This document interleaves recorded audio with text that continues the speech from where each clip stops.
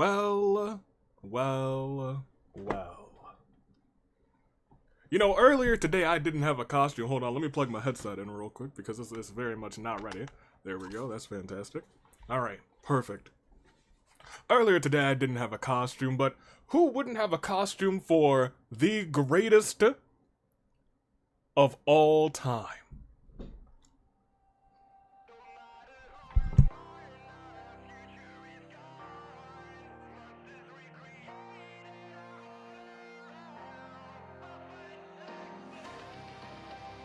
Now, many of you have wondered, since I posted that short, just what would it be? Well, now I have an answer for you. Welcome to BRAWLOWEEN. And I'm gonna need you to put your ones up. Because through a conglomerate of objects from Target,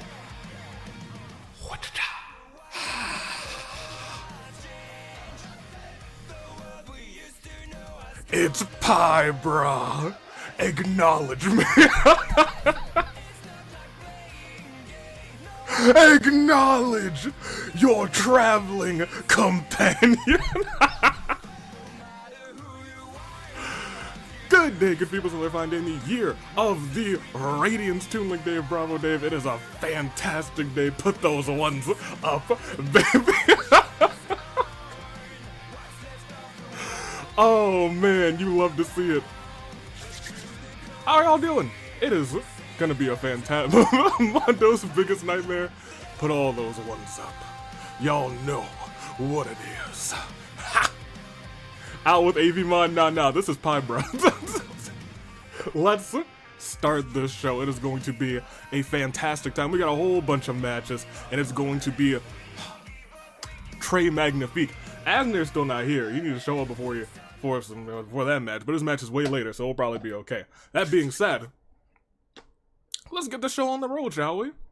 Let's just do that, because we have a lot of matches that hinge on other matches that'll be going later on, and that includes our very first match. Okay, well, we started that right when it ended the song, and I wasn't expecting that. However, I was expecting this Masquerade Brawl. Don't want to do that. There we go. I hope you guys are ready, because this is going to be a show of shows. Our first ever BRAWLOWEEN. And first, let me give you guys your first poll. Let me also pop out the live chat. How are y'all doing today? It's Halloween weekend, technically. Nice costume. Thank you, Jessica. I need to go through the chat real quick. I made this in 15 minutes after a 20-minute Target trip. And I'm pretty proud of it, not gonna lie. I'm doing good, says Ezra. Oh, she kind of ate then.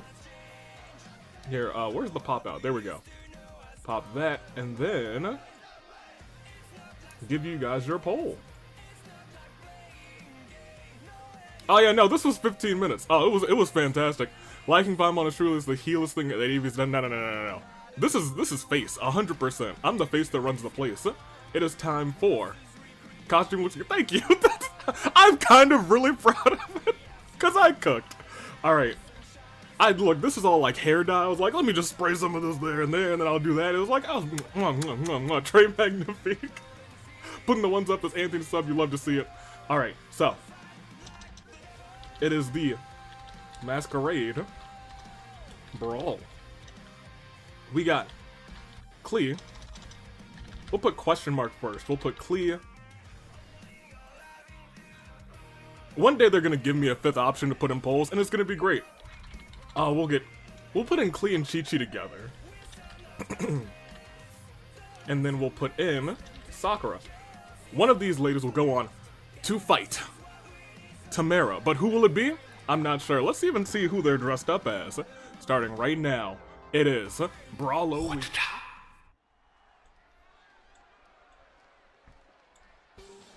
And coming out first is Sakura, the first entrance in BRAWLOWEEN. What's she dressing as? What she got? Okay. Sakura with a little Street Fighter. Okay. Okay. You love to see it. All right, Sakura. She's cooking. Though that's a little tight, but she's cooking. She's cooking out here. Wife, it's no, not Sayaka. Did I write Sayaka? No, I wrote Sakura. Don't do that. Don't do that to me, because I've done that many a time. She's become Candy from Street Fighter, that is absolutely correct. And she's rocking that gear too. I'll be running around in a circle. Arrows going wild right now. Sakura, good luck to you in this Masquerade Brawl. Let's see who else has a fantastic outfit today. That would be Qiqi. Qiqi. She didn't have to eat like that. Oh, she ate. She's still eating. What is Qiqi eating though? Does Qiqi even know the concept of Halloween? I'm so glad it's my first of the AVPPVs. It's a special live event here. Welcome in, Golden Gamer. Oh, the Minecraft zombie looking. Okay, Qiqi. Okay. I see it. I acknowledge it. Who would have thunk?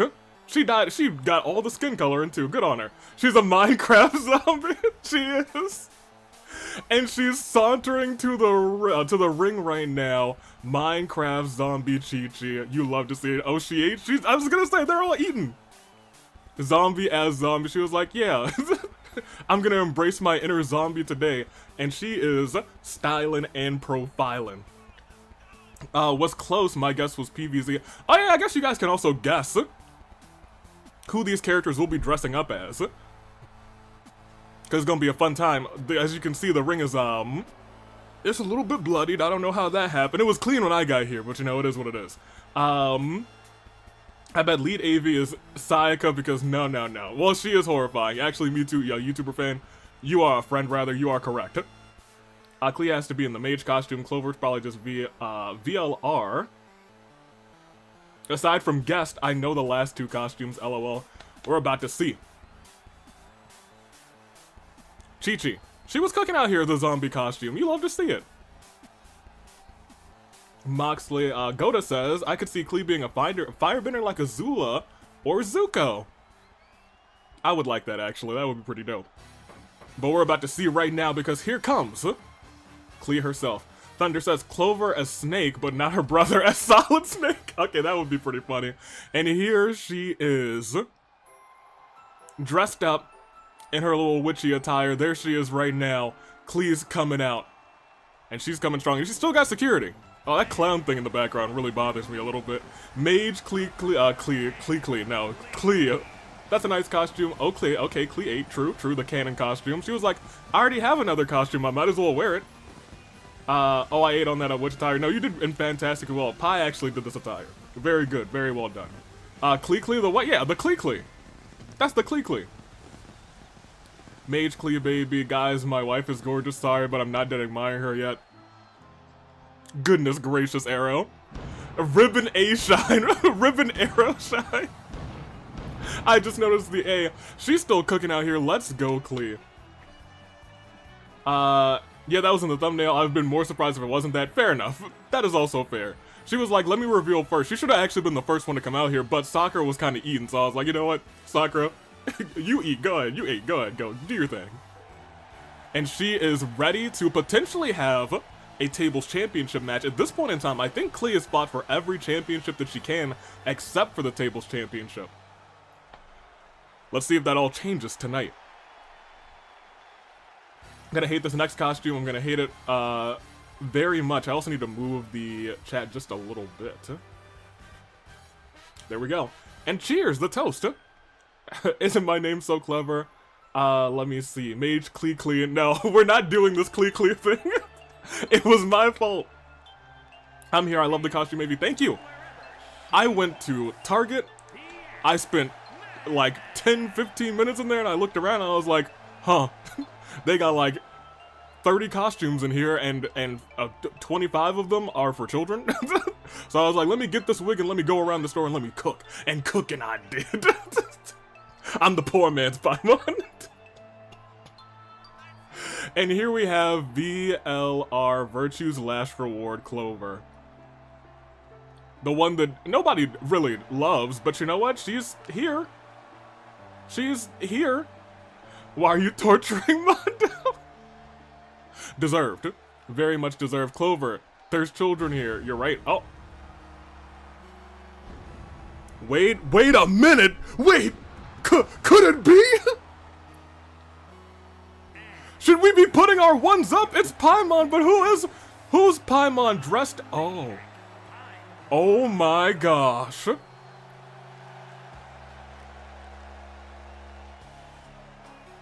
Oh my goodness. It is the Bonnet Paimon that we have seen occasionally sneaking around, causing mischief created by Cherry Berry, and then all of a sudden, it exists! What on earth? Paimon's in this match, but Paimon, you're not wrong, Neon. Oh, welcome in. It's canon. Who would have thunk? The ones are up. And I know who I gotta root for, and apparently 60% of you guys are also rooting for your mystery competitor, and that mystery competitor is Paimon, fused with Bonnet in the most sinister of ways. Banaimon sounds like Paimon plus Banana Fusion. You're not wrong. You're not wrong, Thunder. So Nai's lied. Paimon isn't dead, unlike what Paifo wished for. Yeah, look, it's Paimon. She's right there. That's the homie. That's the real one. Oh, this is gonna be fun. How could you have a Brawloween without this entity creeping around? Pai didn't wish for Paimon's deletion. Good. Nobody do that. That's the homie. That's the real one. And she is here to cause mayhem. I wouldn't be shocked if AV gave Paimon 100 overall just to make sure Paimon would win. No, no, no. As the acting general manager of the AWE, I try not to do that. Unless I want to. The only people I've seen with a 100 overall were Void, and I didn't do that. And Void terrifies me. We need to never speak of Void again, actually. Thank you very much. 1 million monocoins to whoever did that, rather. Let me see. Could you give me the poison oh my gosh. Hey guys, ooh, look at this. And the red ambiance on the audience. These ladies are about to brawl. Oh, we is a Masquerade Brawl. I don't like that referee's here, but there's not much we can do about it. Qiqi immediately goes after Paimon. And the other three seem to be flipping around with each other. Klee on Clover. Paimon still, in fact, when you think about it, there's 3 Genshin characters here. 3 of them, Paimon out of nowhere. It is a high likelihood that Timerra will fight someone from Genshin, but I wouldn't say that is too high because in the ring right there is Sakura. Miss Sakura Ogami. You never count her up. Is Sakura just as Cammy? Absolutely. They're about to brawl, baby. Spooky lighting. You're right. Yeah, spooky is a spooky time. Just Brawloween. And they are doing as much damage as they can. Qiqi, the first one to realize, okay, well, this is a fatal 5-way match. This is a Masquerade Brawl. I'm using weapons out here. And speaking of weapons, shockingly enough, it looked like Sakura, I don't know how, first of all, Qiqi was able to support all of her body weight. Clover now going after potentially the biggest threat in this matchup. In terms of height, not in terms of power. And Sakura, she's going for a sleeper hold now, too. It looks like her arm is stuck in her costume, but you know what? She's still making schmoves, and oh, shot to the back. Clover's out here relentless, and you know what? When you get Clover fired up, when you get Clover mad, you don't want to deal with Clover. That is a terrifying sight. Knee to the face. Is this elimination? It is indeed elimination. I've never felt like going more feral than today. Sakura is literally gorgeous. Oh my gosh, Arrow, calm down. I'm here. It's happening. Yeah, it's happening. Cherry. You missed the entrance, but you've created a monster. Will Greg be in costume? Greg will absolutely be in costume. Oh, look at this. Up and down, two-handed chokeslam, and then goes right after Sakura. No, I mean, what's happening? Oh. You're monstrosity. It's pineapple. It's canon, it's real. And missed that kick. And goes for a drop kick to the knee. You have to still remember, Sakura has those weakened knees. Sakura's got those weakened knees on the outside. It's still Klee versus Clover. And they are going right back into the ring. Yeah, we forgot to ping Cherry. Oh, look. that's all of y'all's bad. Going for the pin on Qiqi. That's 1. Klee, why? She beat the referee. For what reason? Wait, why are you dressed as Paimon? You also missed that. I didn't have a costume, so I went to Target about an hour and a half ago, and I was like, alright, well, Let me see what I can find. They had like 20 costumes and 30 costumes rather, and 25 of them were for little children, but I found this wig, and then I started cooking. It's BRAWLOWEEN, baby. Goodness. Klee is just targeting everybody. Klee says, give me a weapon, I will shine. Hit the back of poor Paimon. And it looks like everyone's starting to target Paimon. It is Lil Homie versus Lil Homie. The clean knee. Qiqi's out cold. That's one. No, it's not even one because Klee hit the referee. It's a real slow count. And Qiqi's able to kick out without using resiliency. That may have backfired for Klee. My gosh, and because she got clocked in the back by Clover and in the side, and Clover just keeps going with that kendo stick, but a clothesline takes Clover down and the focus goes right back on Qiqi and Klee, and that Shades of Aznir chokeslam with authority into the pinfall, but Clover breaks it up for some odd reason. She wants to destroy Qiqi, and I think she just might want to destroy everyone. That's impressive, I gotta say. Wait, Pinet is such a better ship name because it has pain. Fair enough.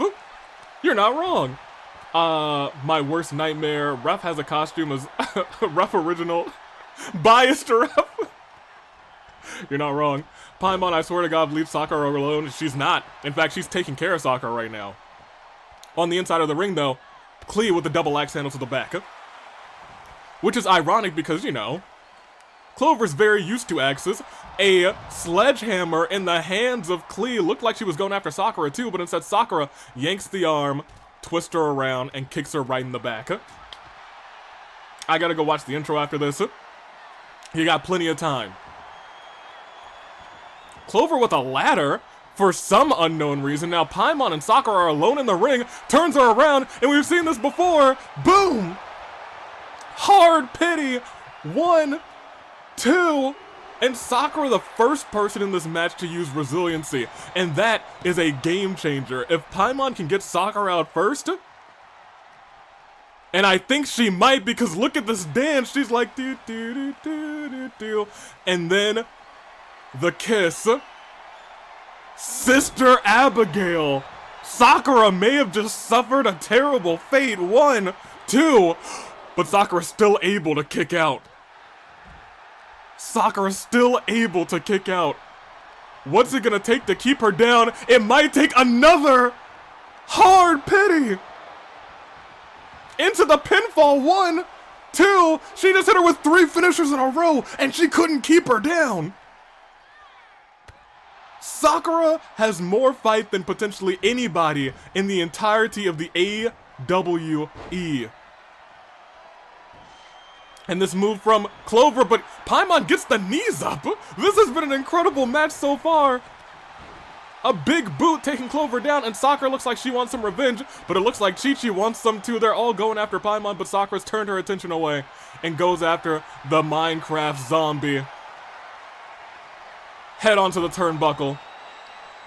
And these ladies are putting on a show for the first match. Shows how pathetic Paimon is. Great. No. Paimon, she cooks. She's a former AWE champion. In fact, she's the only former AWE champion in this ring. Oof. Shot to the midsection. Goes right back after Klee. Klee is down for 1, but just 1. Sakura gonna have to do a whole lot more than that. Klee is a former WWE SmackDown Women's Champion, surprisingly enough. She's a former Queen of the Ring, surprisingly enough. And now, she's looking to be a future Tables Champion. I think in her heart, she knows that she can beat Timerra. But to get there, she's gonna have to get through these 5 competitors. So wait, Pinet and Paimon are different people? No. She's just dressed up today. Oh no. Klee with that kicked. Ugh. She's down. That's 1. That's 2. And Klee forced to use resiliency too. That is 2 folks already who have popped their resiliency.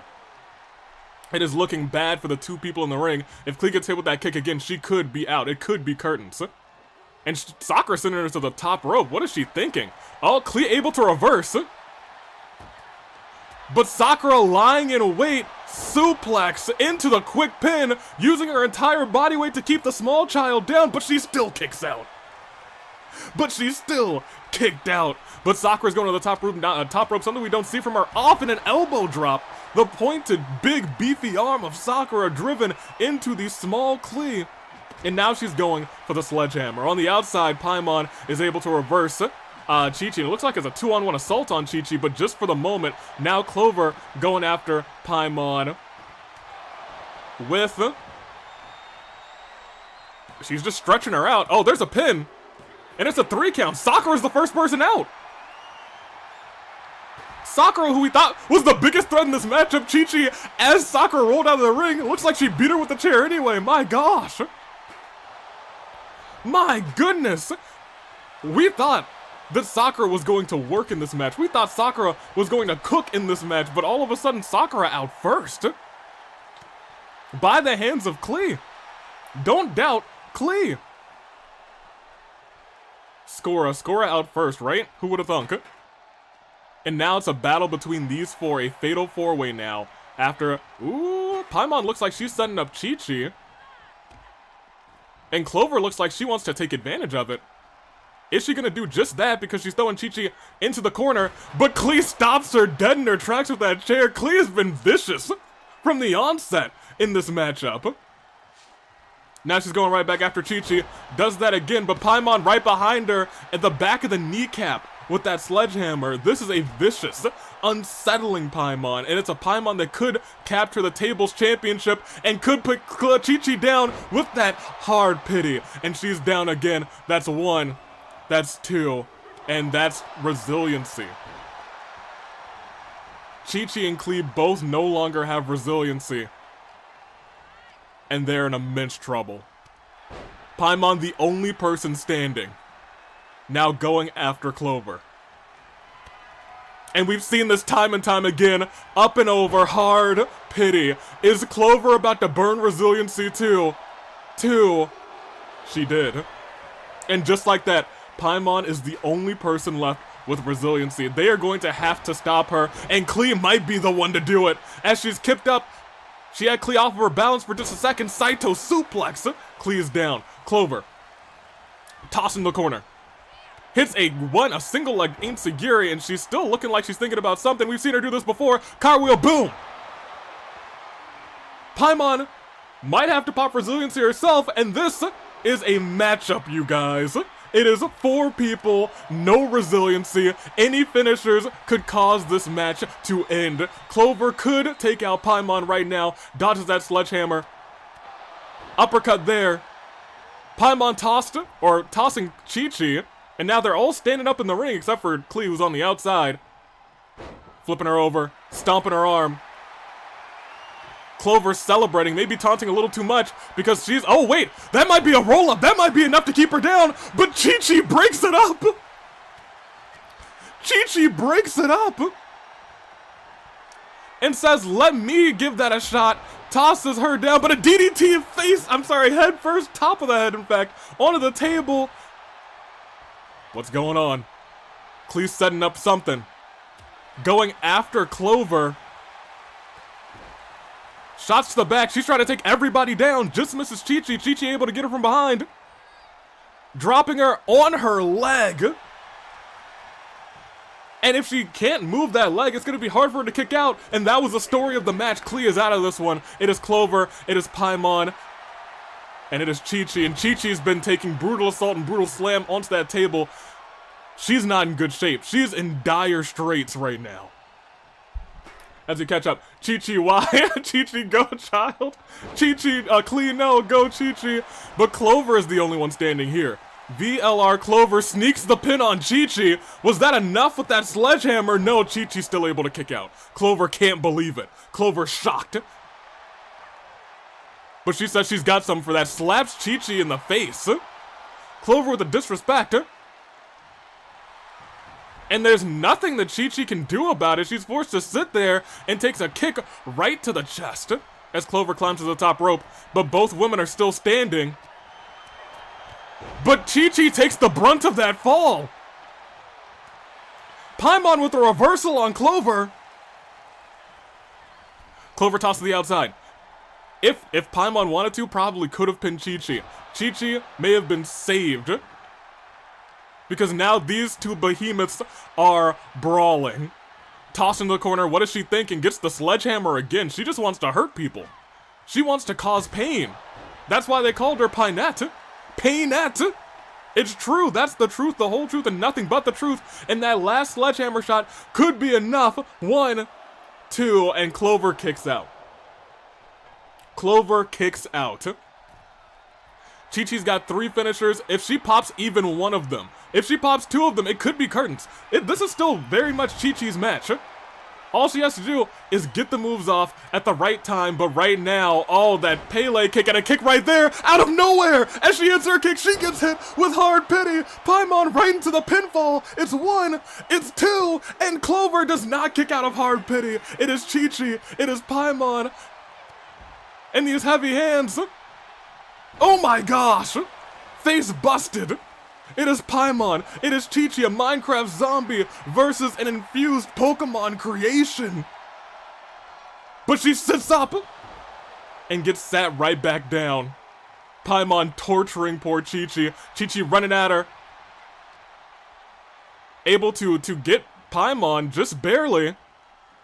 What is she thinking? No, she's getting the sledgehammer now. She knows she has to lower the health, the stamina of Paimon, but that may have taken too long. The mist!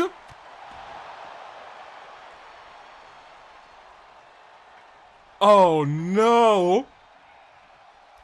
Oh my gosh! What is a Paimon? Qiqi struggles to her feet. Paimon stares at the audience, waiting for everyone to watch, as she's lifted up and tossed onto that table again. Big leg drop. Qiqi's hurting. Paimon's got that chair, still thinking about putting it in the corner, but Qiqi's starting to stand back up. Goes to the other corner instead, but she might turn right around into, ooh!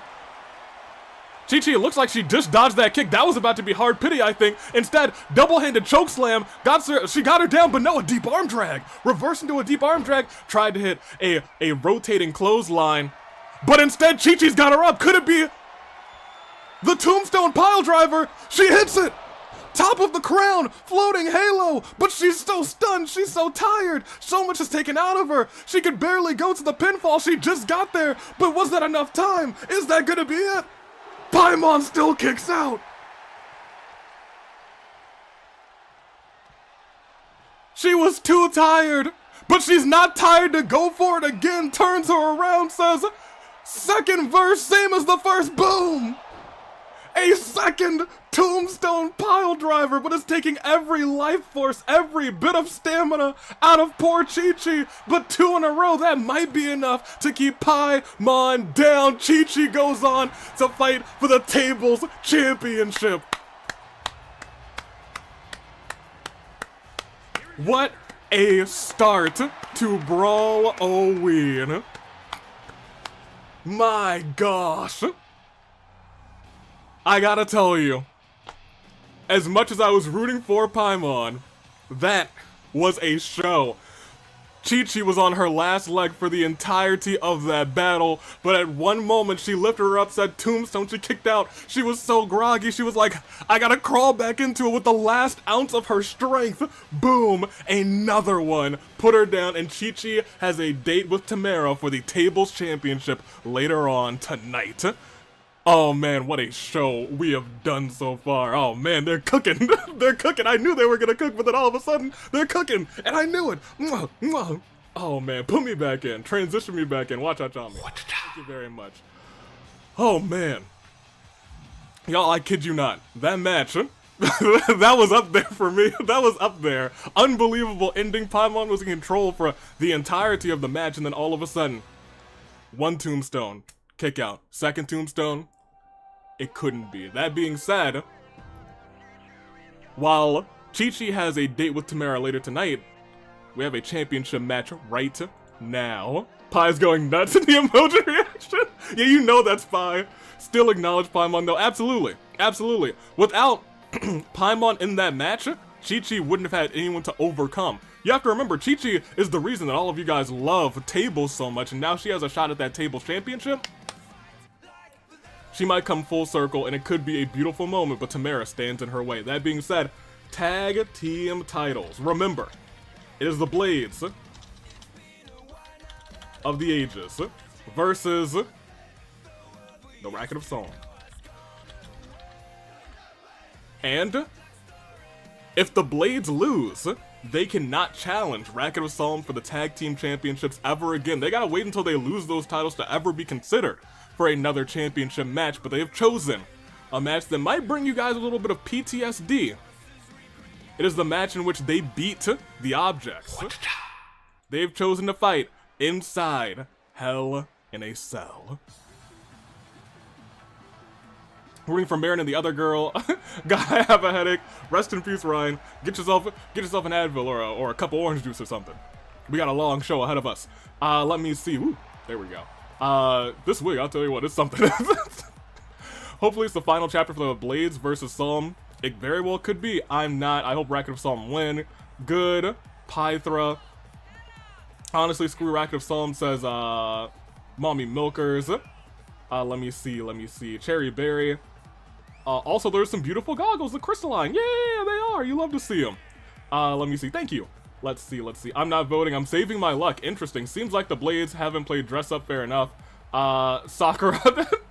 No, Sakura, I don't care. Sakura did get out first in that matchup. I think that was the most surprising part of that match. They came to fight tonight, and I can respect that. XSP said those two became friends after that match. We could see something similar soon. Between who? Uncertain.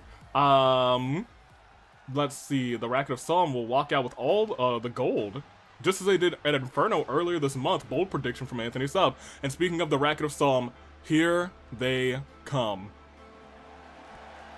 Your champions are here. And they're vibing, they're ready. But what shenanigans do they have up their sleeve? This is a Hell in a Cell match. These are your champions, and they know if they beat them, they take this. The beautiful pumpkins on the stage. This is the first time you get like a full view of the stages going on. I will always remember that match, XSP. Fair enough. They be causing a racket. Imagine if the Blades dressed up as each other and Pyra and Mithra as Mithra and Pyra.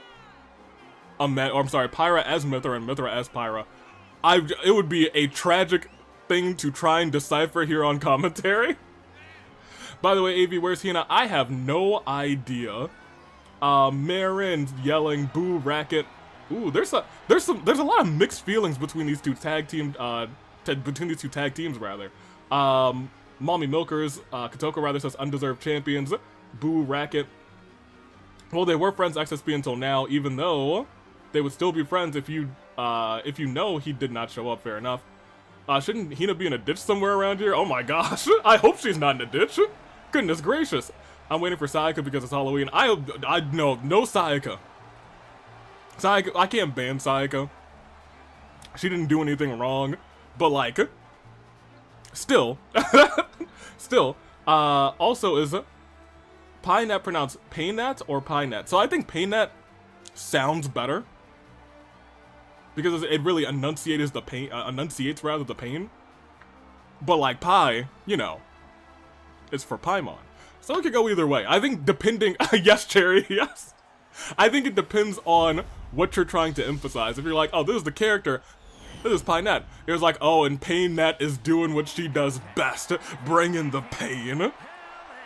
It changes based on the scenario. I'm pronouncing it, Pinat says Ezra. But we got a championship match, and I'm ready for it. Blades of the Ages, they want those titles back. And there are your tag team champions, Blades of the Ages. The Racket of Solm. Blades of the Ages staring them down, saying, we want those titles back. We beat the Objects in this match, and we'll beat you too. It is. Go ahead and take those. And there's Sammy. He's inside of the cell too. That's unfortunate. Uh-oh. Sammy, please don't get beat up. Thank you forever. And I'm see, look, while I was over at Target, I also wanted to go and buy Sammy a new shirt because he got robbed last time because of knives. But don't worry about it. Pyra and Mithra and Marin all still feeling the after effects of their previous matches. They did also run into Sammy. We don't love that. But I digress. I do digress.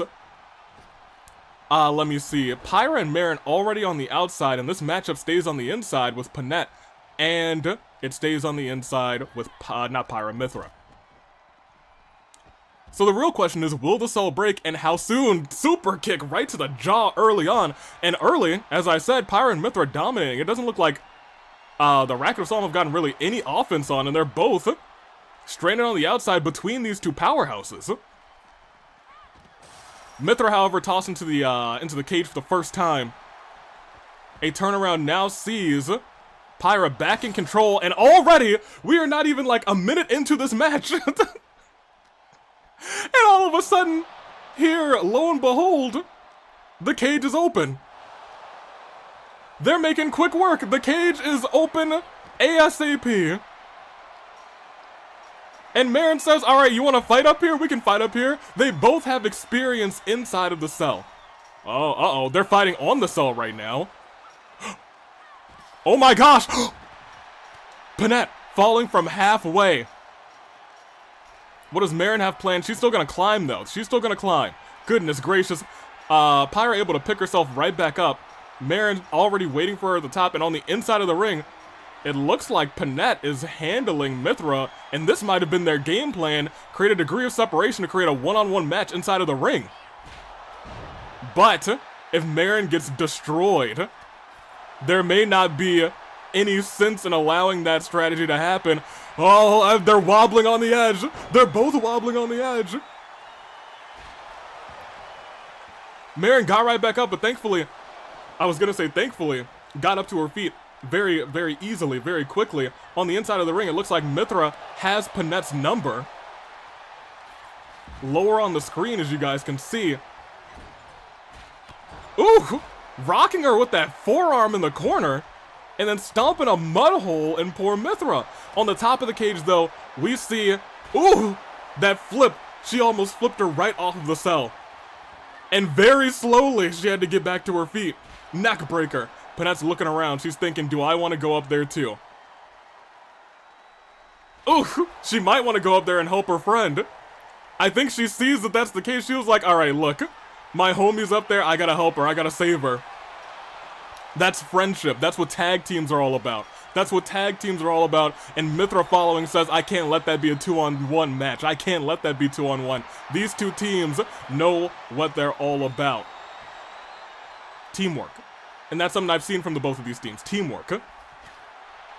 Both of these teams closer than most teams that we've seen in the AWE.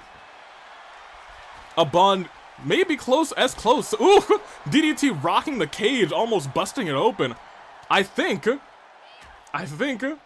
Pyra might have a plan, and that plan may involve, if this goes up and down, ooh, breaking another subsection of the cage, and now that both of the blades are up there, I don't know if Racket of Solm can hold their own, but maybe they can. Ooh, no, the reversal by Pyra leaves poor Marin stunned.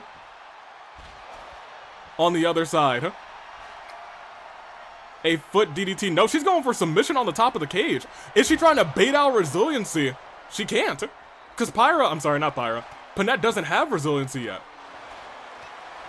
Uh-oh. They're fighting right on the edge of the cage again. Marin, hold on, Queen. Marin goes down. Oh, wobbling. Nobody's fallen off from full height yet. That, if it were a little bit closer, may have put her through, but we've seen this before. She's up, but she's not through. She's not through. Panette saves herself from potentially going right through, and that Hurricane Rana may have almost been enough to make that cage go shattered open. Oh no!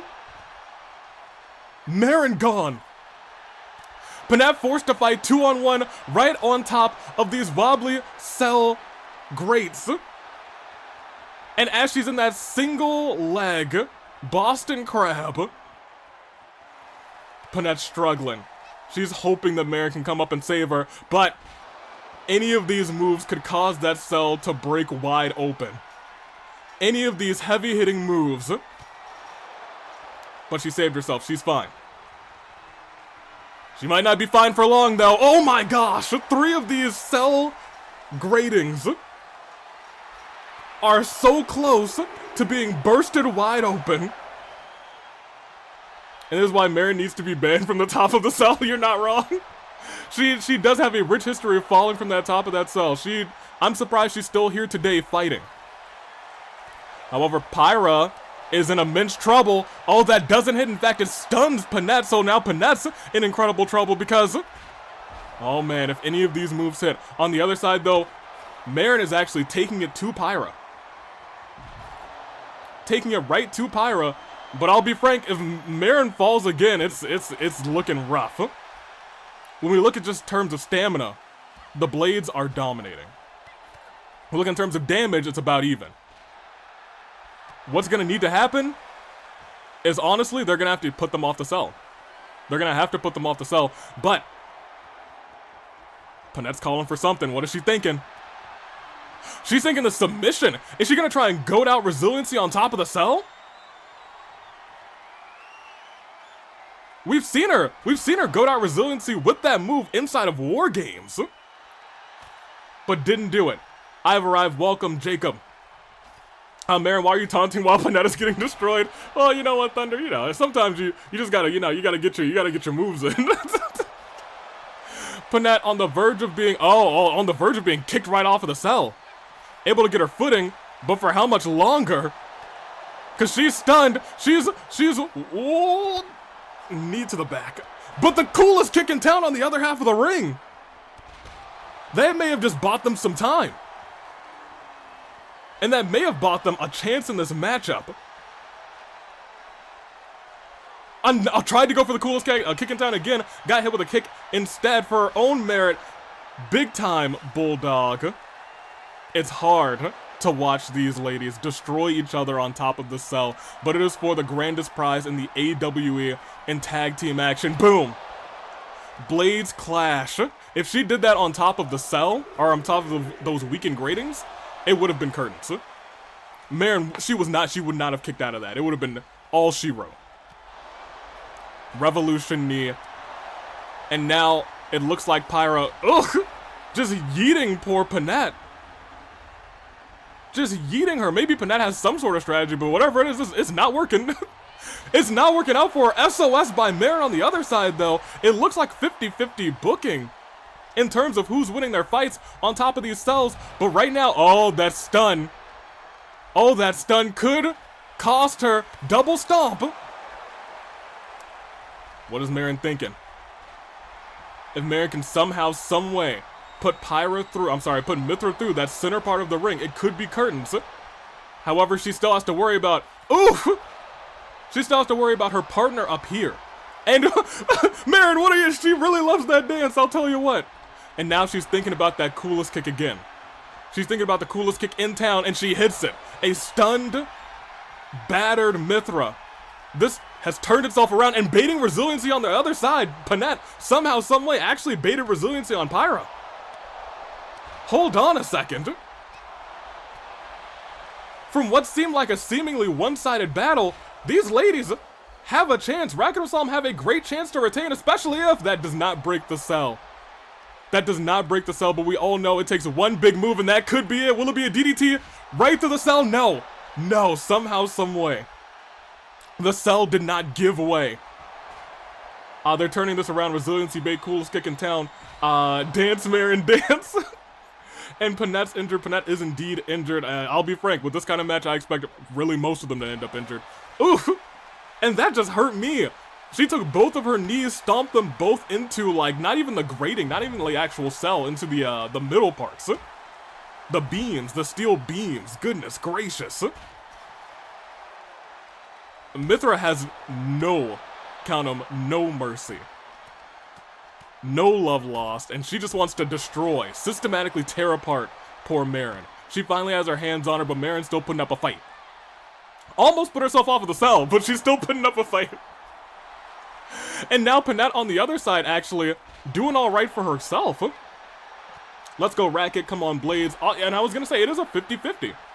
But not in terms of, like, the actual poll. It's about 60-40.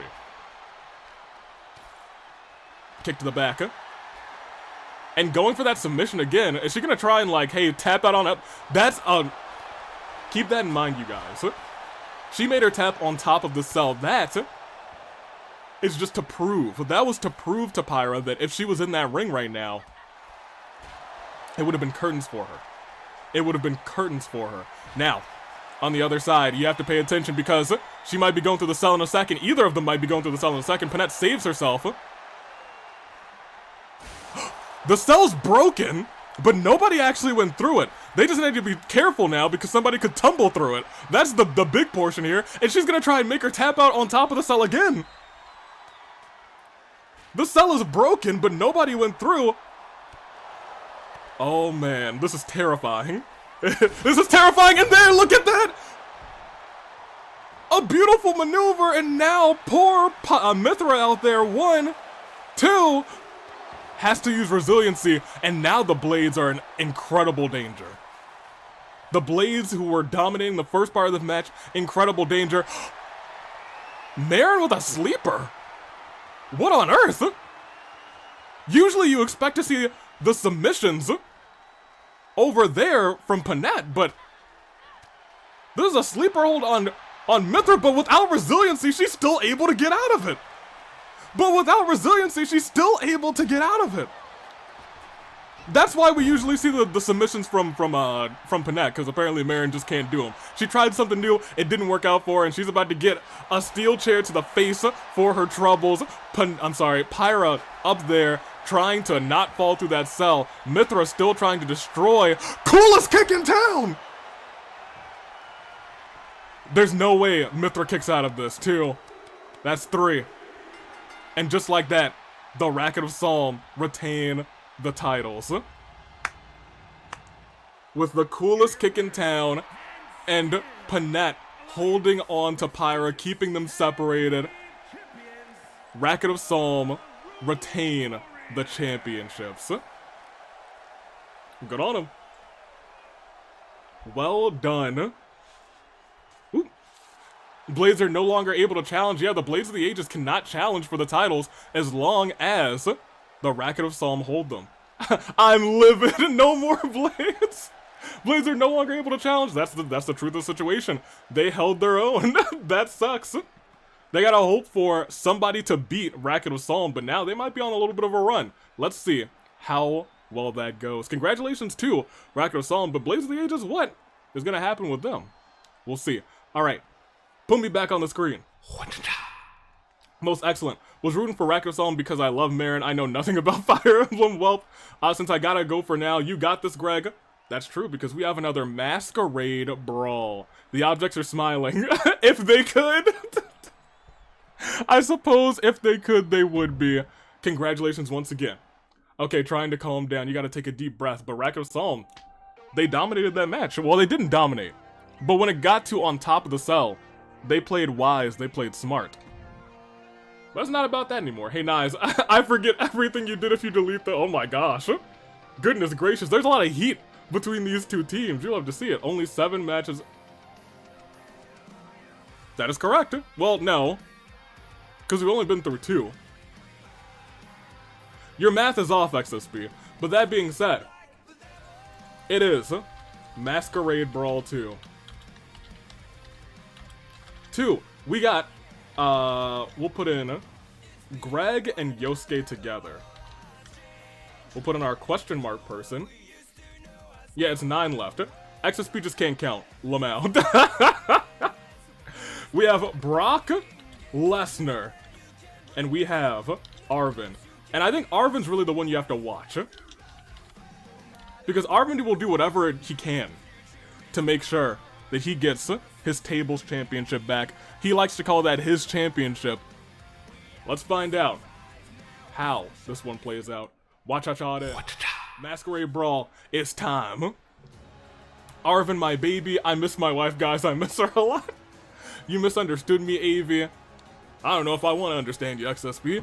I really want to know what Brock is going to be dressed as. Brock is going to win because this game is biased. Not count out the beast. He's got this. Greg! Speaking of, what is Greg going to be dressed up as today? Looking at the audience. It's Greg. And this man's is a true astronaut.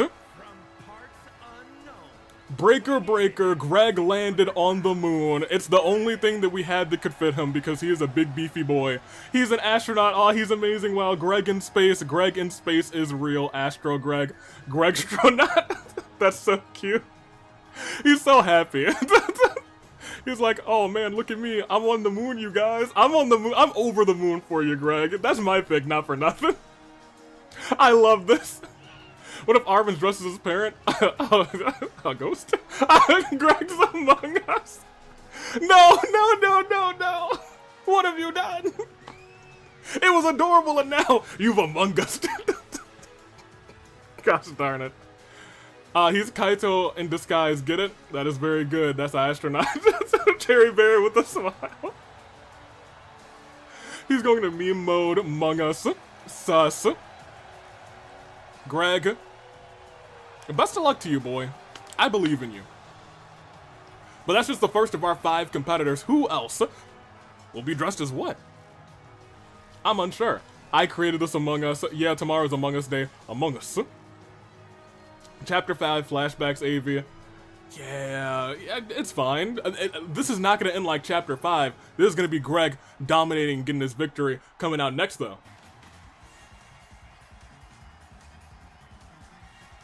This is very interesting. I am... Okay. I was gonna say, is he saying he's the king of... No, I think this is more like an Elvis thing. He's saying, thank you very much. He's not just the king of rock and roll, he's the king of tables championship. Okay. Alright, I see you. It's Elvis Arven. He's the Burger King. What have y'all done? No, wait, what have you done? I'm curious about Brock's costume, the king of Five Nights at Freddy's. Roll. Arven's on a roll. Look, Arven, he's the one who you might want to watch out for. We've already talked about this. Anytime there's been like a tables championship qualifier, he's somehow, some way been able to find himself there. Even when he was an underdog, he found himself there. He's won that tables championship on a couple occasions, wants to do it again tonight. I think he can do it. That's my boy, Elvis. King of Arven's. Cherry Berry. So Sonic Gaming, how do we share the same brain quips? First Among Us, now Burger King. Y'all are same brain today. I'm waiting for a Sayaka costume or... Well, this is not Sayaka. This is the Beast Brock Lesnar, but who will he be dressed up as? Uncertain.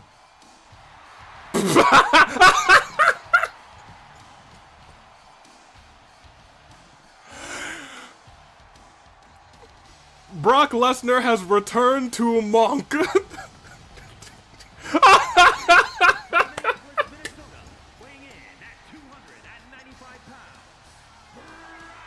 I had to pay Brock Lesnar a whole lot of money. We're gonna be using cardboard for a lot of Hunger Games because all that budget is gone. But we sure enough got him into a gorilla outfit. Monk Lesnar. The power of Monk Gorilla Lesnar. Well, he won. Goodness gracious. You know what, Brock? I forgive you, dang. Even if... That's enough to get excess speed to forgive you, too. That's wild.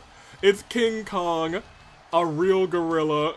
Oh, Converged Ezra, welcome in. Wait, why is he a monkey? Of all things, why is he... He's Brock Lesnar. Bro paid $1 million to do this. It was a pretty penny. And I no longer have any pretty pennies. Our bank is broke. So, you know, whatever happens, happens. How in the flying heck did Brock agree to this? Look, I said there's a championship on the line. You just gotta win this match and then win another one. He was like, great. I said, you gotta wear a costume though. This gorilla one. And he was like, I have a dollar amount. And we had to clear out the budget. We had to sell some things too. But it's good. It's good. And Yosuke, okay. Yosuke the caveman rocking his best Fred Flintstone. I need you to put that peck away, Yosuke. You're gonna incite some people. I know, especially a pie is gonna go a little bit wild and crazy. He's a caveman. Yosuke has found some cloth, scrapped together a caveman outfit. Wait, I'm sensing a theme. Oh wow, Yosuke man. Yosuke man is pretty good. Yabba Dabba Doo. No, I don't know. You were originally the biggest Yosuke fan of all time. Ain't Yosuke like 15? You know what, he might be, you're right. Oh good, the way you said that, We must all revert back, but who? Oh.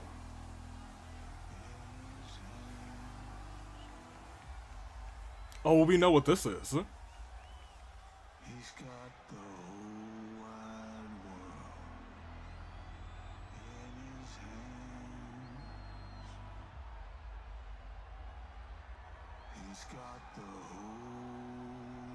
And we now, it's him, the door. He's back. The repairman, is he dressed up? He has to be. If you're in this matchup, is he dressed up as a ghost? I don't see him. The mid-surprise entrance known to man. I hate this. Oh gosh, open that door. I thought it was Freddy Fazbear. No, it's the repairman. Dramatic reveal. It's Big Bird. The repairman is here. But the real question is, who will he be dressed up as?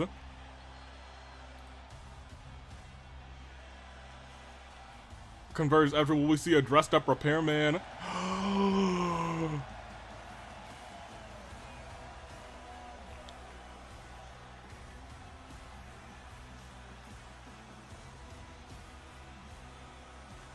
Well, look at that. There's no way, and it's Freddy. He's Freddy.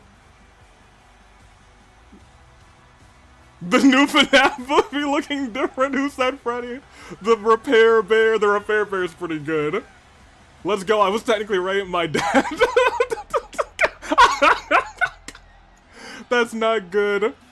Oh, now I'm so glad I dressed up as William Afton. Goodness gracious, Arrow. Scrappy Doo. Freddy Fazbearman. The Repair Man, says the Banana Girl. Is that Freddy or Golden Freddy? That's a good question. I can't really tell. It's black and white. But the eyes... Because there's a difference between the two. Repair Daddy just took a whole new meaning. I drew the Repairman with a Freddy mask before. Repaired Freddy. Hey, Jeremy. With the wave. Is he still... and he is still caked up. I don't like that. Better question. Is this the Repairman or Freddy? It's definitely the Repairman. Look, there's a big old eye in the middle of his chest that's shining through this costume. It looks like he ripped out a part of the costume so we could still see it. Can I change my answer from Brock? Let's see how this thing plays out. It is the second of the Masquerade Brawls. We have Springlock Repairman. If that's Golden Freddy, he will win. That's my guy. It's time. What a cast of characters we got. What a cast of characters. I'm actually kind of glad I voted for the Repairman. Can me and Hippo swap? He is golden. And he goes right after poor Arven. This is... Look at so, like... First, can we take a second to just look at how big and a behemoth Greg is? Look at how big and a behemoth Greg is. But also then pay attention that Brock Lesnar's not much smaller than him, and that's terrifying. That is a hulking beast of a man. Tiny golden Faz Daddy, golden Freddy Faz. It's Fredbear time. It's me, literally. Top 6 costumes. They're brawling today, but keep in mind that one of these competitors will go brawling for the championship, the tables championship. But theirs will be a triple threat match. It won't just be Yuma. Q-Taro's in that match too. Look at the height difference. The height difference between Greg and the Repairman. Even between Greg and Brock Lesnar. It's wild. It is insane. I'll keep my score for if either of them win. Tossed over. It's now the big beefy boys against each other very briefly, but instead Golden Freddy with the quick hands. Caveman Yosuke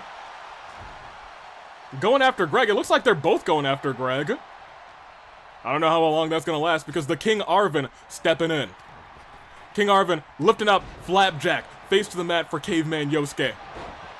And goes after Brock Lesnar, surprisingly enough, into the pinfall. One, not even, just barely a 1 count, because that's Brock. Now here's the thing, Brock might be overheating in that suit rather. That's something you gotta pay attention to. Okay, I voted for Brock, but now I want the repairman to win. Ryan says, if someone wins a title in their costume, they must keep using that said costume if they lose the title, until they lose the title, please. I might be okay with that. This is the most bizarre match AV has ever done. You know what? If nobody was in costume, this would be a pretty normal match. But since everyone's in costume, it's a treat. That's the magic of Brawloween. Still going with Greg, go repairman. Luna said, okay, that made my day. Didn't know the repairman was a Halloween guy. The repairman, I'm telling you guys, he's kind of growing on me. Oh, but you know what's not growing on me? Yosuke literally destroying Arven. He powerbombed him through a ladder. My gosh. I just got here. What am I looking at? So are you talking about me?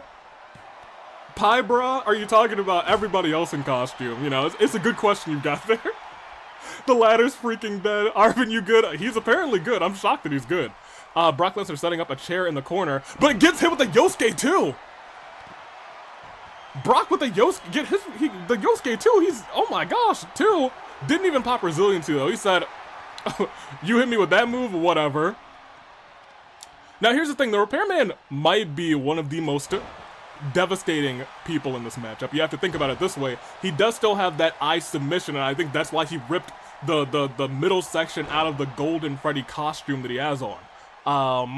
Or even, it might, I didn't even think about this, his eye usually glows anyway, it might just be shining through the Golden Freddy costume. I'm unsure, I don't want to go and ask him. I don't want to go and ask him, admittedly. Let me see, I'm talking about what's happening on the screen, including you, and I see Golden Freddy, that's the repairman. It's Brawloween Kuzu, everyone's in costumes, even the repairman. In the Masquerade Brawls, they are rocking it out. And remember, one of these gentlemen, whoever wins, will be going on to fight in that triple threat match for the Tables Championship, Yuta and Q-Taro, who will be going,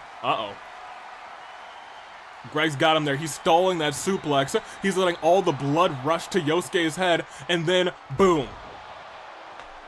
Down with ease and down with authority.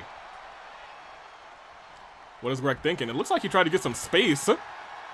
Instead, he's got him up on his shoulders, boom! Face to face, 1, 2, or rather face to face-less.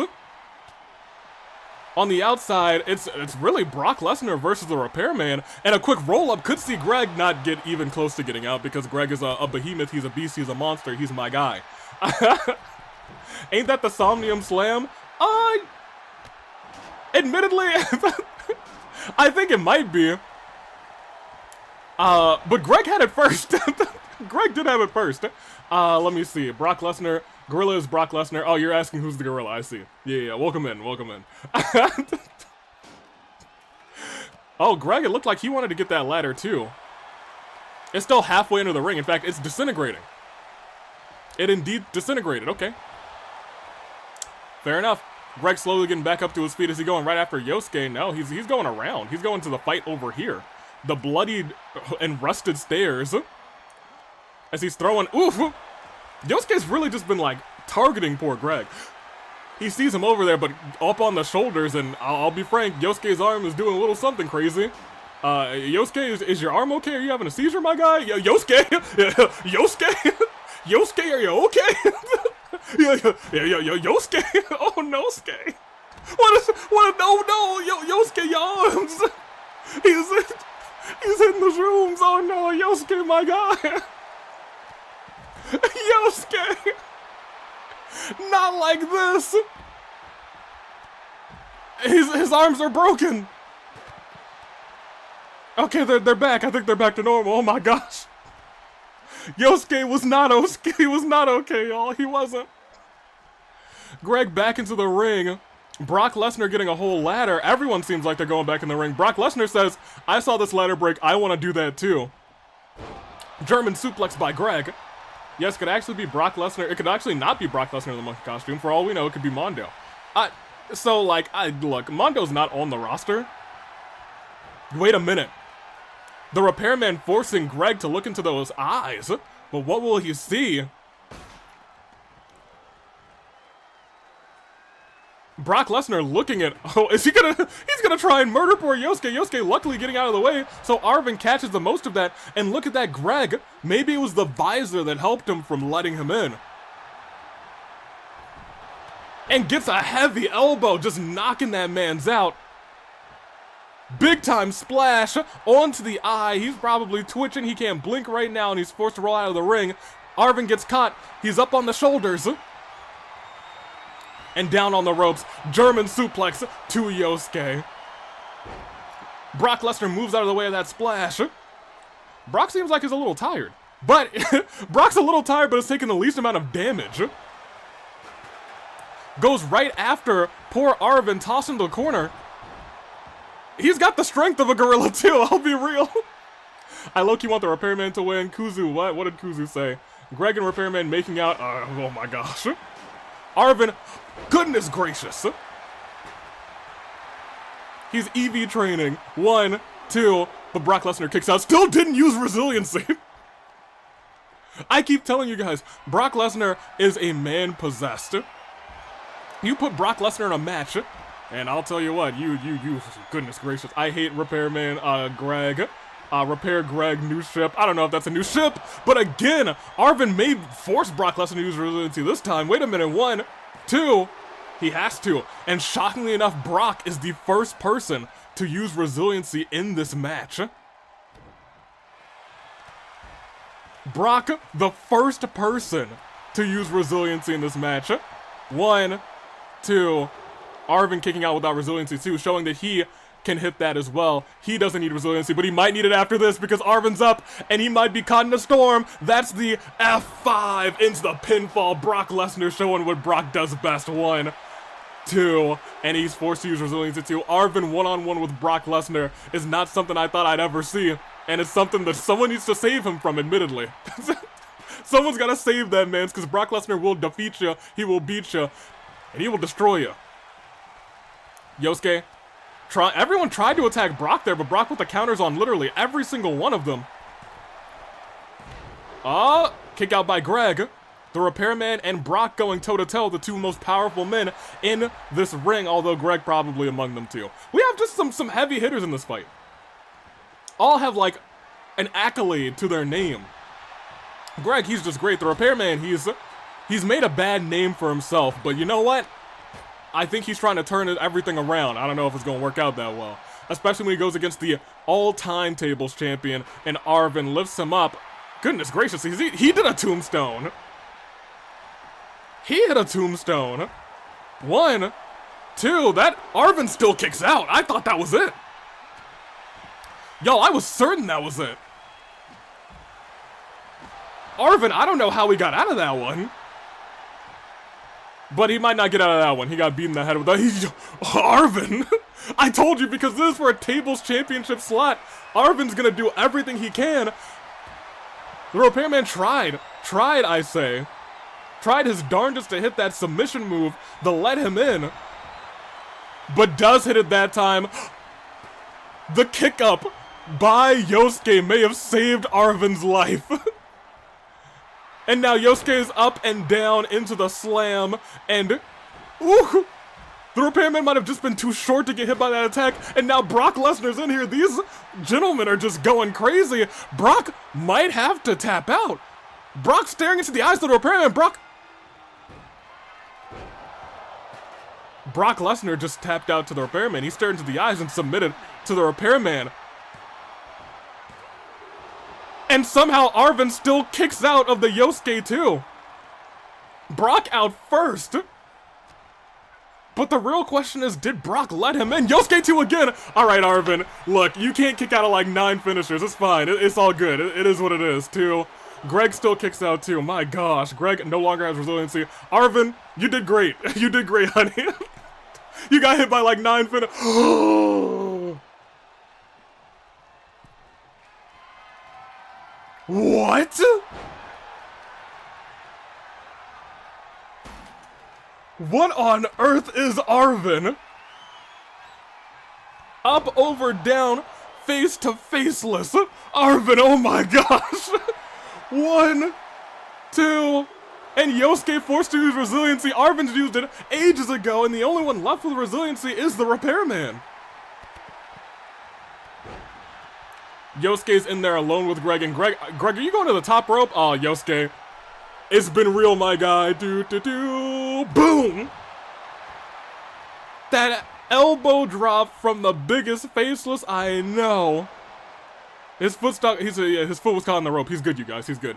Yosuke he's not okay anymore. Somehow he's able to stand back up. Knocks down Greg. Maybe I spoke too soon. Tried to catch Greg there, and I think he might have. Arven reverses Greg. Reverse DDT, and Yosuke too on the repairman. But he can't get the pinfall because Arven targets Yosuke, and it might have been the wisest move because... Goodness gracious! 1, 2, 3! Gets Yosuke out of here! Oh my gosh! Oh my gosh! And now the repairman riled up! It is a big fight feel. Brock Lesnar out, Yosuke out, and now Arven going right after the repairman. But the repairman wisely rolling out of the ring. He knows he's got resiliency and won't have to use it if he's staying safe from the competitors. Y'all, I want you to remember what Arven has been through in this matchup. Arven's been hit with like 4 or 5 finishers. Arven's been powerbombed through a ladder. Arven has been beaten relentlessly with a baseball bat, and that, might I add, continues to happen. But somehow, someway, Arven, still fighting out, still has the guts, the moxie, the temerity, and the audacity to come through, to fight through. And he's beating the repairman with a baseball bat. But now he's beating up Greg. Arven is firing on all cylinders. Gets that bat again, says, hey, batter, batter, swing. But the repairman was waiting for him, an uppercut. Lifts him up and slams him down onto the bat. The repairman knows what he's waiting for. The repairman knows what he's doing. And Greg watching. Oh, Arven, honey. Oh, Arven. We've seen this from Hina, but we know she got it from Bray. But also the repairman kiss to the face. My gosh. But doesn't go for the pinfall because Greg was there waiting. Greg was there waiting. Could this distraction prove enough? And if he can get enough damage on the repairman, Arven could somehow... No, he's in a bear hug submission. His spine. He's gonna... Arven, tap out. You're gonna get snapped in half. Arven! Arven, tap out. You gotta tap. Arven, please. Oh my gosh. Oh. Goodness. Arven, my gosh.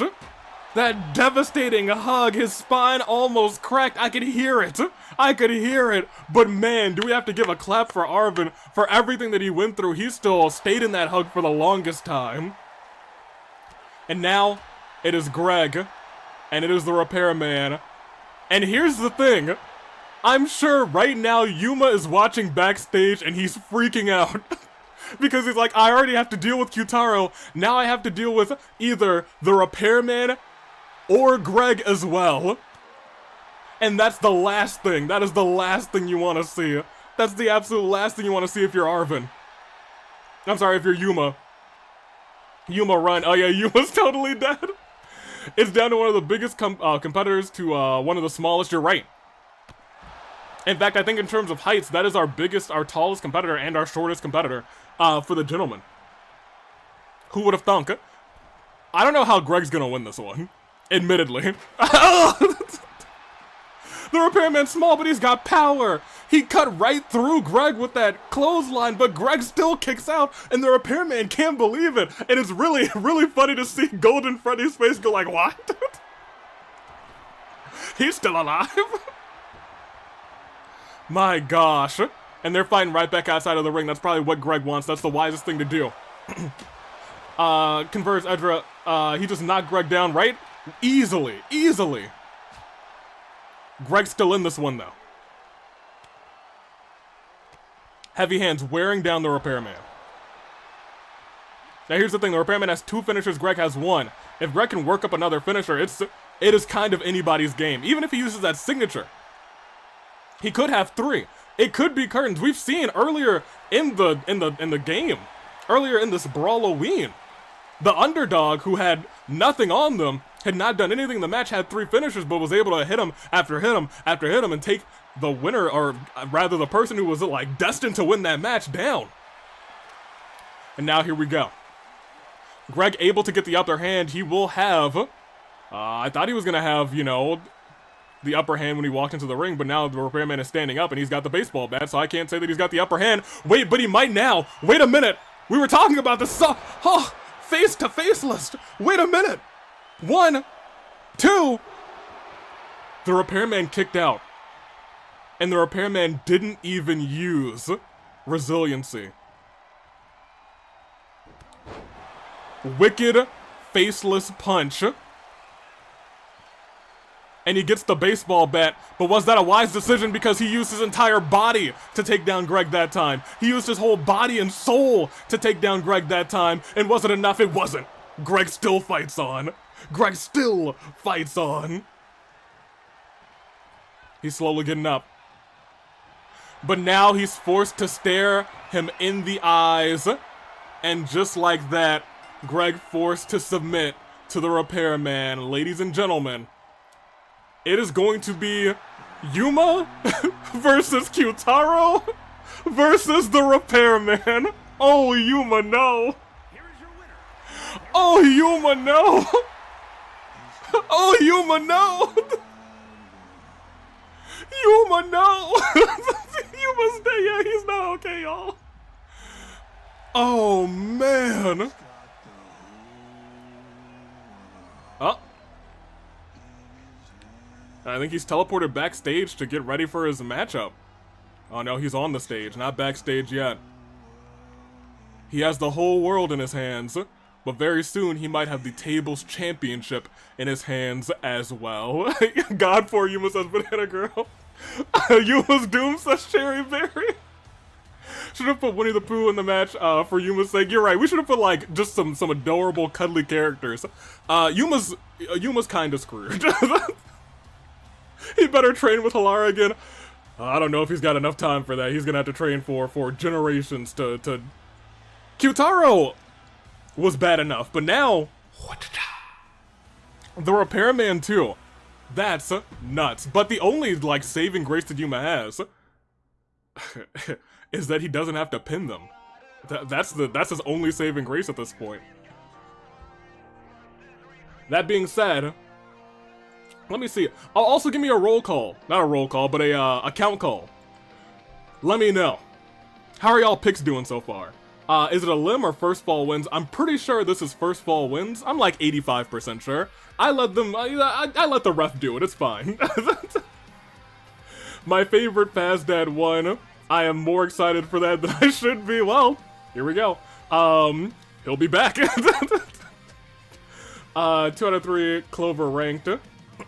3 out of 3, good on you. 2 out of 3, 1 out of 3 here. Not Q&A. It is the Gremlins match. Start a poll. Gremlins. If I could spell, there we go. We got Hook. We got Anna. We have Hiyoko. And we have, voted in by you guys, Miss Bliss. We're gonna find out. We're about to find out right here, right now. Watch-cha-cha-san. It's the Gremlins match. Repairman is mid. I don't know. The repairman cooked. Like, out of everyone, it had to be the repairman, the bane of my existence. Well, it's been a bad day for you, Arrow. Your wife gets out first. Oh, look. Of course. Anna, can you like spare us some of those funds? Cause I had to pay a lot for Brock Lesnar to get into a gorilla suit, and he got out first. Anna, I need those funds. Anna, can we get some of that money, Anna? Please. Anna, please. I stole it now. I need it. Rushing to the stage, my money. Can someone get some of that for the budget? Because it's still going. How much did you bring, Anna? How much did you bring? Anna, please. I'm running for the money. Quick, someone get it. My money. That money is going to the moon. You're dang right. Voting Hiyoko because I haven't, I've been warming up to her for a bit now. Plus, I'm concerned for her. Speaking of.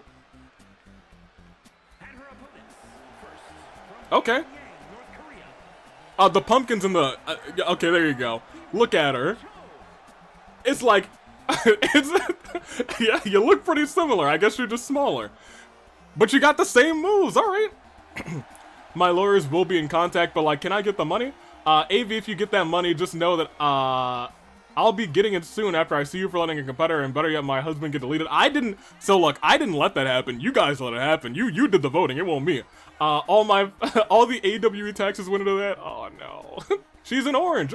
Did you just duplicate XL and change the dress? No, she's smaller now.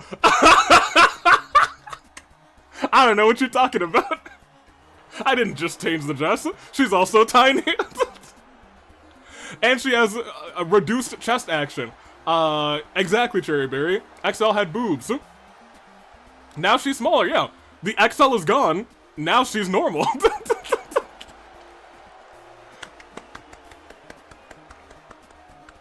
Oh, she's smaller? Yeah. You'll see. I can't remember, does XL have ponytails or twin tails? Both. And here she is. Hook. Now there's little hooks. In fact, this is most of their... Is this everybody's first time in the AWE? I don't think we've had small Hiyoko. Huh. Well, it's gonna be a good time. Oh, because it's Hiyoko not extra large. Yeah. It's different. It's different. Hiyoko small is a gremlin. XL is a not gremlin. Legit forgot Hook was a girl. Well, now you know. That's a little Hook. Oh, this thing has zipper pockets? Hold up, wait a minute, hold on. I got this thing, like, literally not too long ago, and it's got, like, hoodie pockets on the front, but it's got, like, zipper pockets, and I like this thing. I'm probably gonna, like, legit wear it a whole bunch. But here we go.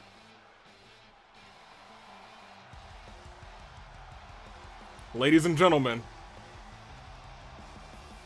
it's Alexa Bliss. She looks fine, but she has, she has a very creepy doll on her. Zipper pockets, yeah, the zipper pockets. And fight me, Little Miss Bliss, and now Twisted Bliss, here comes the Bliss. Oh boy. I was hoping she wouldn't bring that doll with her, that's, I guess that's, you know, appropriate for, you know, BRAWLOWEEN, but like, she could put that away. That doll is beautiful. I don't know about beautiful. It's cursed. Opening it out is more correct. Oh, surely nothing is wrong. Alexa is yet to have a bad theme. You're not wrong. Let me see. That doll is freaking weird. Someone burned the doll. Not the doll. Alexa Bliss. First time in the AWE. Let's see how it goes. Also, AV, what are you supposed to be? Oh, I'm Paimon. What are you talking about? You know, the hair, the scarf, the Paimon attire? You love to see it. I purchased a lot of things at Target, like 30 minutes, like an hour before the show. And I cut them all up. And I turned it into this costume. And I think I cooked pretty well. Let me see. Let me hold the doll. It's very silly. This feels like Ultra Spur Girls, Kids versus Adults. Let's see how it goes. She's up and she's down. Anna, Crazy Yoko, going after Alexa Bliss with the kicks. She's still got the same kicks that Crazy Yoko has. Extra large. It's just smaller, and they might be less devastating. So that's something we got to pay attention to. Alexa Bliss is, surprisingly enough, the only person here without. Ooh, okay, well, she got kicked out of the ring. She's out. Let me see. I voted Spooky. I thought Paimon. I thought it was Paimon, but I wasn't sure. Sammy. This feels... I already read that. He got his bow tie back. Yeah. So while I was at Target, I also got a bow tie and a shirt. Because, you know, I had to get another one because it got stolen by Naix. because Naix sucks. XL with that leg drop. Not XL. I keep calling her XL, but she's not XL. She's small. Anna and Hook, they're dead in the center of the ring. Sammy watching this competition, making sure nothing happens, nobody gets involved, everything goes A-okay. And we've had a pretty calm, cool, and collected AWE Brawloween. Ugh! But Hook's out here with that kendo stick saying, it's my first time, so I gotta prove myself to everybody who's here. Alexa Bliss with a baseball bat. Now, Bliss has a number of accolades, former Miss Money in the Bank, former Raw and SmackDown Women's Champion, former WWE Tag Team Women's Champions, too. She's really done it all, but I'll be frank, she's in there with 3 hungry newcomers. So we'll see how it goes. Oh, they're working together against Lady Anna. Lady Anna's down with that punch. It's Lady Anna. Get it right. You're right. You're right. It is Lady Anna. I always forget how short Bliss is. Her nickname is 5 Feet of Fury, I guess. I was gonna say, she's fitting in very appropriately with everybody here. In fact, I don't think she's the shortest one here. I think she's like the same height as Lady Anna, which is wild. Oh, man. They should have all dressed up. Hiyoko should have been Mahiru. Oh, that would have been adorable, actually. Although, it looks like Anna's dressed up, and her cape is going through her body. Alexa Bliss taking Lady Anna down. And Hook takes her down right afterwards. As I drank some apple cider, it's delicious. Alexa's a furry confirmed. I don't think it will end that way. Lady Anna tried to hit some move, but Hook's actually firing on all cylinders, doing an incredible job of reversing anything that comes her way. And look at that, these chops, and a DDT to Lady Anna. Did y'all see that? What are Hiyoko's legs made out of? Alexa Bliss hit Hiyoko in the leg with that kendo stick, and it just shattered, and she was not phased. She was not phased. That's wild. Deep arm drag Lady Anna down on the table, and that is 1. That's just 1. Easy peasy. She's got those dancer legs. Apparently so. I didn't know it was that real, because that was incredible. Missing that kick, that could have put Lady Anna down. Oh, a kip up. Right there, but missed another kick. Lady Anna, hold on, maybe Lady Anna's the one we need to watch, because Crazy Yoko tried to do some incredible kicks just now, but every single time Lady Anna hit a reversal, but now Lady Anna's in immense trouble. Inside of the ring, she's up, and she's face planted onto that table as she's getting up. Heavy shot, heavy hands, back elbow, just misses, picks the leg into an ankle lock. The Lady Anna ankle lock. Wait a minute. She's trying to destroy the ankle to weaken the kicks. Did you see that? She picked the leg right out of the kick and did an ankle lock. That's incredible. Shades of Kurt Angle, and then that DDT on the outside. Hook is really taking it to Alexa Bliss. Alexa Bliss hasn't had a moment to breathe, and back on the inside, Lady Anna with that epic elbow. Climbs to the top rope. What has she got in mind? What is she thinking? Frog splash. Lady Anna, look at all of that. Everything that she's got, the lady ankle lock. Yeah, I like that. Hook stole the DDT. I didn't even see it on the outside. Hook's been cooking. Let's cook Hook. Let's cook Hook. Let's cook, or I guess let Hook cook. Boom. Up and over. Lady Anna might be an incredible technician. I didn't think that was going to be the case as she's begging for Crazy Yoko to get back up. Picks the leg again. The lady ankle lock again.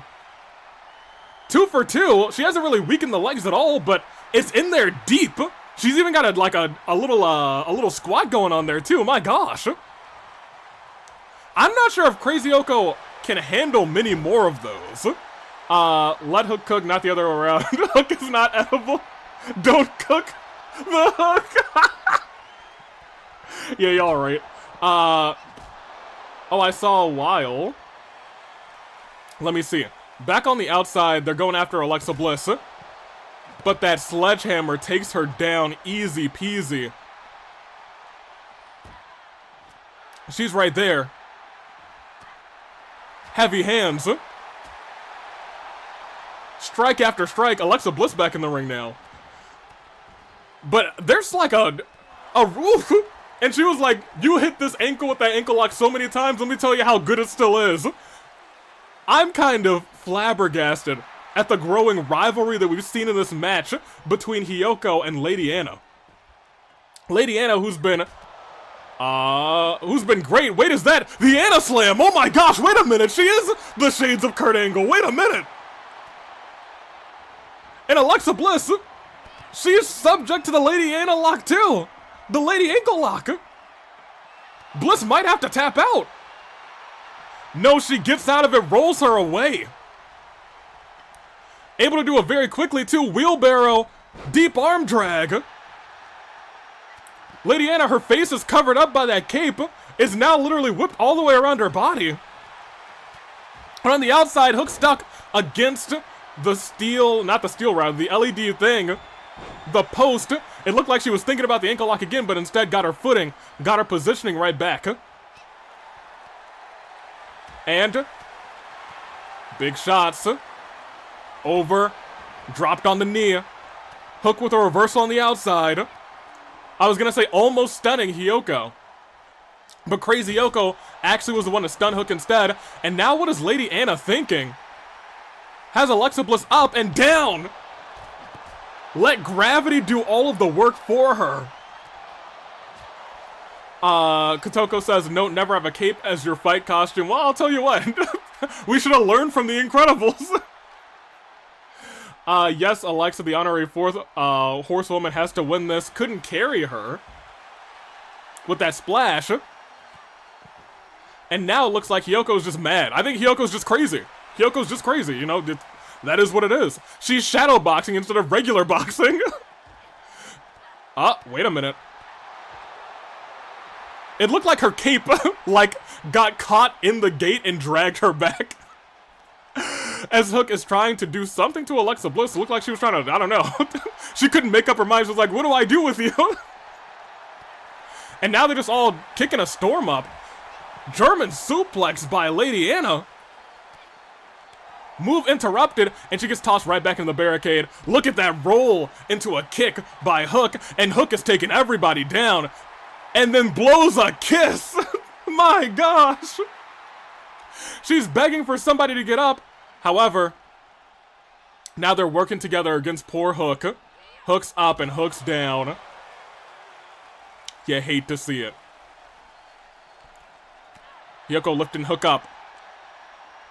Throwing Hook into the ring, realizes I still need to get this match won for me. But just kind of left Hook to her own devices in the ring. Hook gets right back out. Gets right back out. And Hook says, oh, you know what? You want to do that to me? I'll do that to you. Alexa Bliss now alone in the ring with Hiyoko. Alexa Bliss slapping Hiyoko in the back of the head. And then that heavy shot by Alexa Bliss nearly knocking Hiyoko out. Also going after the legs of Hiyoko, realizing that that is a weakness that has been targeted and exploited by Lady Anna. Twisted Bliss! And she might, oh my, too! Resiliency. Resiliency. Alexa Bliss is livid. Tried to hit those double knees. Just missed them. Hiyoko tossing her there, and that kick nearly decapitated Bliss, and Bliss might be out of this one. That's one. That's two. And hold on a second. Hold on a moment. Maybe we spoke too soon, but a second one might put her away as she crawls into the pinfall. Said second verse, as we said earlier, same as the first. Alexa Bliss, it is elimination, is out of this matchup. And now it's Hook. I was gonna say it's Hook, it's Crazy Yoko, and it's Lady Anna, but Lady Anna with that Lady Anna lock. Crazy Yoko might have to tap out. And she does! She tapped out to the ankle lock! Just like that, it may have been the kick. That last kick may have damaged that ankle just enough for Crazy Hiyoko to be worn down enough for that ankle lock to take effect. And now I want you guys to pay attention, look at what parts of Hook are damaged. The head, the body, but most importantly, the legs. And she just went into another ankle lock with such ease, and she's got her trapped on the ladder. She's trapped on the ladder. Hook, what are you gonna do? Goodness gracious, using the ladder as leverage to get Anna out of here, and that quick kick. Hook, you've got to do something. Hook, you've got to do something.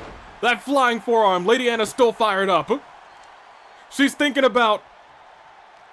No, does not hit the Anna slam. Instead, Hook is fired up, has a signature, has a finisher, but gets reversed. Deep arm drag. Lady Anna gets that sledgehammer again. The pain Hook felt. What was that ladder doing? If it was top, she would have won already. Well, I mean, you're not wrong. She can see everything.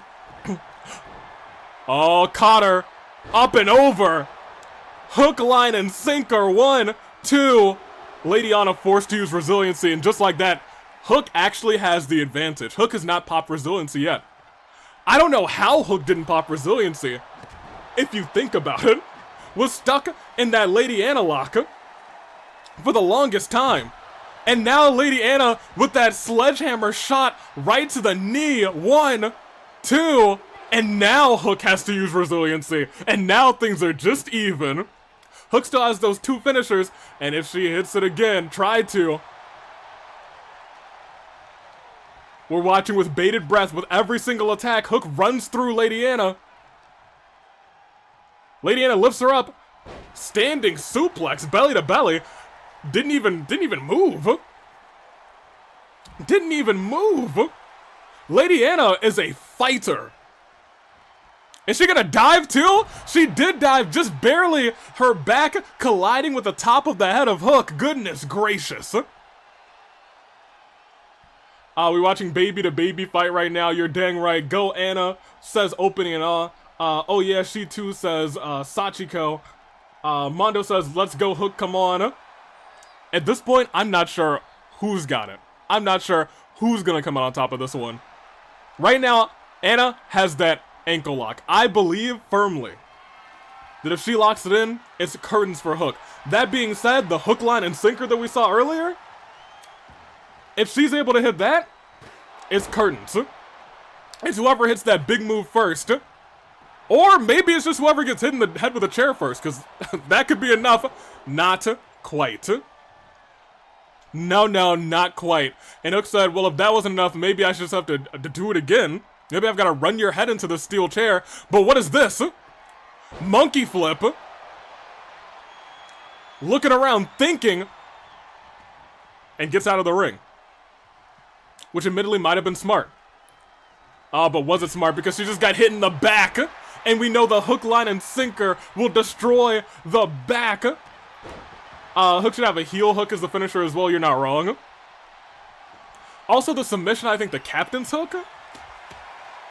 Pirate's hook? It's something like that. One of those two. That being said, Lady Anna stalking poor Hook outside of the ring. They both have weapons, but now neither of them does. Monkey flip again. She's got the sledgehammer. Hook able to reverse. Slowly getting up. Hits that move. Hook, line, sinker. Hook may have just won this matchup. That's one. That's two.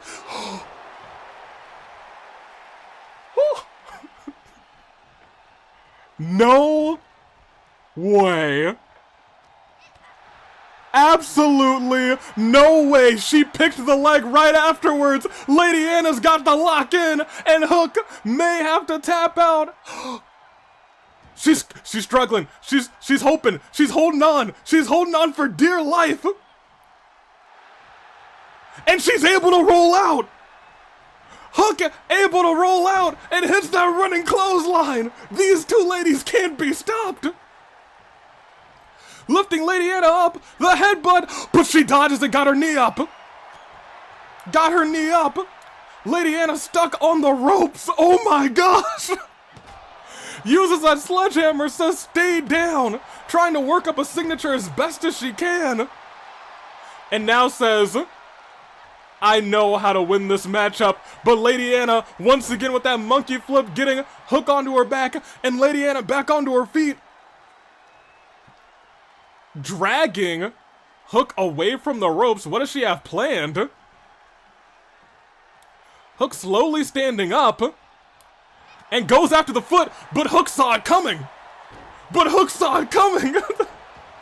Able to reverse it as the code breaker, tries to crawl into a pin, but she's taking her sweet time, and is slowly but surely gathering a semblance of where she is.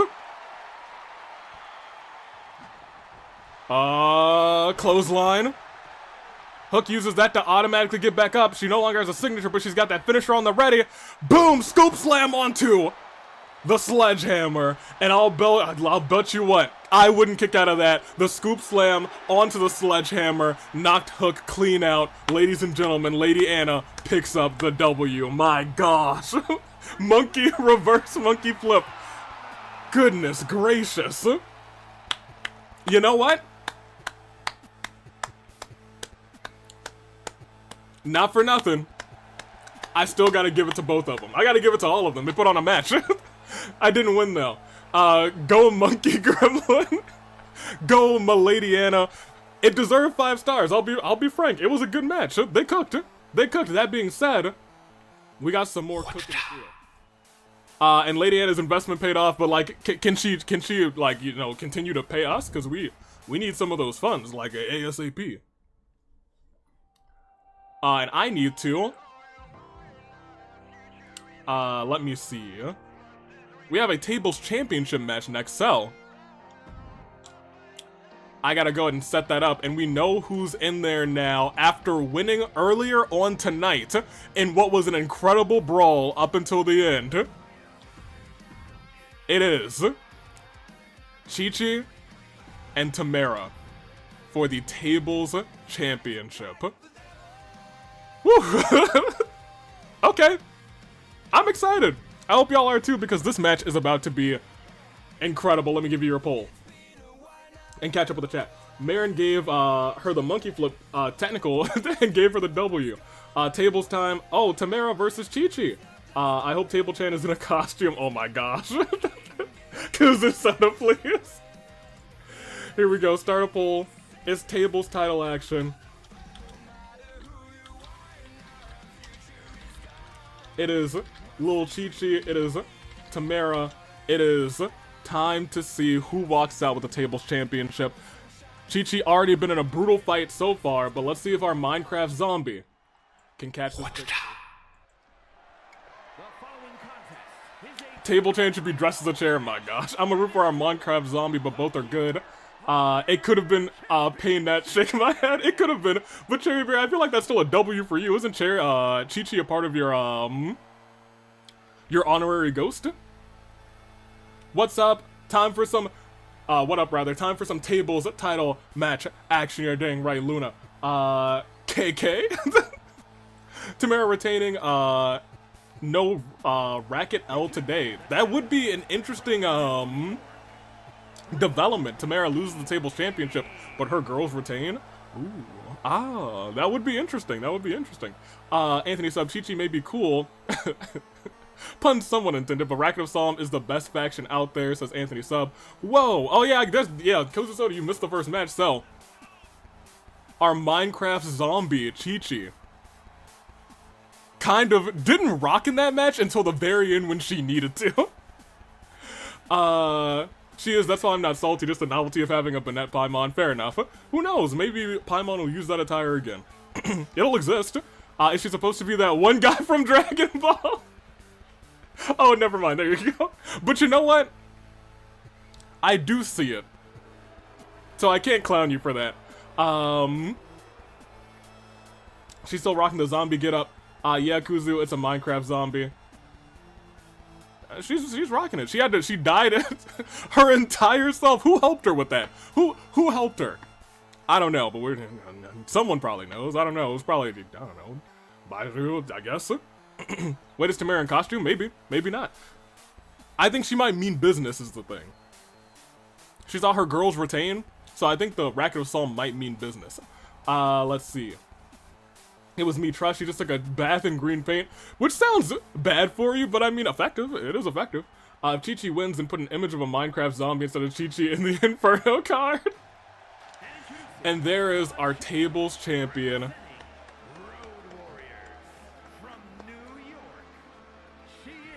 Timerra, there's a lot of pressure on her.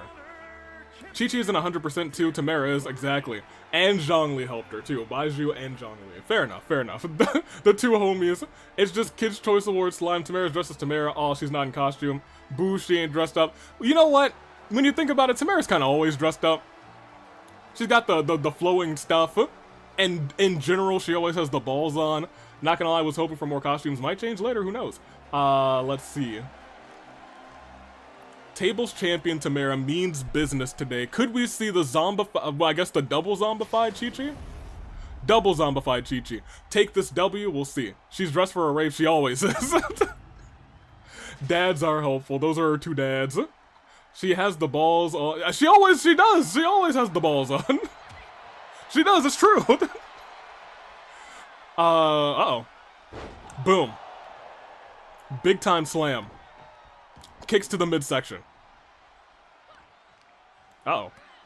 Punch to the chest.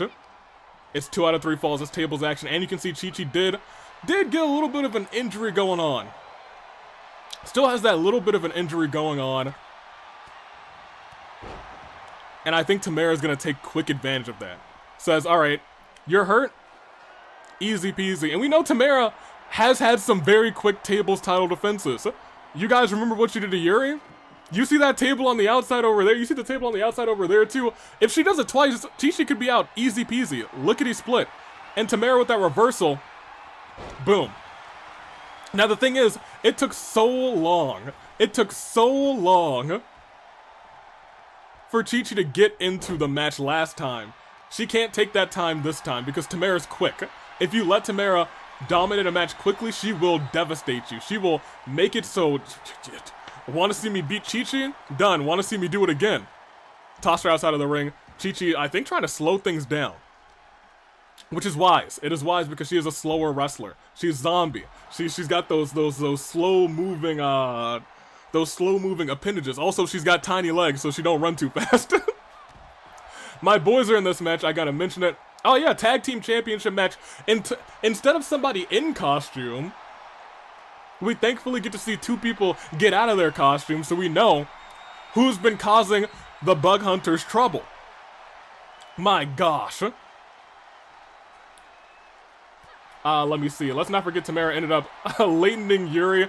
And you know what? She could do it again. Ooh. Oh man, you saw that her legs got hooked on the ring as she came down.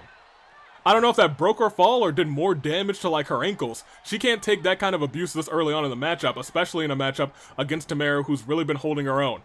She's been tables champion for a hot minute at this point. And has had a successful title defense already. Could she have another one against, oh, wait a minute. If that table, if that table fell any weirder, who knows? It could have been a little bit sus.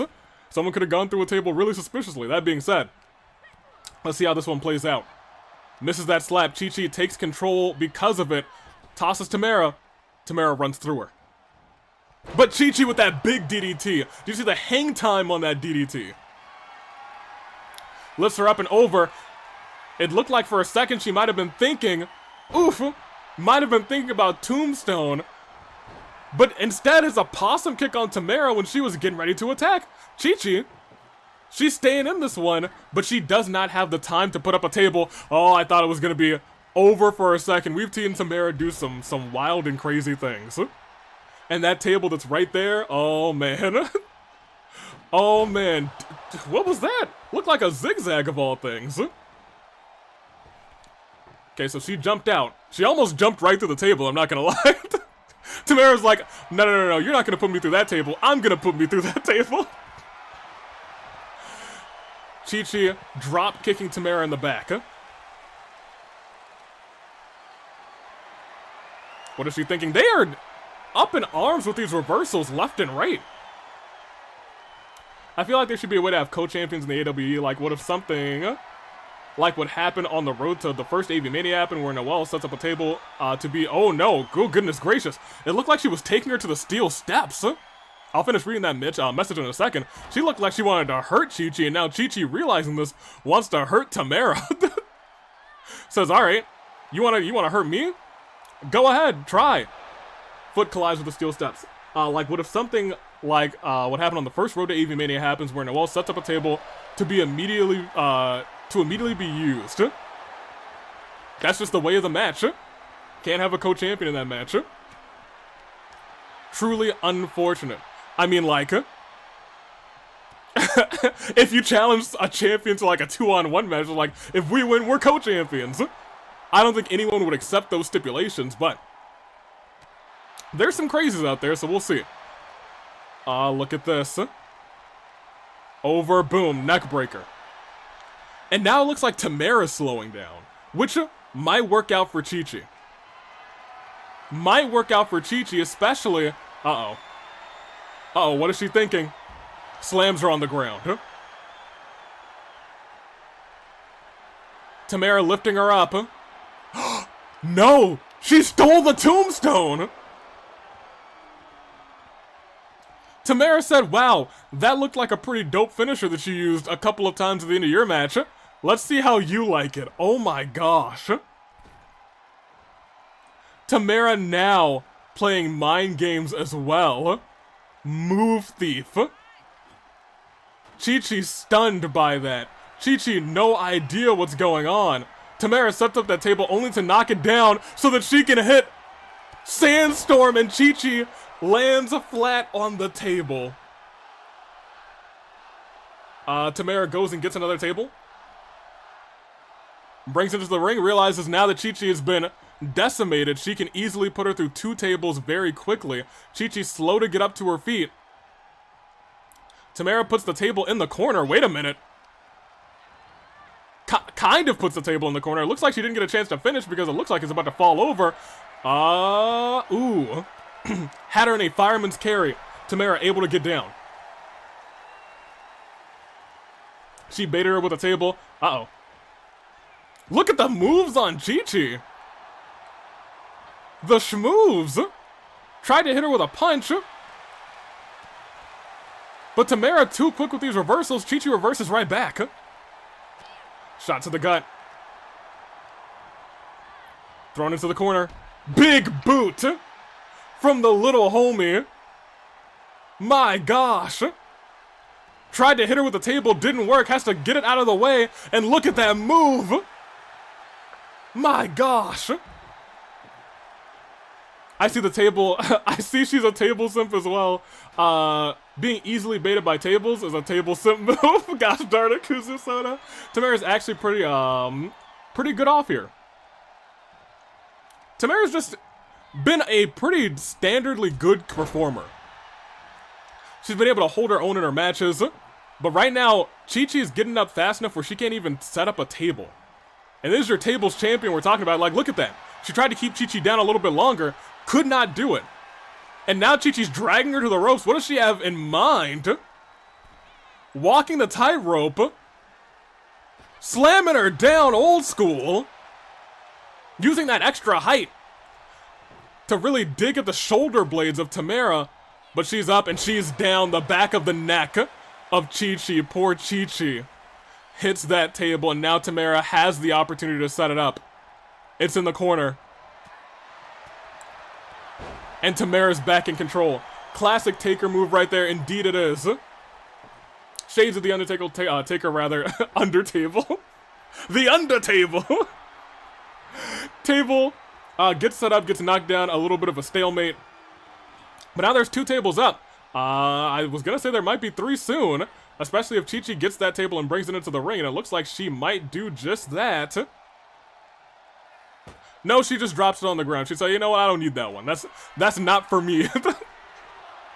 Qiqi has Timerra in her sights. Will all corners have tables on them? We've seen it before.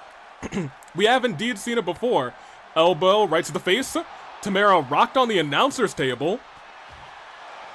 We've seen the announcer's table used, but we've never seen it used in a tables match. It does count. Oof. It's just a matter of will someone actually use it in a... Well, they gotta break it down first. She was in perfect position to get put in it if it was broken apart. That being said, that is not the case. Instead, she picks up another table and brings it into the ring. Politely wait. Golden Gamer says, AV, just for that, you're going, one-on-one with the Undertable player. You're dang right. Qiqi's got a table set up as well. There's 3 tables set up in the ring. There's a potential that we have all of... Oh, she's going for the choke slam, but Timerra with the reversal.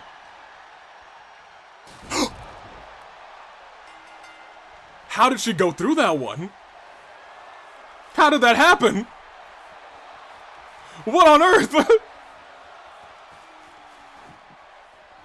I'm shocked. That's not how physics works.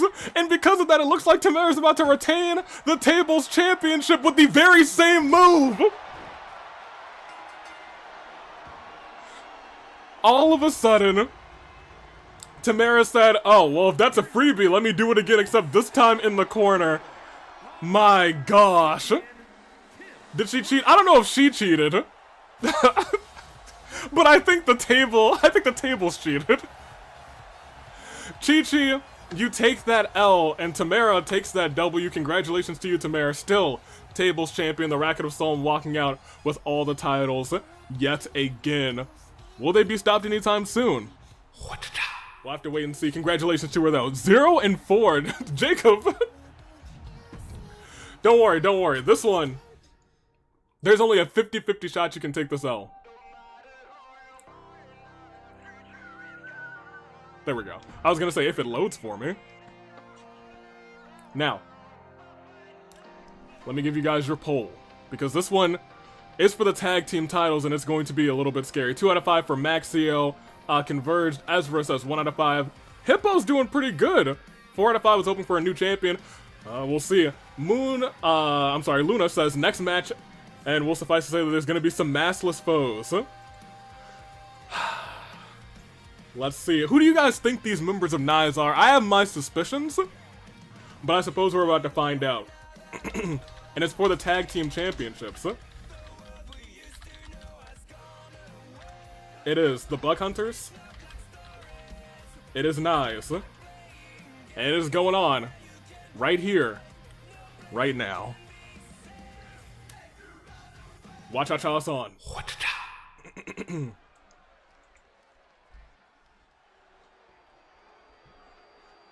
Kain, I don't know. Joe and Chihiro. I think it's going to be Joe and Chihiro. They're still...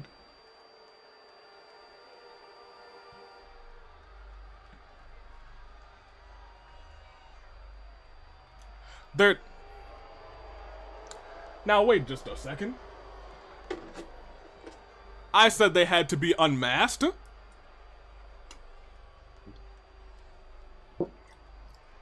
They better take them off. They look kind of tiny. I mean, everyone looks tiny in comparison to, like, Gonto. Or Greg. So no title on the line, or will they take it off? They better take them off, or else the title will not be on the line. I will come out of this... I will take those titles off the line. I will snatch those titles. I mean, the Daddy Dottori thing happened, so... cowards, take the mask off. You're right. Are they plotting for, like, a glitchy thing? Oh, I hope not. They better not. Did that just say NRP? Yeah, the Naix Restoration Project. That is what they're calling themselves. Or Reformation? I don't remember, because you know what? I don't really care. I'm trying to not have this whole Naix thing be a thing that I need to worry about. I'm starting to worry about it, because, you know, we've had some people get deleted, but we'll see how it goes. Not Chihiro, not Chihiro, not Chihiro. If Chihiro is one of them, then I should have invited him to our resistance sooner. Wait, oh no. I think I might know who they are. Bruv, who are you, Evil? Evil from New Japan, Mondo. Yeah, we lost Mondo and we lost Monica. And, don't love it. Don't love it. Very sad. They are definitely different people, not just like clones. One of them's taller than the other one. Okay.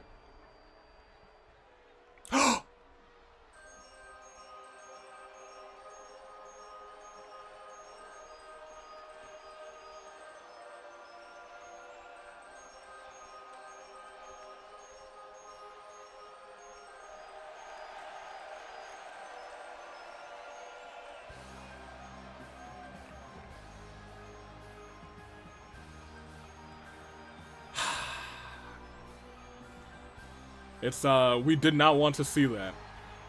Can we act surprised, though? No, I don't think we can. I think everyone was hoping that they weren't. That is, Chihiro and Joe. Yeah, it definitely is. Is that Chihiro? Was that Yeah, I think it was Chihiro. Chihiro and Joe. Chihiro, I'm very disappointed in you. Chihiro, I thought you were yeah! Chihiro was a part of the Bug Hunters. So I don't know what's going on here. Like, why? And what kind of mask or visor is Chihiro wearing? I can kind of see in the corner. I don't know what's going on. And they're just kind of stalking the ring right now. Well, I hate it. I hate it. I knew I should have invited him sooner. Save him. What is Sarah going to think? What is Sarah going to think? Maybe Sarah will join up and try and save him, you know? Or maybe Sarah will join Naix, because is Chihiro under Naix's control? Maybe? I don't know what the visor thing is. That's not something that I've ever had on Chihiro.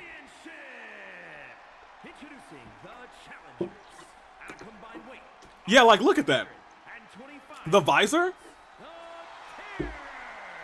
I'm unsure. Joe doesn't have any sort of visor on him, so... Huh.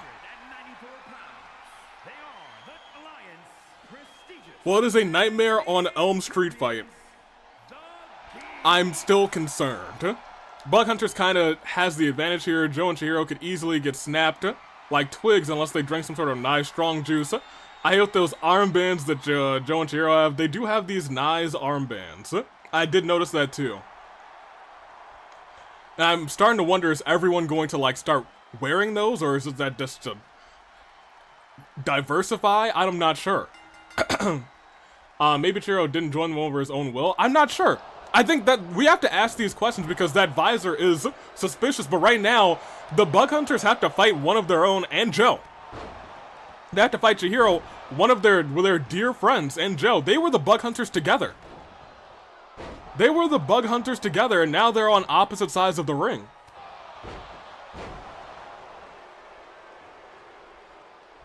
Like, if Chihiro is being controlled, is this because, like, is Naix doing this to get at all of us because we love Chihiro?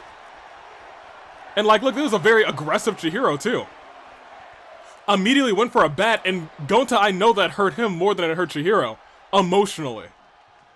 And Chihiro already, oh, okay, look at, So, hold on, wait a minute. Hold on, So, that man's was strong for a second, we saw that. He's been doing a couple push-ups. Okay. Gonta Bug Boy, it's okay, they are brawling. But Joe returns, oh no!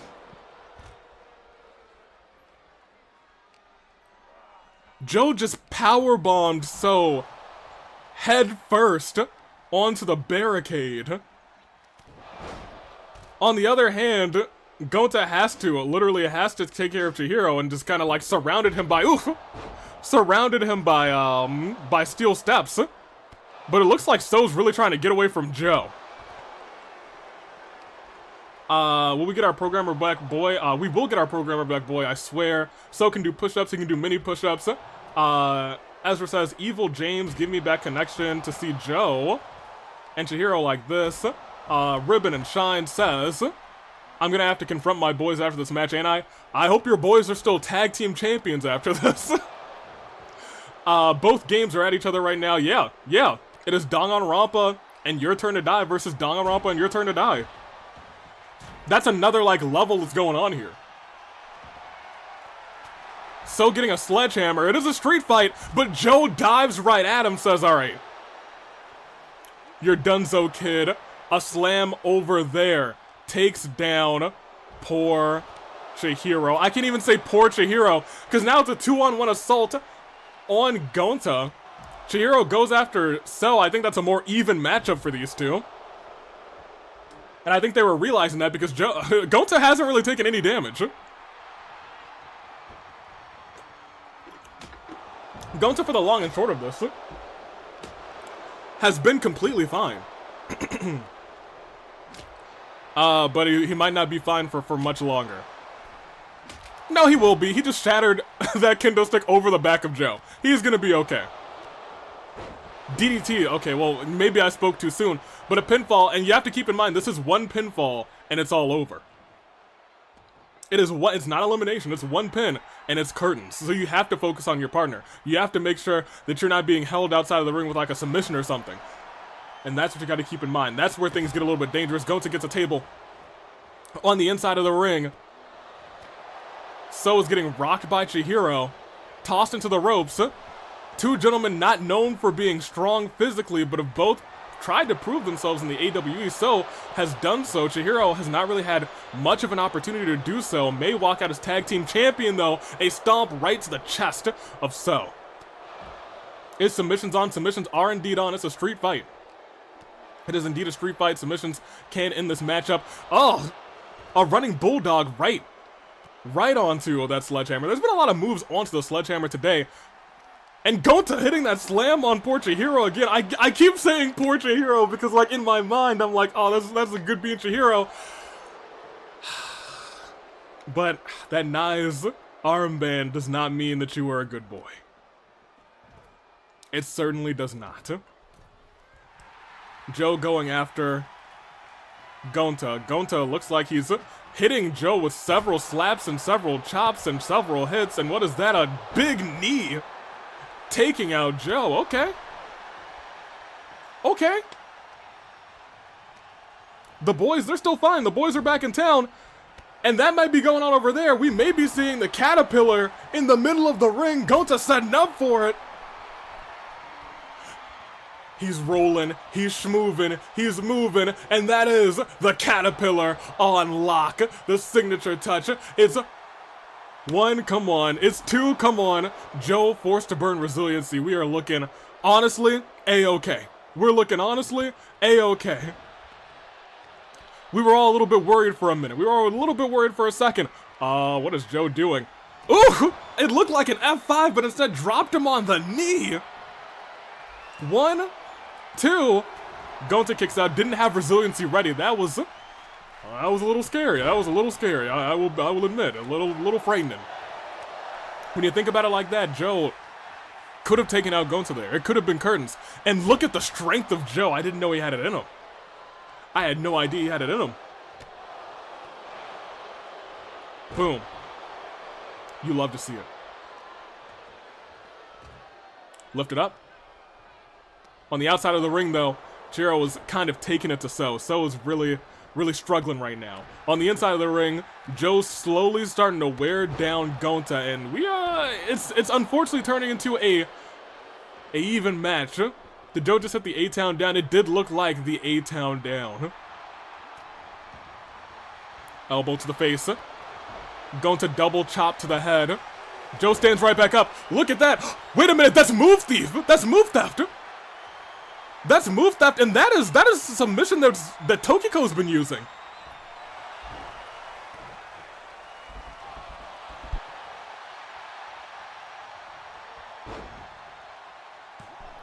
Two.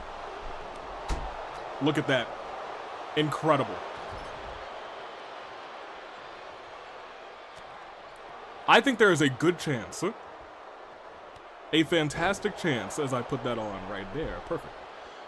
One, two, that the Bug Hunters still win this one, especially if they can somehow, some way avoid that submission. The Naix lock. So, if Chihiro has that Naix lock, keep that in mind. does that mean that maybe Tokiko is in charge of what's going on? That's something to pay attention to. Is Tokiko maybe the one in charge of that visor? In which case, how did that happen? How indeed? That would mean Chihiro was forced to delete one of his best friends. Oh man, goodness gracious. I guess you're right. But here's the thing, if Chihiro uses that move,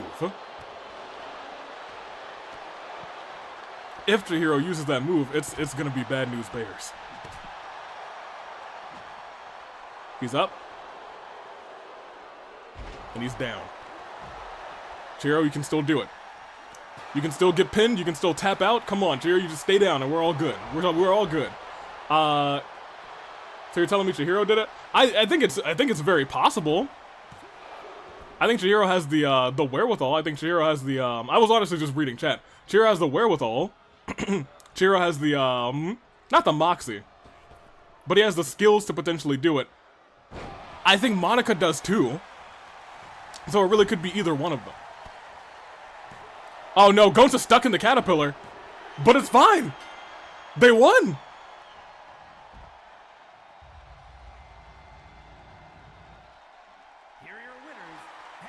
We take those. We take them. We take those and we run. we take those and we run. How do I end this? Hold on, let me end it real quick. Good job, you guys get your victory. We're gonna exit real quick to make sure nothing silly happens. Woo, woo, we run with those. Boys, get to the back. Boys, get to the back right now. Oh my gosh. Oh, they won't have those titles for long. XSP, we don't like that. Can we ban XSP? Ban XSP in the chat, please and thank you. Let me see, 1 out of 5. Hey, okay, well you got 1. That's better than 0. Let me see. Pi says, why did this win not feel good for some reason? Cause we still found out things that happened. And now the steel cage child match, you are correct. It is hard to say ban XSP, yes. Yeah, that's the real poll.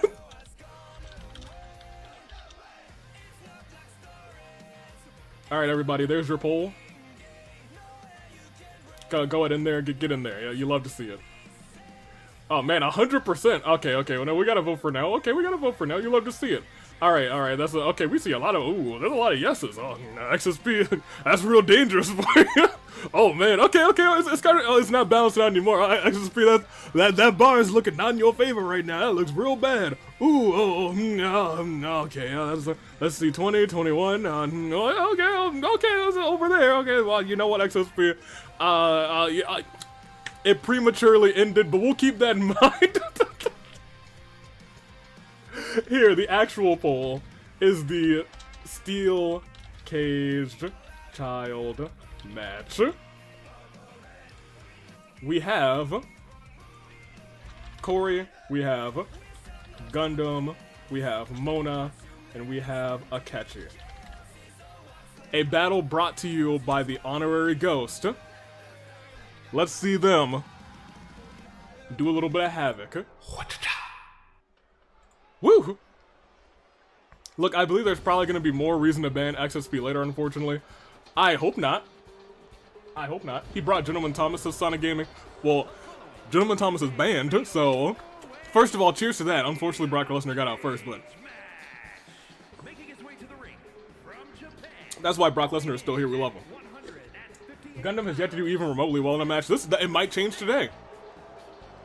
If Gundham doesn't have a B outfit on... Can we put that poll back up? Are we sure we can't ban XSP?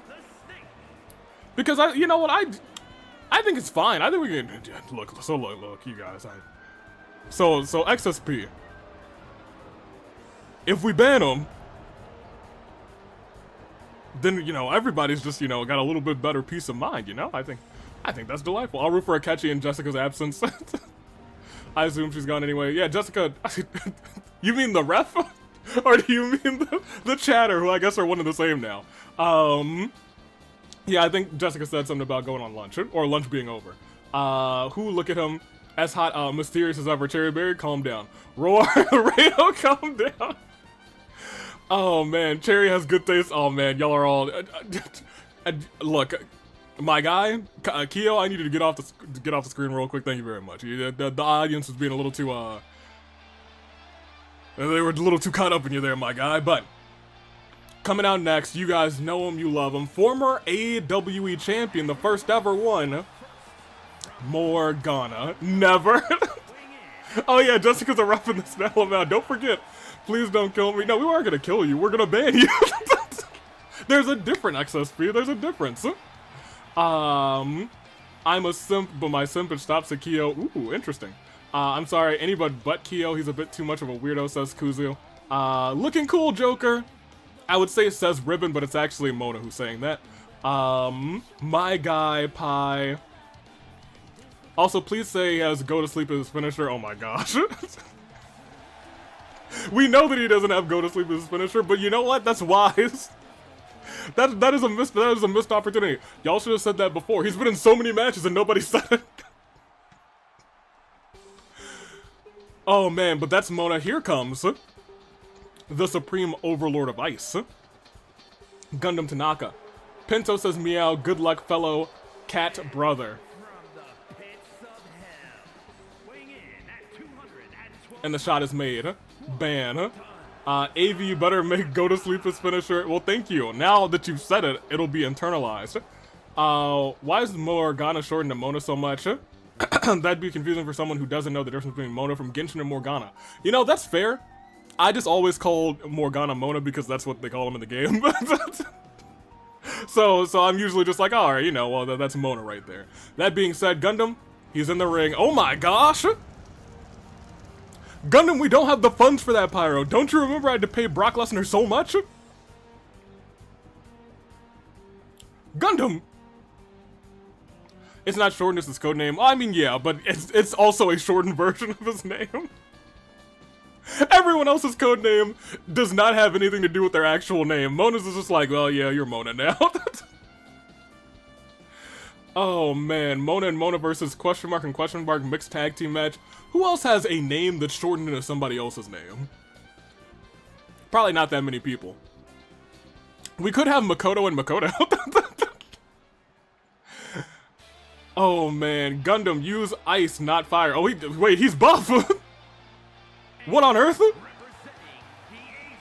I didn't know he was buff. Mona and Mona versus Makoto and Makoto. I'm gonna say that's a pretty good match. Pi and Paimon. Yes, exactly. Oh. Right? Oh. Ladies and gentlemen, here he comes. Akechi's here to destroy them all. My other husband. Ria, it's a good match for you, isn't it? Gundham is buffed up, what, right? He was like, Gundham, put the chat back on the people in the chat. We all knew Gundham was jacked. Well, he has to deal with this incredibly violent, unhinged Akechi, aka Crow, is here. Okay, so I might be moving on. Pi, it's been like 2 weeks. What the heck? Cause those some, oh my gosh. Gundham, I need you to put your jacket back. Gundham, I need you to put your jacket back on. Hear me out for a second. No. Here we go. 2 out of 3 falls. In this cage. Let's see how this goes. No escaping. Only pinfalls. They are going to brutalize each other. It's gonna take a minute. But that's what they wanted. They wanted a showcase for all of their skills. Let's see how it goes. And he has nice to- oh my gosh, the simps are out today. Yeah, I didn't think this was gonna be the real simping match, but I guess it is. I guess it is. I just realized it's Danganronpa versus Persona 5. It is! We've had a lot of, like, Danganronpa versus, essentially, in this special live event. It's not a premium live event. It's a special one. We in chat like big titties. Yeah. Yeah, Sonic Gaming. Alright, that's enough out of that. You know, you just gotta get one yeah out there. That being said, here we go. This matchup is underway. Gundham with Mondo's jacket would look cool, not gonna lie. Who is we? AV, look, y'all. Look. Y'all can't blame me. If I say yeah, I mean yeah. Goodness, what a move by Korey into the pinfall. Mona breaks up immediately, though. Oh, we're gonna have a special showcase. The ones ban AV for real now. We need to go back to banning XSP. That's the one. I'm a hide in my box. I am not the cat. Admittedly, there's truth to that. This is the only time I agree with XSP. No. You don't. Don't worry, because I'm still cooking. Ooh, look at that. Wait a minute. The cat-like agility into the DDT by Mona. Morgana going wild in this matchup. Heavy paw strikes. And then going after... Korey was going after everybody. It looks like he went right to Mona. Gundham with that DDT. That man's really is buff. That man's really is buff out here. Mona again. Agility. The most agile, maybe the most agile member of the Honorary Ghost. As these four do battle, Mona's going to be the one to watch. Mona's going to be the one to watch and pay attention to. Gundham lifting up Crow with ease with his big ol' arms. And slams him down onto the... No, didn't slam him down onto the mat. Crow with a reversal into a facebuster, I think. And then Crow lifting up Mona into the pinfall after that suplex. That's one. Just a one count. As we pop back over to the chat. Let's see. This is like AV. This is like AV, like Mamas. They got them big honky oh my gosh. Maybe I shouldn't be reading. Maybe I shouldn't be reading chat. Mayhaps I haven't. Kuzusoda says I like females and males and anyone in between. We acknowledge that. Sonic Gaming. Sonic Gaming, never say those words again, says XSP. I kind of agree with XSP. On this one occasion. Never again. Ribbon and Shine says, if you think about it, white shirt and muscles, do you think Pi is simping for Gundham because he looks similar to Mondo? Is that another stage in grief? I'm unsure. Don't rechat, please don't rechat. The battle may determine who represents the Honorary Ghost. It's currently Kyo. Oh, so it's like maybe a battle for leadership. Ooh, it looked like Gundham was setting up for something, but Mona came out of nowhere with a drop kick to the leg. And Korey with a chokehold onto Mona. Gundham forcing him to let it go. Lifting Korey up. Korey with a reversal. Tried it a kick. Gets caught by Crow instead. Gundham into the corner. Now Crow and Korey are getting attacked. Or rather attacking each other. Goodness gracious. It was like just a running Spanish fly. YouTube has corrupted my mind. I meant Gundham. Mondo looking mad fine right now. I can't lie. I mean Gundham. Gosh darn it. Pie. It's bargaining. Oh, yeah, this is bargaining, so depression is next. I don't know, I feel like Pi has hit the depression stage once already. You can cycle back. An odd bargaining. We got bargaining. Okay, Korey with these atomic drops. Toss in the corner. There's a lot of corner throwing. But Mona with that face buster. Goes back after Korey. What is Mona thinking? Look at that. Hurricane Rana, rope-assisted Hurricane Rana, missed that breaking up of the pin. If something like that happened later on in this matchup, it could be the difference between winning and losing, essentially.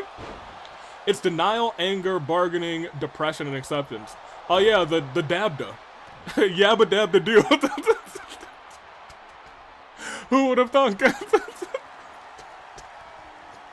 How am I not in the stages of grief after telling everything Nice has done? I feel the same, but I always been depressed. You're stuck at the D, the second D, not the first one, not the denial. You seem to accept it very easily. Crow. Straight jacket, neck breaker. But sits out with it, goodness gracious. That's a jinx moment right there, acceptance. The D for, you know, in the dabda. Korey clotheslining Gundham. Mona tried to do some move off of the springboard, but couldn't get to it. Crow got him faster than he can get there. Crow taking Mona all the way to the top there. What is he thinking? Goodness gracious, Gundham tossed against the cell. What is Crow thinking? What is he doing? These honorary ghosts are just violent at this point. Look at that, he's just destroying him. Oh my gosh, it looks like they broke up that pinfall with that move. Don't hurt Mondo, Gundham, Gundham. Oh, pie. My beloveds don't find each other. Oh, that's a pinfall over there. That's a 2 count. That's resiliency. Our first resiliency popped already. Gundham got Akechi to use that resiliency. That move by Korey probably would have put Mona away, but Gundham was there ready for it. What is Gundham gonna do now? He's got to focus up. Right now, Gundham has the advantage, but maybe not so much anymore. He has no finishers. Everyone else with at least 1. Mona has 3. Korey's got 2. So at this point, if Korey could hit... I'm sorry, no. Mona could hit everybody in this ring with a finisher. And may start to do that in just a moment's time if he can ever get back up to his feet. Okay, wait a minute. Wait, hold on a second. Nope, broken up. Broken up with these. I'm fine. Pie's having a seizure. What the heck, Pie? Mondham. Gun Mondo Dam. Goo. That flying clothesline by Gundham. Mona tosses into, not tossing the corner, tossing to the knee of Gundham. Korey turns Gundham around. It looks like he's setting up for... What is this? Impaler DDT. Mona watches on, saying, alright, well, I need to break that up, easy peasy. What is he thinking? Oh, out of nowhere, catches Crow and goes for the pinfall, which could be the first fall of the match. 1, 2, broken up. That could have been the first fall of the matchup, broken up. They both came in at the last second to break that thing up. Speaking of Mono Dam, he misses Mondo too. You're right, they were once together. They were once homies. I'm fine, says Pie. I don't know if you're fine. I don't know if I quite believe that. Akechi breaks up that roll up with ease. Pie having a stroke. Apparently, I assume someone said, what did I miss? Man, Mondo being deleted is a missed opportunity. How could Naix not want Mondo Dam to be a tag team? I think they would have to, like, convert the both of them. And now that they've, like, it seems like almost forcibly converted Chihiro. That's just my theory. That's a running theory here. I think they could do it, and I don't want that to happen, so... No, thank you. Ooh! Leg DDT. Mona with the Hurricane Rana. Korey, I don't know what that was from Korey, oh my gosh!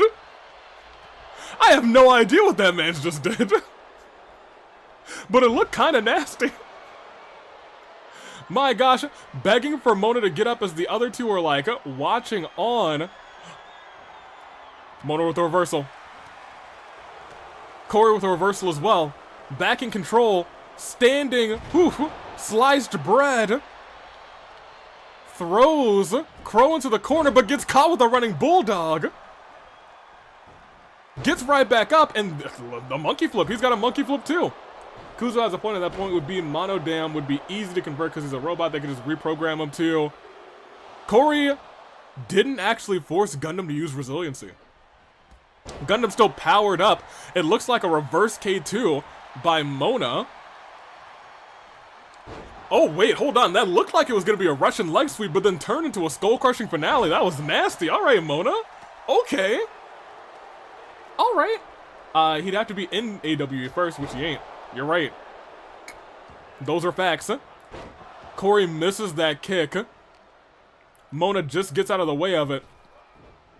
Gundham tries to hit him with that clothesline. I don't know what he's doing.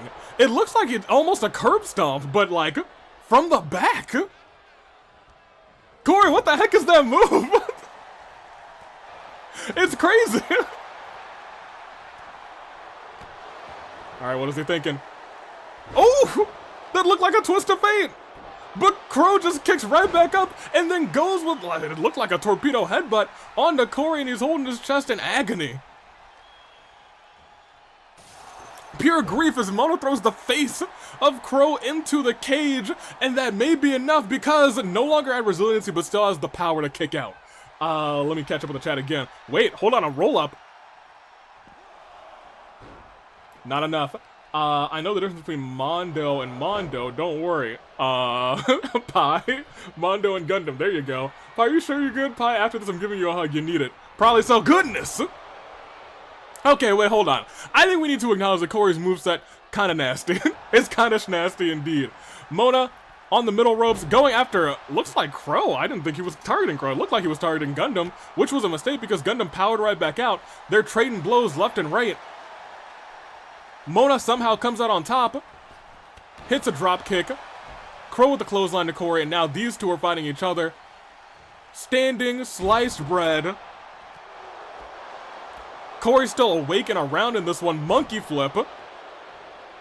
And a low DDT by Mona, who has not hit a single finisher.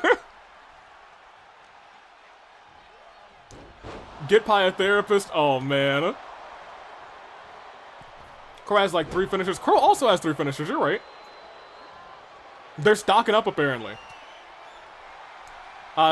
Kyo's had just drunk. He had a hard light. Who's getting Kyo drunk? Y'all behave. Let me see. Pi see the world not in colors, but just Mondo. It's just a bunch of Mondos. Yeah, I was gonna say, you can't escape the cage. What a sick frog splash. My gosh, Mona with that incredibly sick frog splash. Goodness gracious. He like rotated in the air, it was crazy. Akechi, the next person to pin Akechi is just gonna get the first pinfall. That's just a fact of life. That's a fact of life. Sister's getting Kyo drunk if I had to guess. Oh, no. No, not like this. They're working together to take out Mona. Mona writhing on the ground, up to a knee. German suplex by Crow. Gundham punching the man's in the face, but it looks like... Wait, what is he... What is he doing? Oof, wheelbarrow DDT. Gundham going after Korey, then goes after Mona. Morgana dodging the hits. Has him on the ready, but Gundham with his big old beefy arms goes after Mona instead. Lifts him up, slams him down. Mona stunned. Oh, he was just yelling at Crow, but Crow did not like that. Was not a fan of that at all. What is Crow thinking? Oh my gosh! He snapped his neck with that. Oh my gosh! Oof! Gundham, my gosh! Mona up to break that up. That would have been the first pinfall if Mona wasn't there. My gosh! I gotta go for a bit, but I'll be back before Yuma's match, hopefully. I assume so. Because that DDT might be enough to put Mona away. As Gundham refocuses on Crow. Gundham, oh my gosh, the quick choke. No, not even a choke slam. He choke slammed him onto his knee. Goodness. And then Crow, and he tries to steal the pinfall, and I think he's gonna get it. No, Mona able to get there in the nick of time. My gosh. I moved on, says Pi. Mondo Tanaka. Oh, look at this. Ooh, okay. Oh, look at this. My gosh. There's, every so often we have to just take a moment to praise the athletic, cat-like agility of Mona. Because, you know, Mona says not a cat. Wait. Mona might have stolen the first pin. Mona stole the first pin in this fall. In this match. Oh my gosh. Stole it. Nice uploader, by the way. Nice upload was like 2 hours ago. I don't like that. I have not been able to check it out. I was busy building this beautiful, beautiful attire. Oh, that's a submission hold. Wait a second. Having a submission in this matchup really changes things as well. Surprisingly enough, Mona's the first person to pick up a pinfall. Akechi still got the target on his back, being the only one who's not used, who has rather used resiliency. Look at the power of Korey lifting Crow up. Lifting Crow up with ease. Mona back with that move. on the ropes. And look at that. Wait, Korey with the moves of his own. My gosh, look at it. He's going for that frog splash, and he does hit it. He rocks Korey in the meantime, catches him with a knee on the way down. Korey tries to steal it, which would have been hilarious. What did I type there? This is why Mona's a Phantom Thief. Nobody tell him. Nobody tell him what? AV, have you seen Aznir? Also, who was AV fighting tonight? Aznir? I haven't seen Aznir in a minute, but I think he was backstage, maybe? I have not seen him. But if that video has something to do with Aznir, that worries me. That worries me a lot. That's a match that I don't want to have anything involved with. Very, very much concerned. That being said, that's unfortunately a future me problem because I can't stop the show. We can't stop in the middle of the show. Here we are. Oh, and now we're seeing that violence party where Crow just dismantles you and tears you apart, beats you until you just can't breathe. Oh, the combo. Is Mona gonna be able to make it there? No, but Korey has to burn resiliency. Korey burns resiliency. The violence party by Crow where he just decimates you and beats you relentlessly. Mona's got Crow on the corner. No, not anymore. Crow, is he thinking violence party again? He is! He is! He said, well, it worked for Korey and now it's gonna work for you. Goodness gracious! And what is he thinking now? An RKO! Alright! Okay, Crow, the RK Crow! So far, Morgana's looking poised to steal Korey's position. Stolen. Ooh, okay, we'll see. Tried to hit that big knee, didn't work out. Korey now doing his best to fight. Throws Crow into the cage. Korey's in incredible danger. No resiliency. Crow's in the same position. Mona and Gundham are really at the top of the chart right now. If it comes down to who's going to get the next pinfall, I assume it's going to be one of those two. That being said, it could be Crow. Could steal it. Speaking of RKO, Reiko needs the RKO as a signature or refrigerator because it's basically her name. It's the Reiko. Whoa! Submission on Korey. Does not tap out. I'm sorry. Crow gets there in the nick of time. Crow and Korey, my gosh. Gundham. Big slam. Big slam. You know, that's the ultimate breeder, and we don't like to talk about that.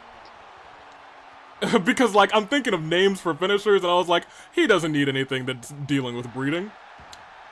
We'll just deal it with animals instead. Oh my gosh, look at that! The strength! That's the strength of Gundham, my gosh! But Korey catches him right afterwards, could be stealing a pinfall as he takes down every member of the honorary ghost in this matchup, DDT. Theo said, oh, what is O? Is the steel cage able to break? No, it is not. Korey gets a pinfall. Shockingly enough, Korey's the next person to get a pinfall on Mona, who had resiliency. On Mona, who had resiliency. What?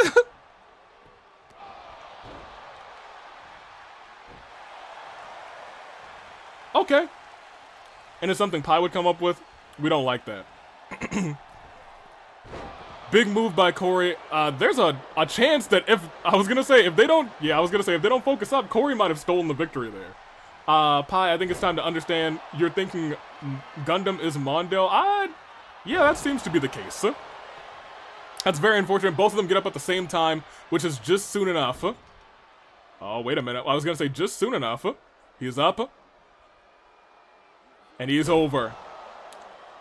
Gundham needs a fall. Crow needs a fall. Because if Mona or Korey get the next fall, it is curtains. The matchup is over. Crow trying to put his entire body on the line, misses Mona. And Mona's got something for that. Goodness gracious, natural selection. But Korey, out of nowhere with that swift kick. Mona's hung up against the ropes. And is now okay. Drops him on his neck and head. And he's caught in the Luthez pressure. Gundham doesn't understand what's going on. He doesn't realize. He hits it in the nick of time because I don't think Crow was going to kick out of that one. I thought that was curtains. That was all she wrote. But Gundham just barely, by a hair, saved Korey from winning this match. Saved himself, gave himself another opportunity. That being said, look at that. Slam to the back. Korey there to break it up. Let's see. Pie, buddy, pie. I can clearly tell that's Mondo. Pie, that's... It says Gundham down there. It says Gundham Tanaka. I'm not sure if... Oh, no. This is basically a battle of Kyo trying to keep his position versus Mona trying to steal it. Well, I mean, that's a Phantom Thief right there. And I guess you could say that Akechi's a Phantom Thief, too. Uh-oh. A Phantom Thief associate. Gundham, the only person standing right now, hits that choke slam to the knee. But Mona up on his feet. Sonic, don't give me that mental image. That's not Mondo Pie. That's the real Mondo would take his shirt off for you. Oh my gosh. You fiend. Anthony said, I remember we have a 30-minute Iron Man match. That's how we close things off. Sonic wanted it for some reason. But we'll see. We'll see how that goes. That being said, Tables, Ladders, and Scares has potential to last like 5 minutes. Pie, Eye, Sonic. Oh, Korey almost stole that on Mona again. Mona almost had to tap out. To that chokehold. They're still brawling. Gundham with the power, but Crow lands on his feet. Crow with that face buster goes after Korey. Backpack. Backstabber. Goes back after Gundham. Crow, you gotta make up your mind. You can't just beat everybody up. Well, I mean, you can, and you kind of are right now. But I mean, like, you know. You need to choose. Pick and choose, my guy. Is there any difference between normal TLC and TLS? Ooh, wait, hold on. A submission? Oh, a submission, and he's using the three amigos, so they can't break it up. Crow's gonna have to actually get out of this, or else Gundam's just gonna get a pin. He held on just long enough for Mona to help him out. That was surprising. I thought Gundham was gonna get his first fall, and instead, Mona says, all right, another 3 for you then. Mona's gonna be like, all right, we're about to have the 9 amigos, because he's gonna go to Crow next, just you wait. Unless...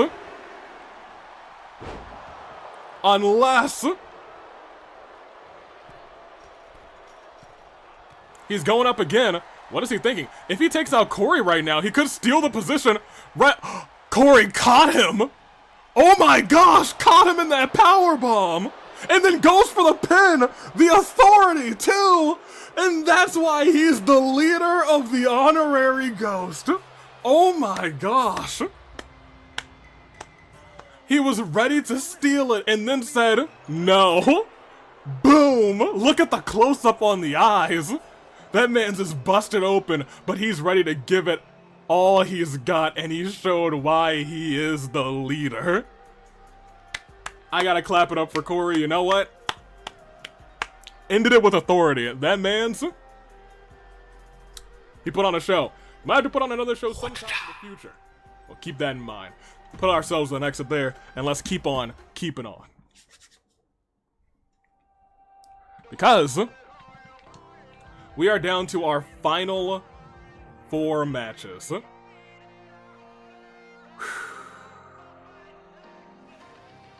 It is. And also, let me go through here real quick because I have to actually put somebody in this match. There we go. It is Tables Championship. Let me see it. Next is Yuma's grave. No, not like this. Not like this. Let me see how the poll went. 4-3. The last 3 have been rough. You got all 3 of your losses in the last ones? Oh, no. Well, I think I know who you're going to vote for on this one. Korey got a good amount of support. We have Tables, title action. We have Yuma versus Repairman versus Q-Taro. And we're gonna see how this one plays out. Yuma, really good luck to you, because I'm not sure if you're doing, my guy, but go for it. It's all you. Dad better win, he deserves it. 2 out of 8. Q-Taro is the only right option here. Q-Taro, I want you guys to remember something about Q-Taro. It's been brought to my attention that he hasn't been pinned in the AWE. But I also want you guys to remember, he was in the first matchup in, I guess, pseudo AWE. On the first match in the fight, or rather the road to AV Mania 1. He's a menace. He's a monster, but he backs it up every single time he's in the ring. Yes, Kyo, my beloved, you got this, Q-Taro. Go repair cake. Hate that. Watch Yuma win. We thought Yuma was gonna get decimated by Buff Doof the last time we saw him compete, but he didn't. He survived. Q-Taro is yet to be pinned. I'm fine with the Repairman winning, but I really want Yuma to win. And I doubt that's gonna change. Well, he won't get pinned today. Q-Taro broke the streaming when he debuted. No, that was Kazuichi, but I'm over that. I'm over that. That being said, a man we didn't expect to see today. Maybe a man who will be holding on to the AWE Tables Championship. Yuma, you have a fight ahead of you. I don't know how you're gonna do it, but good luck. It is for real. Good luck to you, my guy.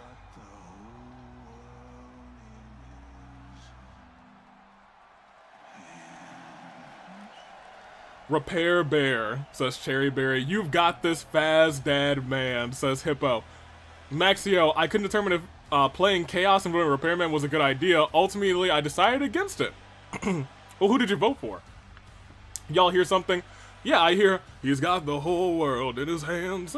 Cherry says, I'm so sorry, but Yuma's doomed. Yeah, I don't know. I'm not sure if Yuma's gonna be okay, because he's got to deal with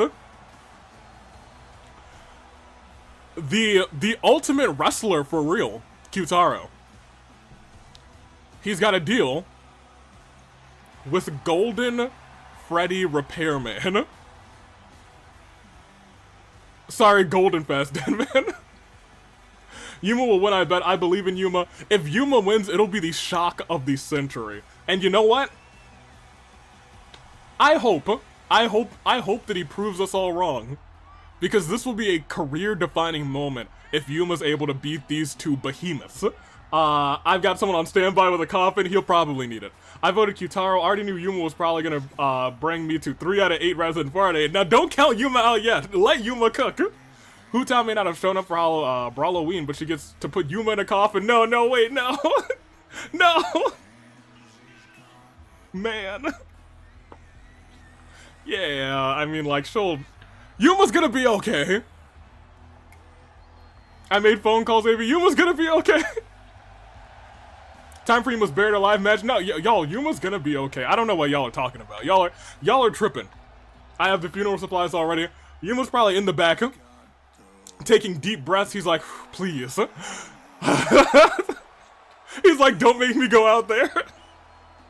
And I'll be frank, if I were Yuma and I saw the Repairman and Q-Taro wanting to beat me up, I wouldn't come out there either.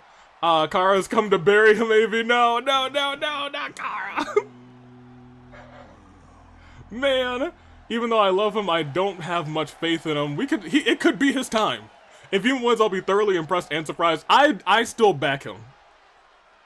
I still think he's got the opportunity to prove everyone wrong. Yuma, come out here and prove all the naysayers wrong. We believe in you.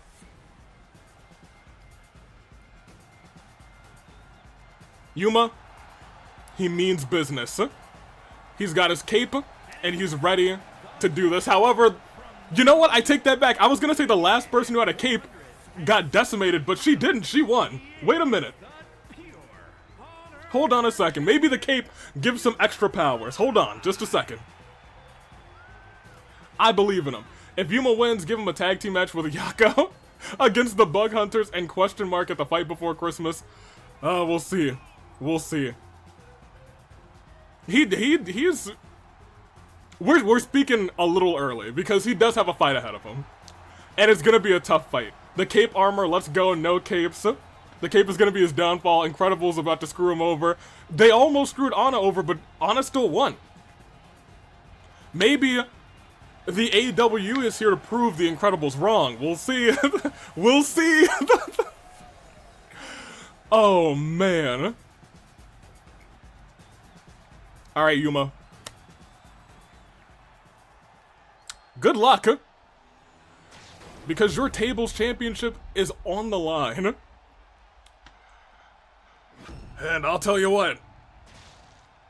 It's gonna be rough for you. Look at them, they were both ready, and he's just like, okay. It's 2 out of 3 falls. The first person to get 2 people through a table win. But hold on, look at that. He took down the repairman real quick, and then he got decimated by Q-Taro. And he's the one who's injured in this matchup? Oh, honey. Oh, no, I guess his battle with Buff Duva. He still hasn't healed from that completely, and he still has to go against these guys? Oh, Yuma. Oh, Yuma.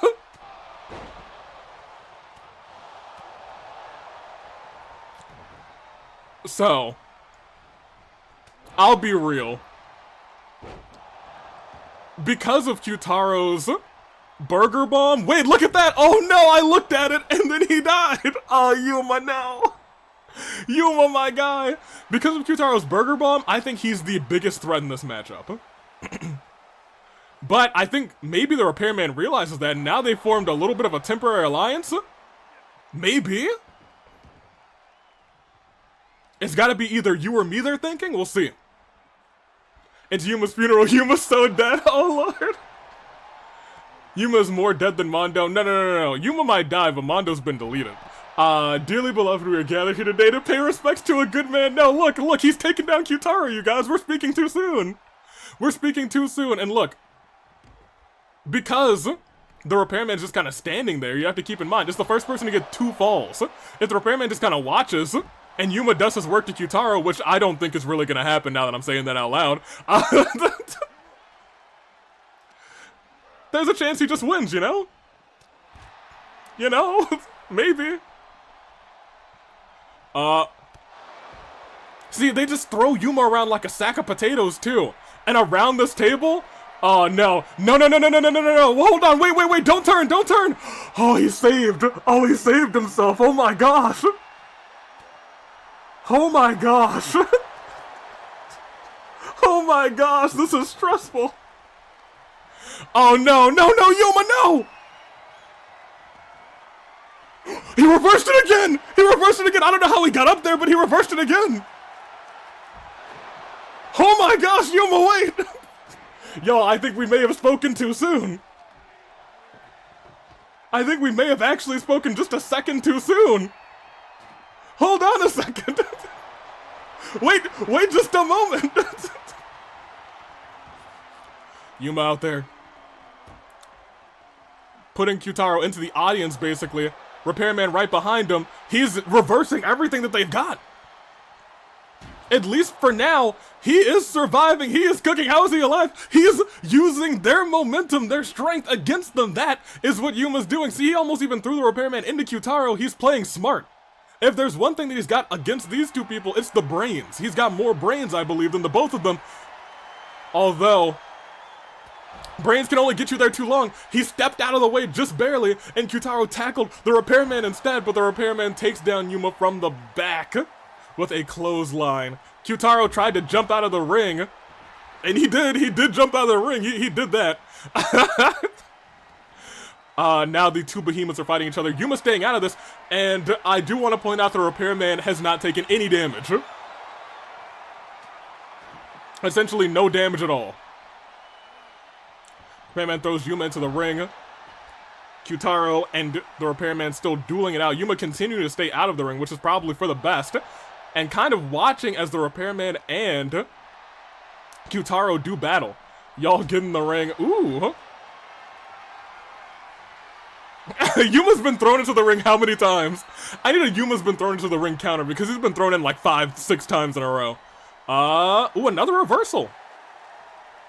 And here's the thing, there might be a chance that just nobody gets hit with a burger bomb. The most devastating move, I think, in tables action. Wait, maybe I spoke too soon. Maybe I spoke too soon. Okay, he's fine. Not a burger bomb, not a burger bomb. But he got the repairman up to the heavens above. He got him up high. Wait.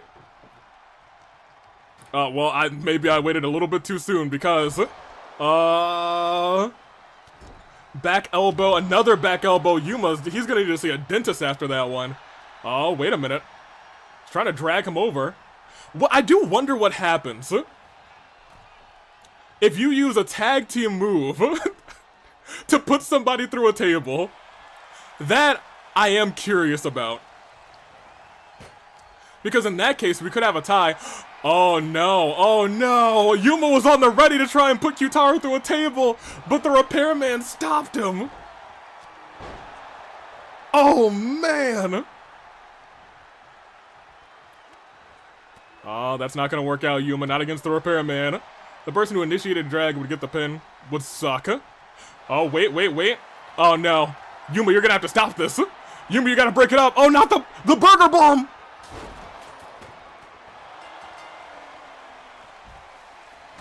The spear! Wait a minute, Yuma, this is your one opportunity. They're both stunned. Yuma, you gotta put that table down. Yuma, you have the opportunity right now. Yuma, go ahead, go, Yuma, go quick. Oh, Yuma, no. And now, oh, he's staring into the eye of the repairman. Using resiliency, it doesn't really matter in this fight. But it does save you from getting stunned. Oh. And now they work together against Q-Taro. I'm sorry, against Yuma. Oh no, Q-Taro's looking to win this quick. Yuma, you gotta wake up. Oh, he woke up. He woke up and he's still okay. Yuma, I don't know what you can do here. Got punched in the back of the head. Q-Taro doesn't have the burger bomb on the ready. That's Yuma's only saving grace right now. Q-Taro climbs to the top rope. Slashes, breaking the ribs of poor Yuma. Oh, what's in store? Big body splash by the repairman. Yuma with the big knee. Yuma with the clothesline? Okay, so here's the thing. Yuma can cook. But can he put someone through a table because it looks like he's about to go through one? And he is. Yuma's the only person in this matchup right now without a table fall. Yuma has to do so much work to somehow, someway win this match. Repairman, one fall. Q-Taro, one fall. Yuma, I don't know how you're gonna do it. But you gotta do this twice. It's not impossible, but you're really gonna have to work. Right now, the universe is against you. But you have an opportunity. What are you doing? What was he doing? Yuma! Let Q-Taro win, come on, Burger Boy. Yuma. Q-Taro focuses his attention back on the repairman. He realizes that's his big threat. But, if he were smart, he would just put Yuma through the table real quick. Yuma's lost his mind, yeah. Yuma's being bodied, yeah. They're both, kind of groggy against the barricade. The repairman staring at Yuma. throws him into the barricade. They're bullying him. He's getting bullied right now. Ugh. Yuma, you gotta escape. You gotta go get a table. My guy, you gotta go and get a table. They're over here just beating each other senseless in the corner. He's a little bit smart, just a bit. Theo says no one ever accused Q-Taro of being smart. Fair enough. Cherry Berry says start handing out invitations to Yuma's funeral. No, he's still fine. He's still okay. He's still living. I wonder what Shinigami's reaction to be with her master getting bodied. I knew this would happen. Probably something along those lines. Or just laughing at him. Or genuine concern. She's a hard cookie to read. Mainly because you don't read cookies, you eat them. Let me see. I wonder, let me see. Do not let him in, says Ribbon and Shine. We'll focus back in on the matchup here. And now. Oh, it looked like the repairman was going for a burger bomb of his own. But it did not work out. And instead is getting the hands by Yuma. Is Yuma gonna stun the repairman? Does! Actually stuns the repairman. Never would have thought. Q-Taro looks like he's thinking about trying to win this match. Sets up a table inside of the ring. Is he gonna actually set it up? Looks like he might. And Yuma, I think, is gonna try and follow him. Yuma! I thought he put himself to the table. I was gonna scream. Y'all, I was about to scream, but look at this. If Yuma can get him through the table right now, that's not gonna happen. He's about to die. He's about to perish. Face planted into the mat. Oh, Yuma. Oh, honey. He ran into... Oh, maybe running into the repairman might have saved him in this matchup. That being said, if this is the burger bomb, it might not matter, because if he turns it around, no, he was not able to. He had to just get him down quick, but he is a stunned man right now, and if he decides to, he didn't decide to. Yuma's watching, he's waiting for his opportunity. Oh, but his opportunity may be over, and he's not gonna stop him, is he? Q-Taro, wait! The reversal, what is he doing? He sprung lock! He did the spring locks! Oh my gosh! Spring lock repairman! And Yuma gets reversed. We thought for a second Yuma was gonna get a fall, evening this match up.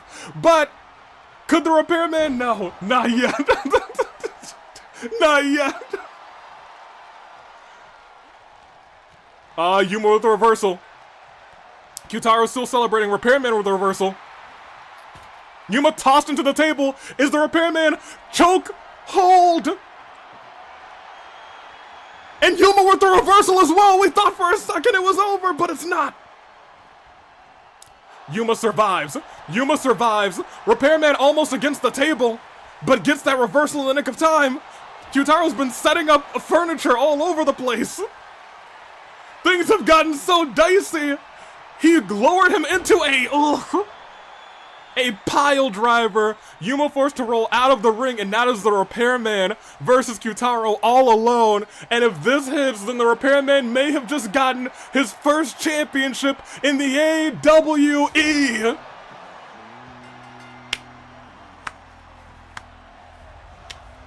Your winner and new. What is he doing to Q-Taro? Oh my gosh! Oh my gosh, stop him! Someone give him the championship and stop him! Oh my gosh!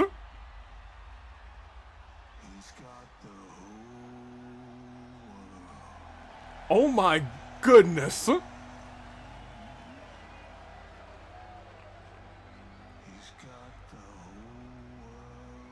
And you're new. He just pats his shoulder. Your new tables champion. The repairman. Yuma able to dodge that move, but Q-Taro could not. And just like that, the repairman spring locked to get out of Q-Taro's move. Q-Taro couldn't do a single thing, and the Repairman is your new tables champion. I thought for a second he was about to lead in for a kiss. What is wrong with me? He does have the whole world in his hands. I vibe with the golden Repairman. Oh my gosh. Q-Taro lost, not clickbait, fair enough.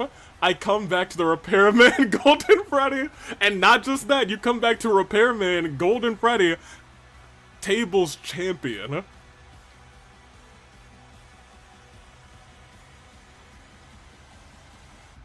That's where we are right now. That's the timeline we exist in here. I'm I'm at a loss for words. Bring me back on. What on earth? That's the end of Q-Taro's streak. Now, Q-Taro's streak does necessarily still hold true. Keep this in mind. The Repairman did not pin Q-Taro. Q-Taro still has never been pinned. He just got put through a table. Q-Taro's definitely lost before. He's just never been pinned. And now, we keep going. Yeah, Wednesday needs to be fired from AWE. No Saint Evie praised the Repairman. I'm not gonna praise him, but it's a weird timeline that we live in that we're not outright saying that we gotta get rid of that man. But not in singles competition. Best dad ever, says Hippo Lord Gangster. I'm pretty sure we know what gender the Repairman is at this point. I would guess so, however. Guy has a rainbow eye, now the world title. Obviously, Repairman is gay. No. You def did. Kuzusoda said, at least Yuma lived. I'm happy about that. Here. Let me actually end this. Most of you voted for the Repairman. There we go. For some reason, the poll revolts. The poll results have been taking a second. That being said, it is AWE Championship match. It's tables, ladders, and scares. It is the champion boss versus Kizzy versus Raiden versus Camilla. And I'll be frank, these are four very strong competitors. We have one like real underdog, and that real underdog is Kizzy. But Kizzy has proven herself. Kizzy is really beaten the Raiden Shogun, but has not really gone toe-to-toe with Boss or Camilla. We're about to see how that goes, and we'll see who you guys are voting for right now. And we gotta talk a little bit about history as this matchup begins. So, keep in mind, as the Raiden Shogun comes out, we kind of have this little rivalry between Kizzy and the Raiden Shogun. Raiden Shogun barely, just narrowly beat Kizzy to get here in that battle royale. However, on the other hand, Kizzy made the Raiden Shogun tap out. Keep in mind, neither of those two things will win you this matchup. The other half is where we see Camilla and Boss. Camilla last year took the title from Boss, and this year Boss doesn't want the same thing to happen again. For some reason, Boss has just been unstoppable at AV Mania. AV Mania 1, she ripped that title down, championship. AV Mania 2, even while, you know, repaired, which we don't really love, ripped that title down again, said second verse same as the first. However, Camilla's looking to also say second verse same as the first because she wants to take the title from Boss again. I don't know what that would do to the psyche of Boss, but I'm pretty sure Boss will do anything to make sure that doesn't happen again. Let me catch up with the chat real quick. The almighty Raiden Shogun and her Musu no Hitotachi. Let's go, Boss. Gotta head out now. Have fun, everyone. Thanks for stopping by, Theo. Kuzusoda says, riding shotgun. Very nice. Can't have BRAWLOWEEN without milkers. Is that a cup of milk? I think I hate that, Sonic Gaming. I think I hate that. I think I despise that. XSP says, let's go, Boss. Not in your right mind. Let me see. Both have beat each other to get here. Remember, guys, Boss lost once. To me, Arrow. I pinned her myself. She ain't nothing. The shots. Rio says, time for Booba since the cage match led to simping too. Fair enough. And if we're talking about simping, the first two that you would sim for are coming out first. The woman who wants to do what she did a year ago and take the title from Boss again. Wants to make sure Boss does not successfully defend that title again. She said, last time I did it at the fight before Christmas, this time let's do it a little bit sooner. I can't wait until Christmas. I don't want a Christmas present to be me taking that title from you. I want it to be me defending that title on a grand stage. Camilla? Good luck to you. Repair Daddy 1, let's go. AW is a production ground for milkers. Have the two best milkers win this. Camilla, I still ain't a fan of you, says Ribbon. Bark says Kuzusoda. Fire Camilla says Ezra. Bark says Kuzusoda again. She's got the milk. I hate it. I hate it here. hate. Meow, let's go Kizzy. Speaking of, I have fear about Mikon, so I am filled with fear. There's nobody bark-worthy here. Oh my gosh! Wait! You're back in denial? Oh man, let me look at the poll here. It's actually incredibly split. 20% on Boss, 20% on the Raiden Shogun, 25 on Kizzy, and 35 on Camilla. Camilla has the slight edge, but like, still, XSP says the silly Billy. Hate that. You hate my milk, AV, I love milk. Like, okay, so look, I do love like milk as like an accessory to somebody, something else, not somebody else, not somebody. Hold on, wait a minute. I caught myself, y'all. Not somebody else. I like milk as an accessory to something else. Gosh darn it. You know, like cookies. I love the milk and the cookies, delicious. Kizzy, good on you. Kizzy, look over there. Look, Kizzy, yeah, you do your thing. Look, Kizzy, you love to see it. Good job, Kizzy. Get out there. You do your thing. All right. AV. Now look, that was a big old typo. What do you do with your milk, AV? That's none of your business. That's none of your business. Here comes your champion. Let me get back in commentator mode. I've been in this hot wig for too long. Here she is.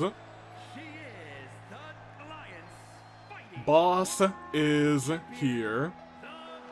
You said it out loud, it's not a typo. It was a speako, Anthony Sub. It was a speako. You never had a speako before? It happens all the time. 3 out of 8 after tables. Yeah, give me your shots real quick. Give me your predictions. Kizzy, oh, it's actually between who's voted so far. It's a tie between Kizzy and Camilla, and a tie between Boss and the Raiden for the support. It's still very close to being like a 4-way split for support, but highest 2 for Kizzy and Camilla, lowest 2 for Boss and Raiden, but it's not like they don't have their supporters.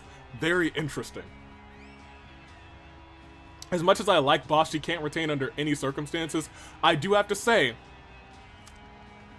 that, well, Boss is a master of ladder matches. When you look at history of her in these ladder matches with the AWE Championship on the line, AV Mania, check. AV Mania 2, check. Already at AV Mania 3, check. Wants to do it a 3rd time in a row. Can she get a 3-peat? My gosh. Mondo, or rather Pi, because Mondo's been deleted. 2 out of 6 Racket of Solm have gotten me all of my wins. That's kind of funny. AV acquired the mindset of typos of Paimon phobic. No, not like this. I've had speakos before. See, Ezra gets it. The heck is a speako? It's when you talk and then you mean to say something and you say something like very close but different. That is an actual word and you're like, wait a minute, that is not what I meant. What's the scare? Oh, you'll see. The scare is scary. We've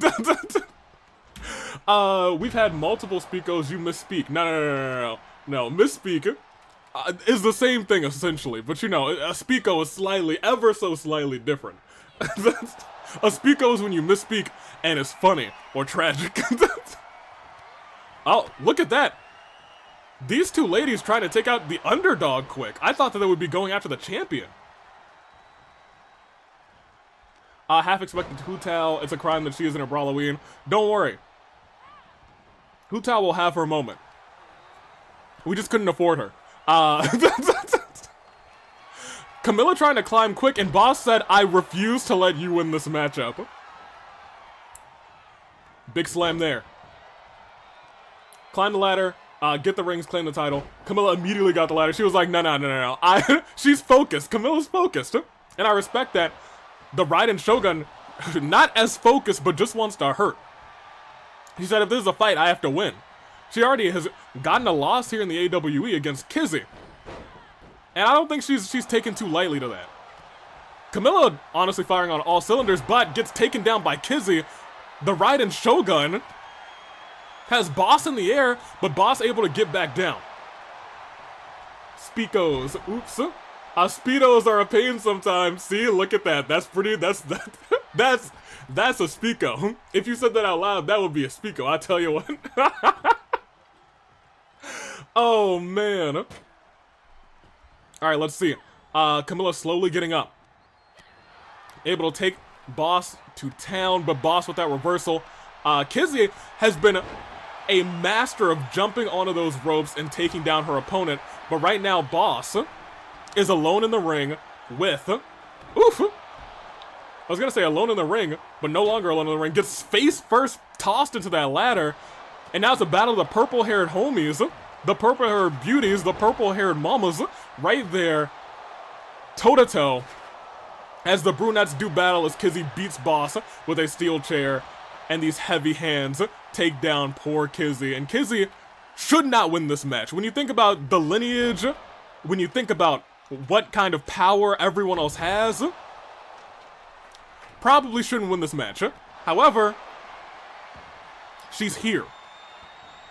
And it's TLS, tables, ladders, and scares! Like that chair jump scare. It's Kizzy and three mamas, Lamel. Pardon, say again, I didn't hear that. I'm sorry, Avi, what did you say? What did I say? Oh, did my mic go out? I said it's three.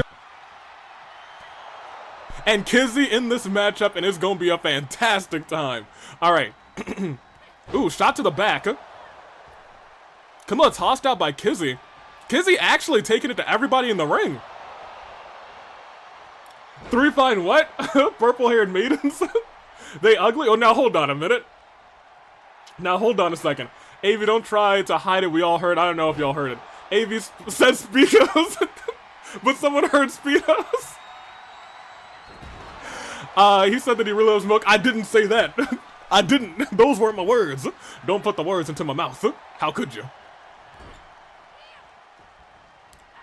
The ghost chair in the hands of Kizzy. It's literally gone through the body of Boss, so truly it may be a possessed chair. Kizzy now stunned, forced to roll out of the ring. Camilla and the Raiden Shogun doing battle, and with that, DDT to the center of the mat. Focus back in. Camilla in the corner. Boss tried to do a little bit of offense there, didn't work. Oh man, wait a second. Wait a minute. Kizzy, oh my gosh, you saw it just out of the corner of your eye. Kizzy went jumping and said, oh, let me take out Boss. You set it up, so let me capitalize. Oh my gosh. Anyway, I go again. Bye, guys. Toodaloo, Jessica. Hopefully you'll be back by the end of the event. Let's go, Kizzy. Let's go, Kizzy. She went flying. My gosh. Oh, man. But Boss still in here. Boss still in it. Kizzy used her whole body. She threw really her life on the line doing a dive like that, and Boss is still moving. Boss is still fine and fighting. I'll leave the legs of Kizzy alone. She's in danger. Everyone is in danger in this matchup. Tables, ladders, scares, boom, and super kicks. Who would have thunk, huh? Camilla's got that chair. Kizzy now has the ladder in the ring, says, alright. While they're fighting, maybe I can sneak a victory. No ladder rungs have been undone yet. That is something else to keep in mind. Kizzy with an uppercut to the back of the head. Oh, man. And when you think about uppercuts, you think Camilla's daughter, Ophelia, the queen of the uppercuts. Boss, I think, wants a semblance of control. She's like, that didn't feel so good. Let me do it to somebody else. immediately looking after Kizzy, says, alright, I want her. But Camilla finds her from behind, slaps her in the back of the head and says, alright, you wanted it so bad? Tried to do it again. Almost threw her over there. Didn't quite work. Let me see. TLS's... TLS SK. Tables, ladders, scares, and super kicks. Boss and breaking legs. Boss. Arrow, not a fan. Not a fan in the slightest. Boss. Looks like she was thinking about setting up the thing there, and she... she did. It's not centered in the slightest. But these four ladies are brawling like nobody's business. Kizzy's the only one in the ring right now, and now there's nobody there. Nobody's in the ring. Maybe not. I feel like Camilla's a little less thick in 2K23. I really have not been paying attention to her level of thickness. Raiden Shogun sets up a table. That sounds about right. Kizzy, why would you? Kizzy sure said, alright, I'm the only one here. Not for long, dummies, yeah. Ooh, wait a minute. That's the big boss slam. Big sis slam, rather. Boss is getting in there, and Boss, I think, might be looking at the legs of Camilla saying, I don't think I want you to be able to climb that ladder. Goes right after the knee. Goes right after the knee. Tearing apart the ligaments, forcing Camilla to tap out. But this isn't tap out. You gotta climb the ladder and win. And with a wounded leg like that? There's no way. There's no way she can get out. There's no way she'll be able to climb like that. But right now we see the Raiden Shogun setting up the ladder in the corner. Interesting move. Camilla, on the other hand, says, I need this to win. Said, I need this ladder to claim victory. Raiden Shogun trying to get to the ladder can't because Camilla's in the way. And that reminds me of the time where Hina won the championship when someone couldn't get to the championship because, well, somebody else was in the way. You hate to see it. Boss was thinking about setting it back up, and now really dangerous setup right there. Has anyone gotten a rung yet? No, not a single person. But I'll tell you what. Oh, Kizzy! Oh no, what's wrong with her? The arms! She's doing the same thing! She's trying to whip and she's trying to nay-nay. No! Wait a minute.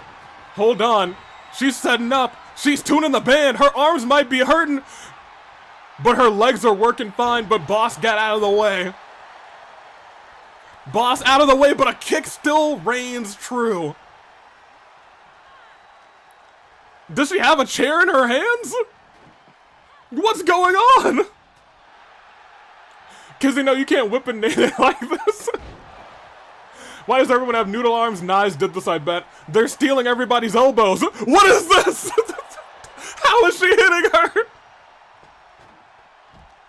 My gosh. There's not a single ladder in the ring right now. And Kizzy finally has the Raiden Shogun right where she wants her. She's possessed.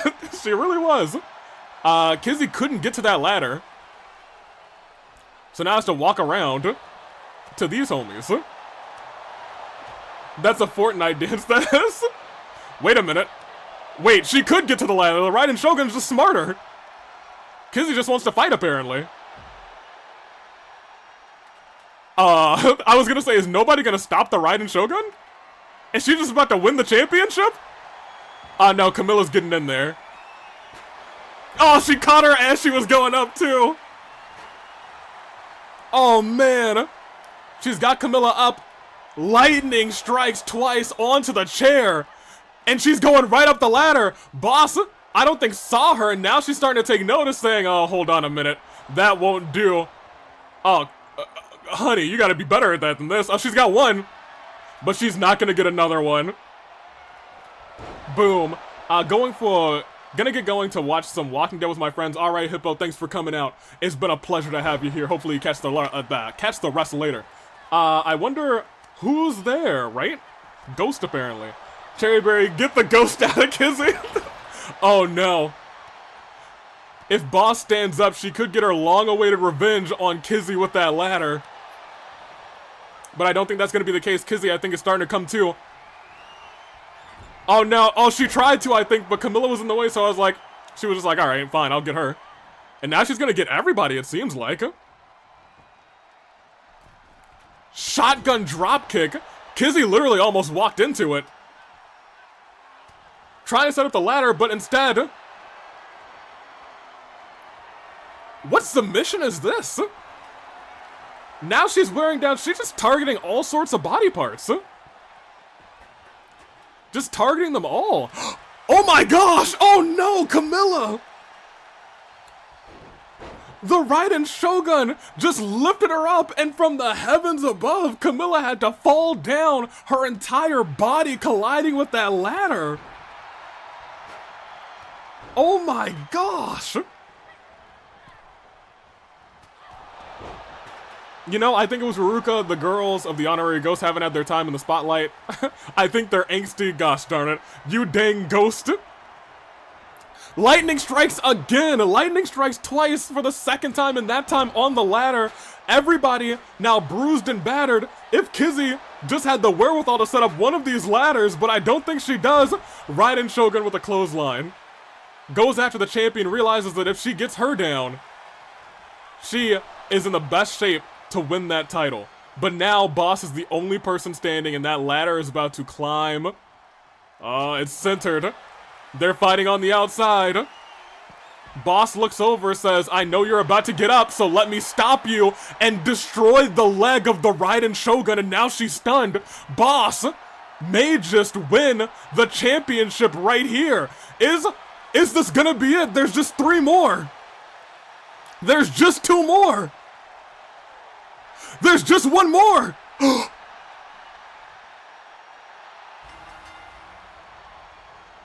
It's as Boss said. It's as Boss said.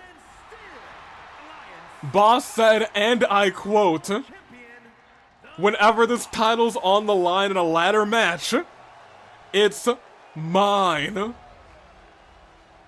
She knows her strengths, she knows her fortes.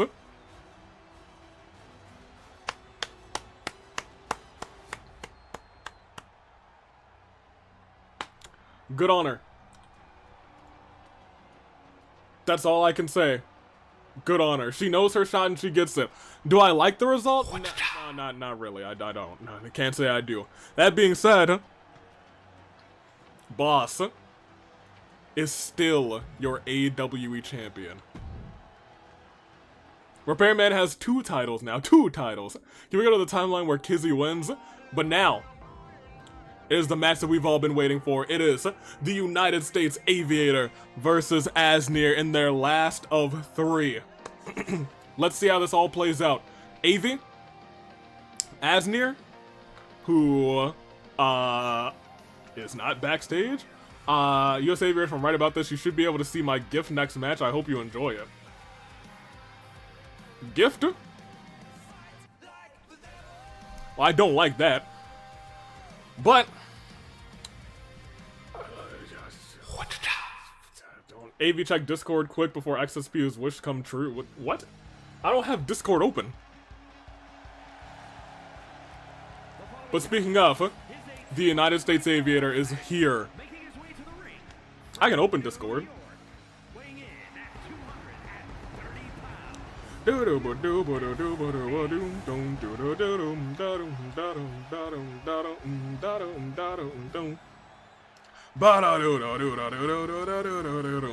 My guy, who pinged me? Searching for all these messages. I don't know where it is. Look what this clown tried to do.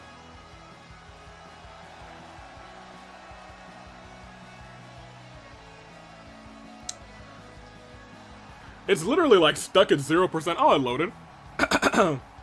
Let me see. I see XSPST. I see, so I have to make my wish now. Well then, I wish to create an alternate outcome of a certain match that caused a certain someone to be banned. The alternate outcome was where if ABC, if this could be a replies for you. I'll delete this comment after I get a. And his opponent from the pits of hell, weighing in at 224 pounds, the icon gentleman Thomas.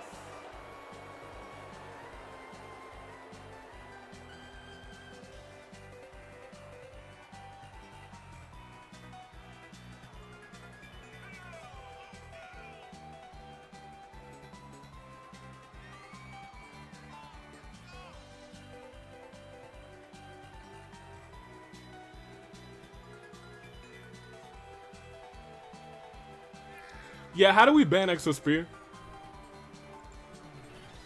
Can I just do slash ban? There's not slash ban commands. Man. Aznir took a rain check. This is... So about XSP slash J. You're slash Jing. I'm not slash Jing. We all block him. I'm tempted. I'm tempted to put myself in the match and just kick his butt. I'm tempted. I'm halfway tempted. I'm like 50% tempted. I'm 60% tempted. I'm like 70% tempted. I'm like 90% tempted. Ooh, man. There's a lot of rage going on in me right now. There's a whole lot of rage going on in me right now. The rage is very real. What happened to Aznir? I haven't seen Aznir in a couple of days. So, most of me assumes that this is probably something to do with Naix. See, first of all, look. Gentleman Thomas sucks. Gentleman Thomas sucks, and here's why I didn't want to give Gentleman Thomas a match against Lead AV. Do you want to know why? Because Gentleman Thomas is some trash. He's a son of a gun. Nobody cares about him. He's silly. He's a doofus. He's a dummy, and he doesn't deserve to be here. He's been banned. He lost fair and square to my pick, the Beast Brock Lesnar. AV the poll. I don't think y'all deserve a poll. You know, well, I mean, y'all deserve a poll. XSP doesn't deserve a poll. So, you know what? Here. Who wins? AV. No. Ban XSP. Here's your poll. There's your poll. Oh man, that's a lot of votes starting off at ban XSP. Ooh, man, look at that. That's a whole lot of votes for ban XSP. That's so many votes for ban XSP. Look at that. Look at the moves by Lead AV. Something that Gentleman Thomas could never do because, well, he sucks. He's trash. And you know what? Doesn't deserve to be here. This turned into bully XSP to ban XSP. 69%. Oh my gosh, Gentleman Thomas just ran at Lead AV and got decimated because he's some trash. Look at that. It's ridiculous.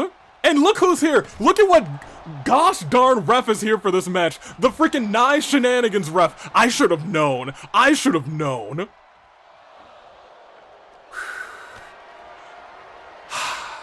I'm gonna take a step back. I'm gonna breathe. Let me breathe for a second. I need to breathe for a second. I gotta breathe. Ooh, ooh-sah. Ooh, that's fine. Look at that. Gentleman Thomas did a move. Whoop-de-doo. Yippee-skippy. Oh, he's hitting some hits. Who would have thunk? Ridiculous. This is why you shouldn't have chosen Hell in a Cell wins, Davey. Perhaps you're right. Perhaps you are correct. But you know what? I think this still might have been for the best. Because I don't think, if it was Hell in a Cell, okay, well, you know what, I take it back. I was gonna say if it was Hell in a Cell, there's a good chance that other people would have shown up. If this is, let me not, you know what, screw it. I like to stay impartial and be like, you know, if this is a Naix shenanigans, it's a Naix shenanigan, let's be honest. Let's say it is what it is. It's a Naix shenanigan. 1000%, it's Naix. Let's just be real. Let's say it what it is. Naix did this. And I don't know for what. Clearly this was XSP's wish. Naix out here granting wishes. And you know what? You know what I hope? You know what I wish, XSP? I hope that you get this fantastic moment, but I hope it all backfires for you. I hope it all goes wrong for you. I hope it all goes tragically in the end. But you know what? Enjoy your moment of grace. Enjoy it for now, because right now it's a 72% for bad XSP. I'm not gonna... I probably won't ban you. but I'm sure gonna think about it. At the end of a recent video, they showed Aznir going to a spotlight. Okay. Well, that explains things. That does explain things. Okay. Regardless, AV is literally thrashing Gentleman Thomas. So, you know, as he should. Because Gentleman Thomas is a trash old man. And look at Lead AV, getting the people what they want. What does Gentleman Thomas do? Nothing. What does Gentleman Thomas do? Ridiculousness. Nothing. Nothing good. Nothing good comes from Gentleman Thomas because he's conceited. He's conceited. Narcissistic. Begs for a rematch, and now he's getting his butt handed to him by the United States Aviator. I got my wish. Nice can't help me with that. Thank you, Honorary Ghost. You know what? I acknowledge the Honorary Ghost. I would give the Honorary Ghost a match. You know who I wouldn't give a match? This no good sack of trash, Gentleman Thomas. How long until we smite XSP? Ooh boy, let me tell you. There's a lot of consideration for me doing. Man, if I wasn't right now, if I wasn't dressed as the living embodiment of peace and goodwill Paimon, let me talk to you. I would be. Oh boy, XSP would have been banned all over the place. It would have been, remember this day is ban XSP day. Yeah. New poll. Do you at least acknowledge the silly... You know what? As much as I hate TV heads, I'll acknowledge the silly little resistance. Because, wait, hold on. Does the silly little resistance acknowledge Gentleman Thomas? That's the thing. That's mean. You know what else is mean? Coming back to an organization where you were properly banned because of your own lack of ability to fight. I'd say that that's mean. Nobody acknowledges them. So yeah, then I do acknowledge the resistance. I acknowledge your silly little resistance. Absolutely. I'll put my ones up there too. Oh, then... what if you were dressed as Pinette, the evil Paimon? That would require a lot more effort. The stunner! The stunner by Lead AV! Get him! Pin him! Get him down! Right now! Destroy this man's! Revolution knee! Get this man's! Get him again! Gentleman Thomas does have 3 finishers, so I suppose that's not good. Alright, alright. That's 1. That's 2. That's resiliency.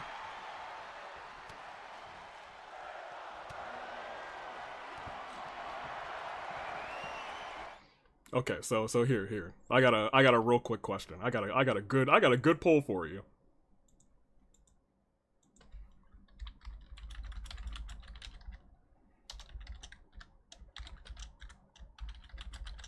Got a real just in case, you know. So I think restarting is a terrible decision. However,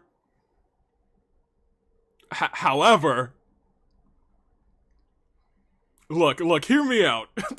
Hear me out. This might be a bad idea with man. You know what? You're right, because if something bad happens, I don't want it to be on me.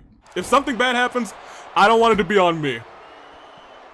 If something bad happens, it's not on me. Something bad happens, it's not on me. It's not on me.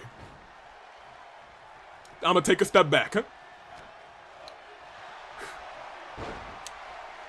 Gotta take a step back. Gotta breathe it all in. I gotta take a step back and breathe it all in. All right.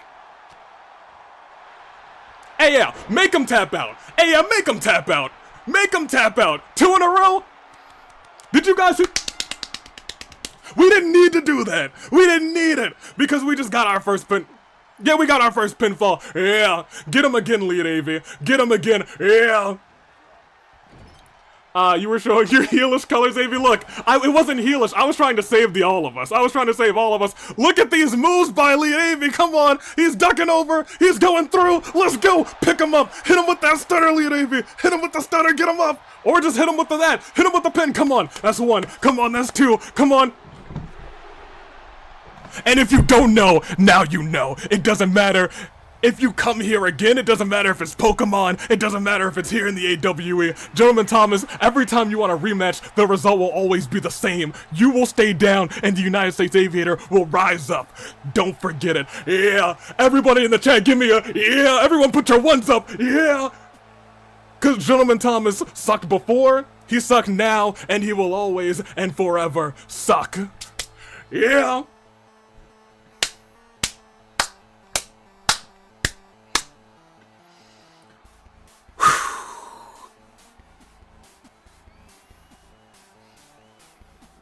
And you know what, XSP? You know what? I'm gonna like take a step. I'm gonna take a step back and I'm gonna be like, hey, you know what? A match happened, and sure, that match happened. I hate it. I sure enough hate it. I hate that it happened, but we did not cheat. And I think maybe that's why Naix allowed for this to happen. They were testing my mettle. They wanted me to either cheat or mess with the game somehow. And I think maybe we stopped. I think we may have stopped a disaster because I was about to do it. I was about, chat, if you did not talk me out of it, I was this close. But the result we wanted still happened.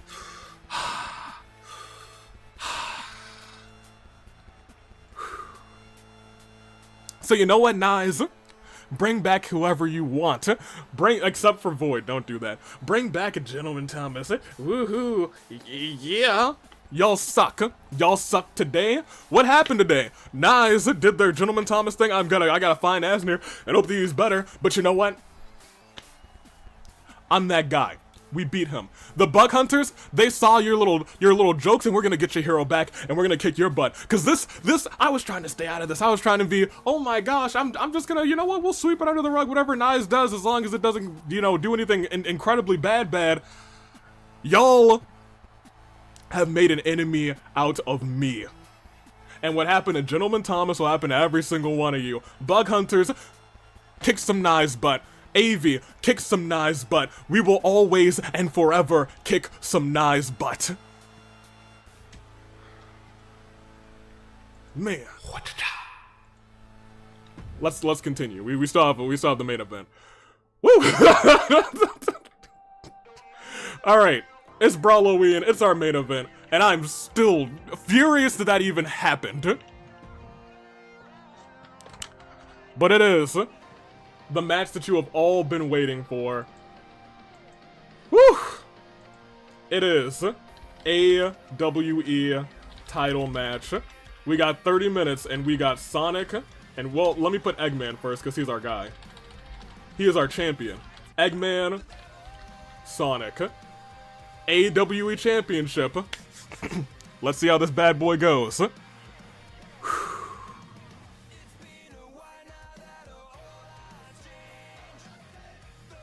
Here, we'll even like look at it right there. Look at them. It's the boys. So y'all get ready.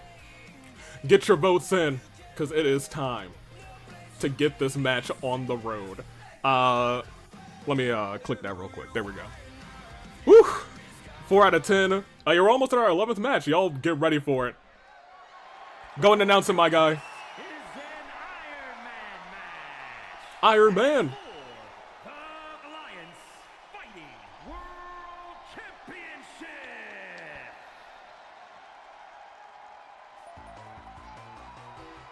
And here comes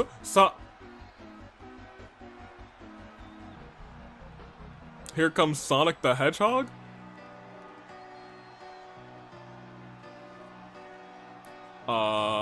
Here comes Sonic the Hedgehog.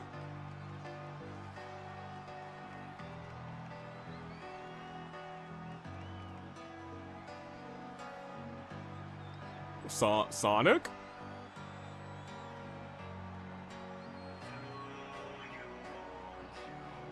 Guys, run? Oh no, what do you guys know that I don't know? It's Sonic.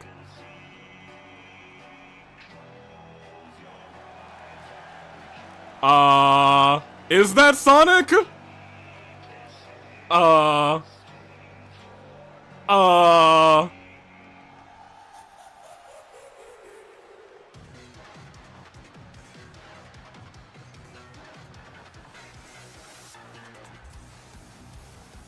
no. Oh no.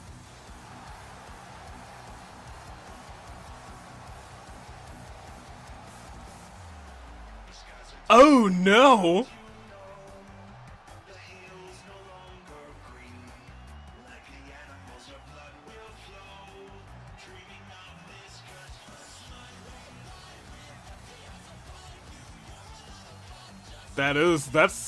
That's Sonic EXE. Okay. We might want to run after this match. We might. Oh gosh, I don't like that. That's something that I don't love. That's okay, all right. Oh, okay. Well, that's all right. Well, all right, Sonic, you go and do your thing, I guess. This pasta's creepy. That's Sonic EXE. You forgot the dot. No, I did. Oh man, I did. Sonic.exe. That's not Sonic. Period. Can I switch to Eggman? He absolutely. I don't know if he despises. Does he despise this hedgehog? Is this his hedgehog? Oh, I hate. There's select things that I hate. I might hate this hedgehog. Uh-oh. Okay, the cameraman might want to run already. Might. He was getting real close. Oh, no. Eggman? I don't know what we got you into, my guy, but... your AWE championship is on the line against that thing? Oh, boy. Oh, no. Considering how .exe and Eggman's encounter ended in that game / creepypasta, this won't end well. Oh no. Oh, Eggman. Oh no. Eggman, you better be jacked. I think he fears that hedgehog. Yeah, I think so too. Oh, I think that might be the case. I think he's trying to stay calm. He's trying to drink in everything from the audience, but he has to be in the ring with that thing. He has to be in the ring with that thing. Cackles, there will be blood. Oh. Oh no.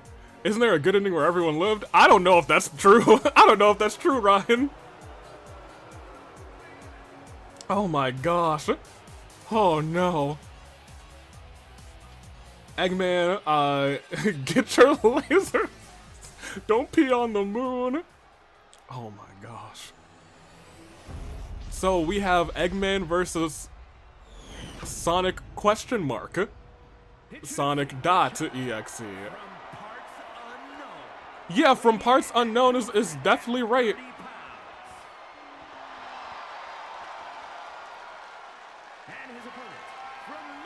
Oh my gosh. I've finally gotten out of work. You came at a time. You came at a time. Okay. Hands up, who inserted the .exe disk in the AW hard drive? Yeah, somebody, y'all better, yeah, y'all, tell you what. I've kind of make an announcement, same Kuzu. I think there's a, parts unknown is, oh yeah, probably so, that's probably right. I did Demon Sonic, that is Sonic.exe apparently, and he's fighting for our championship. That's scary. Yeah. Me, gosh darn it, right? Go Eggman, nah, Sonic.exe Dragon. Raise his hand. I thought it was a new silly game. 30 minutes on the clock. Oh my gosh, in the quickness. That's the thing, he still has the quickness of Sonic. He still has the quickness of Sonic, but he's more devastating, more demonic than Sonic. And I don't know how I feel about that, but Eggman still got the power in him. He still got the moves, he still got the schmoves, and he still got the heavy hands. So wait a minute. Maybe we spoke too soon. Maybe we were all thinking about, alright, you know what? It's gonna be a masterclass of Sonic destroying Eggman, but Eggman's our champion for a reason. Eggman is our champion for a reason. He saw Boss retain that title and he's hoping to do the same. That being said, he just got dropped on his egg dome. His egg just got cracked by that DDT. And now Sonic, neck breaker. And Sonic's targeting the neck of Eggman, and I don't love that. Still climbing, another DDT. Every move that this Sonic has done has targeted the head and the face and the neck of poor Eggman. Oh, the perfect high-flying and powerhouse combination. His beautiful egg dome. Someone call an exorcist. Gotta go fast down the highway to hell. And Jessica's on ref duty. I think that's the one that became Jessica. Yes, that is our Jessica ref. That is Jess ref. Uh-oh. Now, hold on. Getting a handle on Sonic. We don't want to count Eggman out that quickly because 1, 2... Now, maybe this Sonic.exe is not something that we should be fearing. Because look at this. This man's... He's getting bodied by this man. He's getting bodied by Eggman. I'll tell you what. Miss me with being afraid of this Sonic.exe. Does he already have a signature and a finisher? Yeah. But, you know, it's fine. It's good. Yeah, look, he's... Like, every move he does is after the head and neck of Eggman. Rope break. Okay, I guess rope break's on. Oh, I didn't think it should be, but we'll see. Reverse DDT. Once again, targeting the neck. And, oh wait, the roll-up, though. Come on, Eggman. We're only not even 3 minutes into this matchup yet. AV, don't jinx it, man. AV, with your jinxing shenanigans. Oh, there will be fear. Now I can see the ring general, the general ring color rather. I gotta say Halloween, more like Halloween, says Dragon Force R. You are correct. It has been something. It has been a show that we've had. It has been a show. Some things absolutely not expected, but they did happen. Every single move.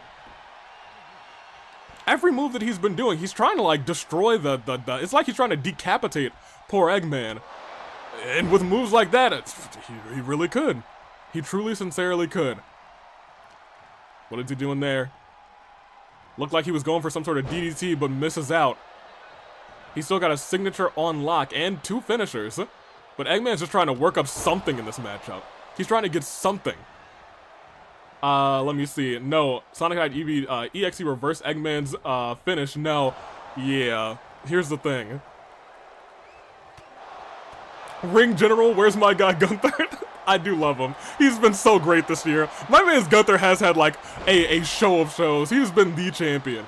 That being said, Eggman is trying to be the champion here.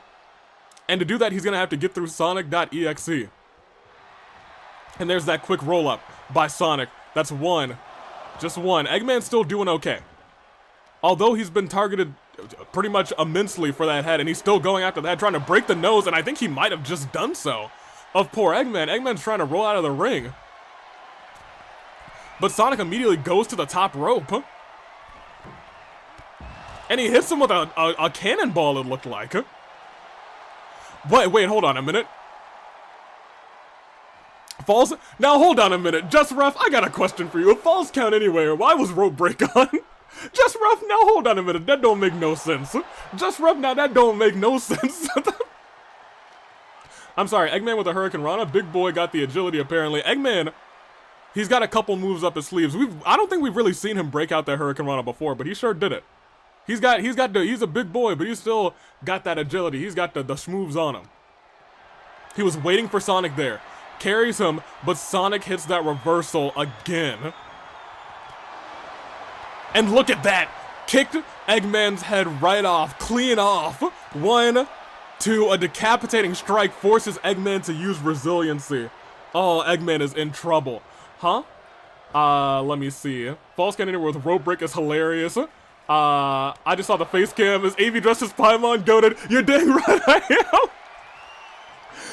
I got this together an hour before the show and I realized I had nothing. I had not a thing.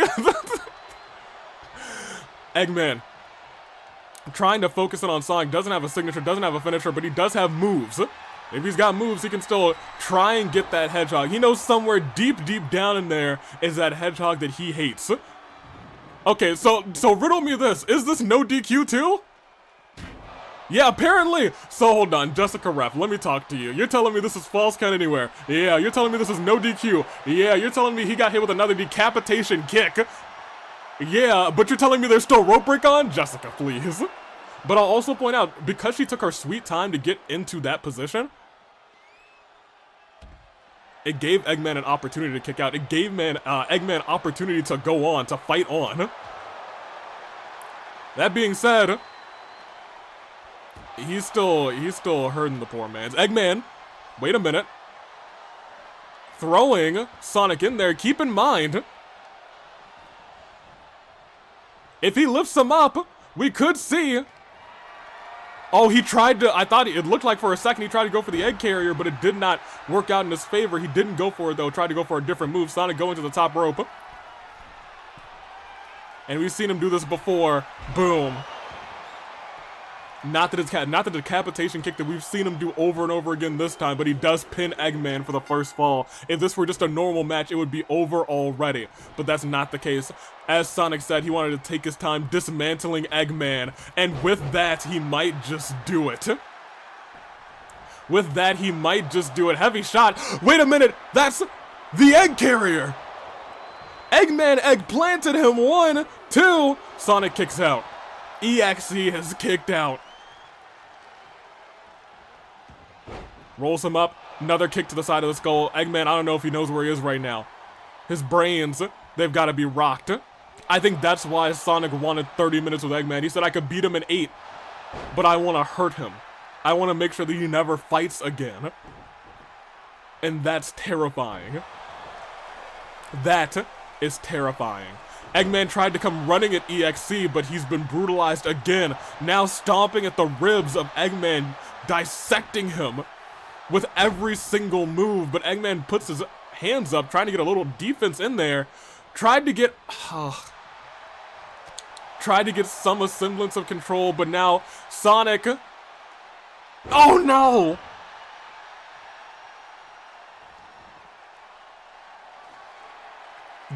Jumped and sat out and dropped the Eggman head and neck onto the canvas.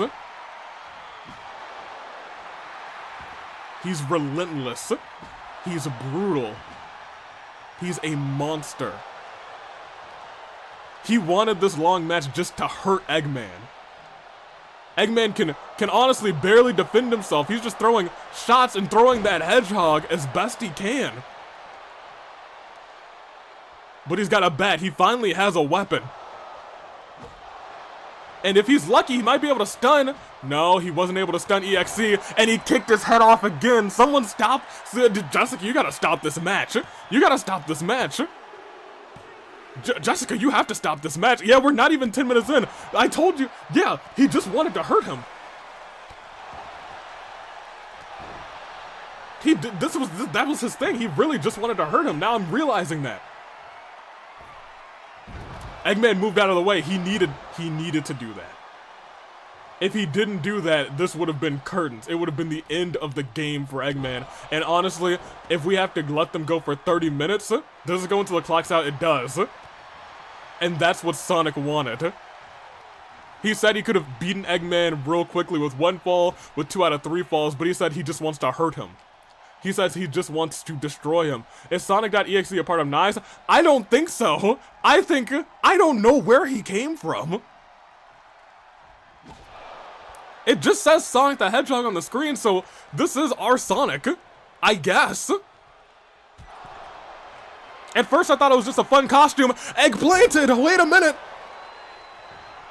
Come on, Eggman, this match ain't over. We still got 20 minutes. You can still come back. He stayed down. This match isn't over. There's still hope for Eggman. And look at that, up and down.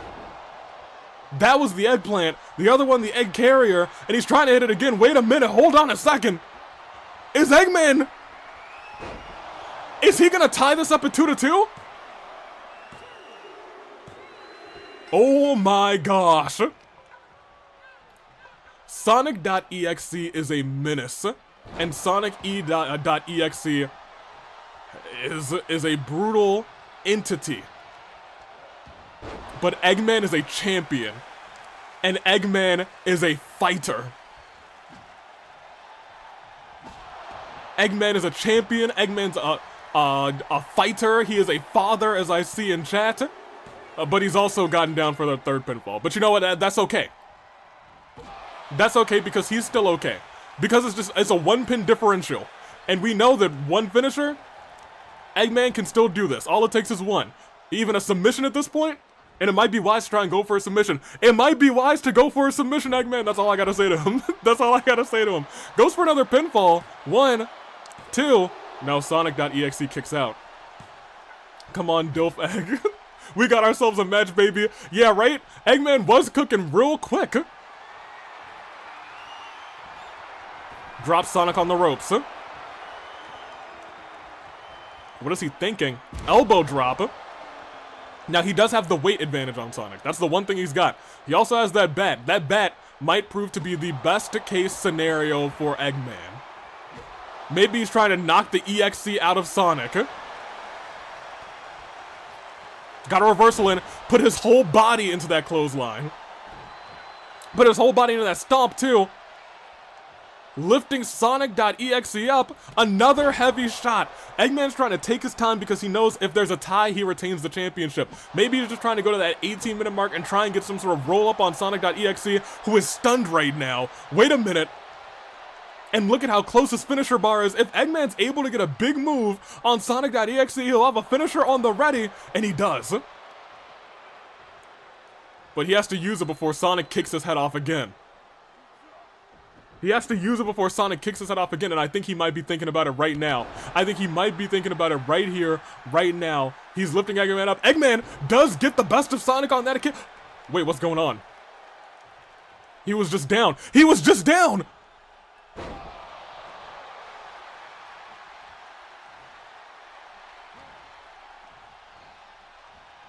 Oh my gosh. But Eggman still has the wherewithal. Still has the wherewithal to survive after he gets back up. But Sonic.exe is just too powerful. Drops Eggman on his head again. Eggman with the head injury. That's what we've been talking about this entire time. Sonic.exe is... He kicked him in the back of the skull. He kicked him in the back of the skull. Oh, man. Oh, man. And another kick. Sonic. Eggman, I don't know what you have to do. You gotta think about everything that you have to fight for. All your robots. You gotta think about your family. You got a daughter, Eggman. You got a daughter. Come on. Come on, Eggman. You can fight out. You hate this hedgehog. Remember, you gotta fight. You can't let this hedgehog that you hate beat you. Eggman, come on! Oh, Sonic.exe staring with those glowing eyes. He knows what he wants. Tackles him. Nearly decapitates him with that clothesline again, and Eggman might be knocked out. That's 1. That's 2. That's not 3. And Sonic.exe can't believe it. He can't believe it.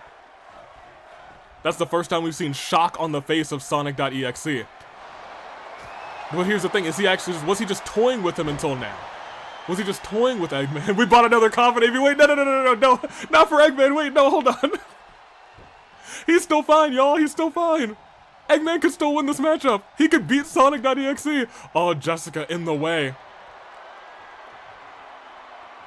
Oh, but Sonic with the reversal. Sonic lifting Eggman up.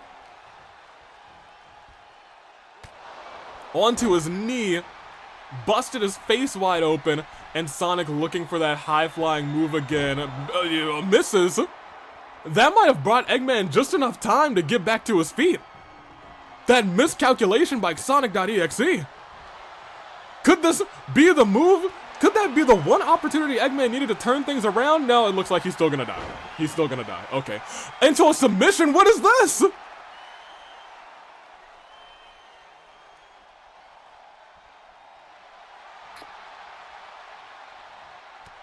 He got out of it. He got out of it. He got out of it. Wait a minute, Eggman.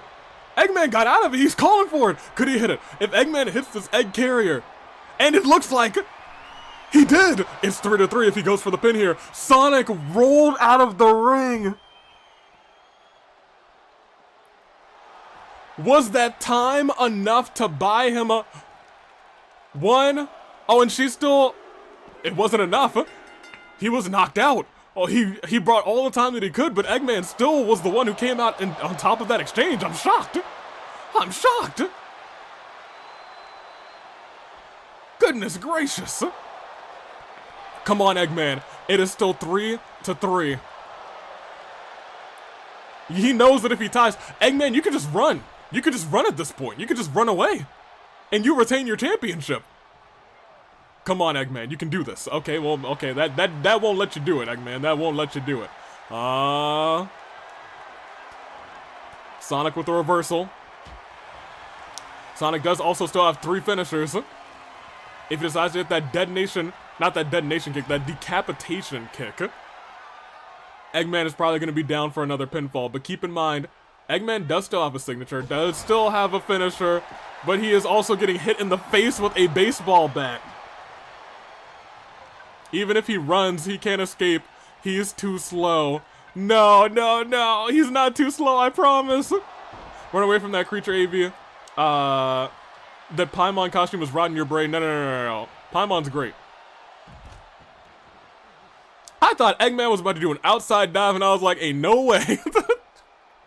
Ooh, eggplant. Go for the pin, go for the pin. This might be the first time that Eggman gets ahead in this match.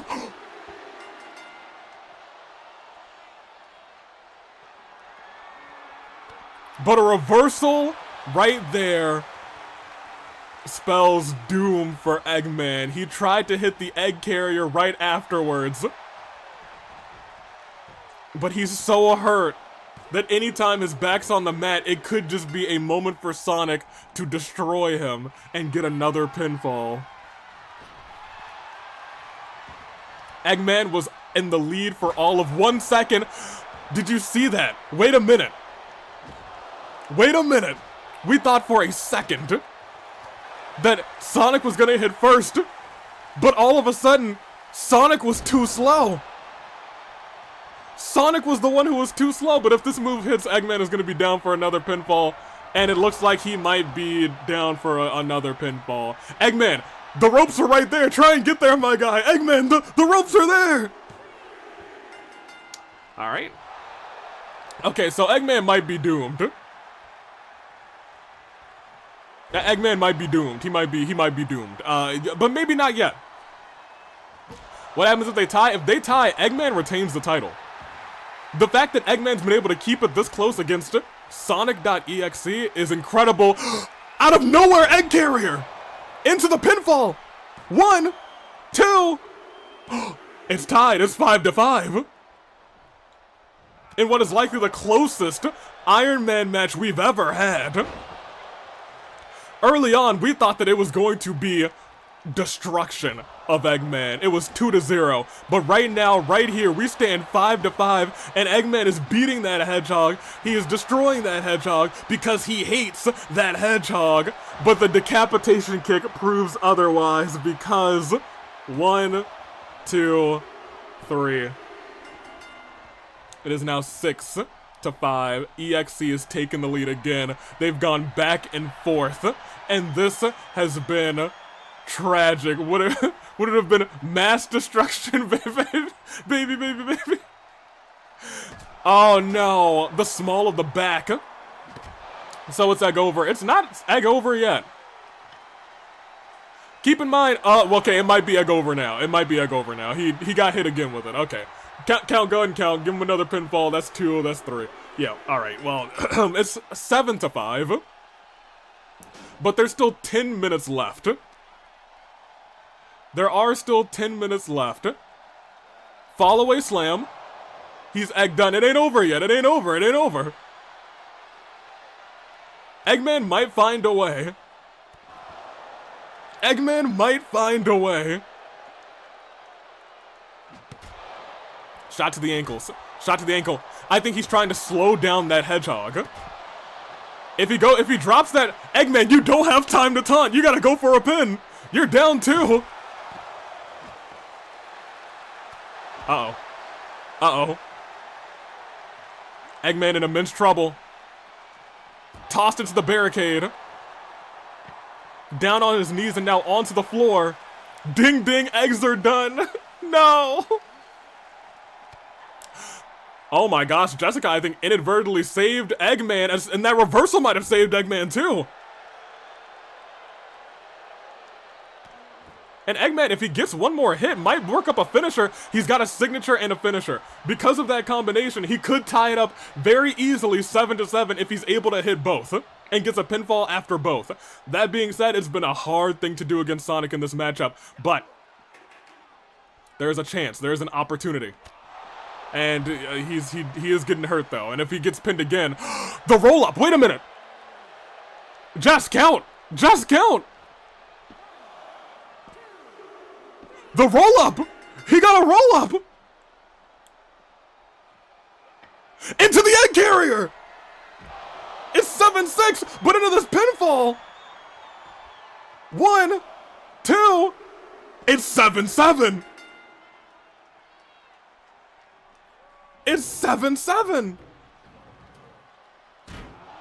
And he's got the other set of stairs! It's 7-7! Oh my gosh! Eggman still has hope! For the longest time, we thought that it was over for the poor Egg Boy. But he still has hope! Clotheslined outside of the ring, that fall might have hurt quite a bit. You do not want Sonic to get another move. If he hits another move, Eggman, you are gonna be in danger. Roll to the ring, Sonic.exe is starting to get a little bit furious. You can see it. You can see it in his mannerisms. He's off the springboard. I think Eggman just barely got caught with that. But I think most of the damage actually went to Sonic.exe. But it worked up a finisher for him, and if he hits that detonation decapitation kick... Oh no, that's 1, that's 2, and that is 3. Oh, he couldn't even get the rope break. Poor Eggman. Eggman is struggling now. He is hurting. I think anytime his back is on the ground, it's gonna be an easy pinfall. So he's got to get some offense on in that clothesline with his whole body. Oh, it's egg over. No, the thing is, it's not egg over. If he's able to get one pinfall, Eggman is in good shape. Because Sonic needs to win, Eggman just needs to tie. That is the story of this match. Toss back in the ring. What is Eggman thinking? He knows he needs a pin. He is going to the top rope. That's something we never see from the Egg Boy. Egg Boy elbow drop with his full weight onto Sonic. That honestly might be enough. Because Sonic didn't see it coming. He had no time to prepare, but he kicks out. Oh, but he kicked out. And Eggman, you can see he's mad. Eggman, you can see he's furious. And Eggman is going all out now. What is he thinking? What is Eggman thinking? He knows he needs something to even the odds. He knows he can't really do anything against this beast. Especially if he hits that decapitation kick again, and he really sincerely could.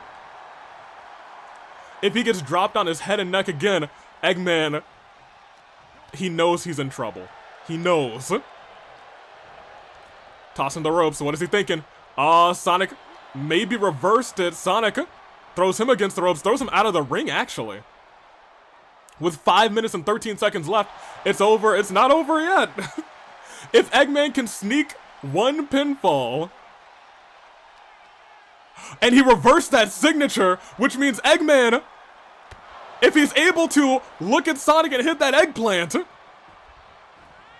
4 minutes and 54 seconds, instead goes for the baseball bat, wants to be sure he can keep him down.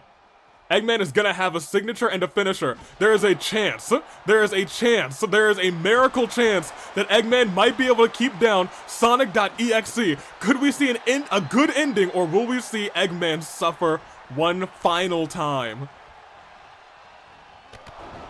Eggman, shot to the face, rolled out of the ring, But Sonic, too fast, follows him immediately and goes for the pinfall, and if that connects, that could be over. That's 1, that's 2, and that is 3.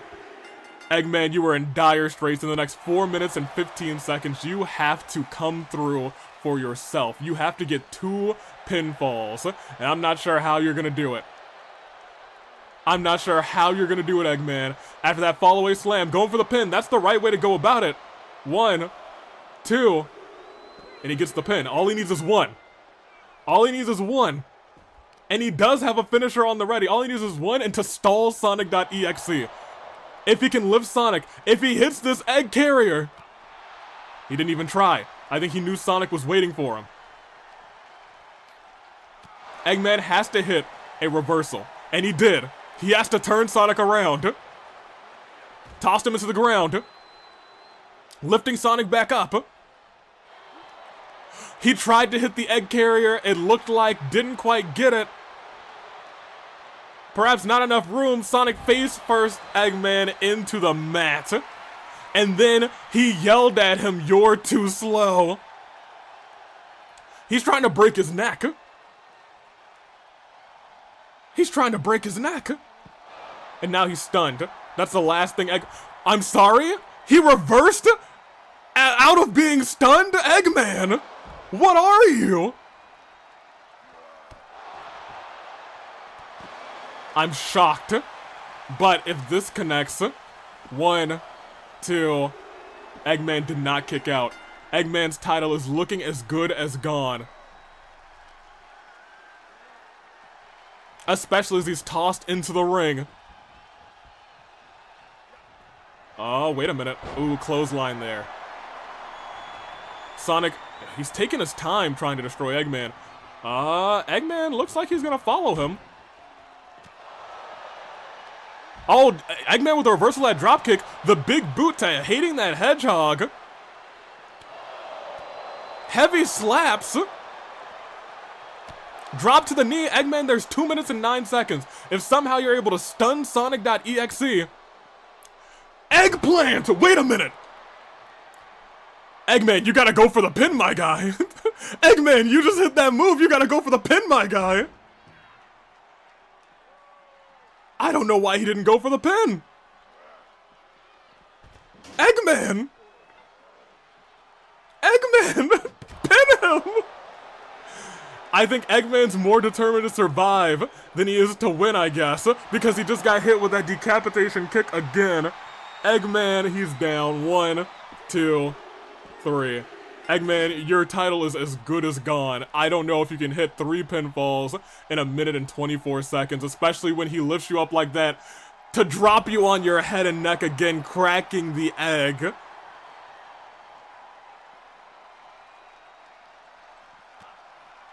I don't know what to tell you guys.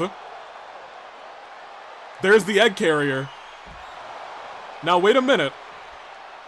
Hold on a second. He's at 9. There's still 60 seconds left. If he wants to hit it again, and he does, wait a minute, hold on a second. Was he just trying to make the most exciting last few minutes of all time? He's 1 away. There's a chance. There is a chance. Wait a minute. Hold on a second. If he can get back, no, Sonic's trying to play the long game now. Now Sonic's trying to get out of the way. Sonic says, 30 seconds left. All I need to do is outrun you. But Eggman hits that clothesline. Eggman hit that stomp. Eggman stomp in the face. If Eggman can get a pinfall in the next 20 seconds, he can win this game. He still has brass knuckles on his side, but instead he goes for the heaviest weapon in the game. And he does not go for the pinfall. I think he's starting to realize that he needs a pin right now. Oh, but he doesn't get there in time. Instead, it hits that move. Goes for the pin, but it's too late.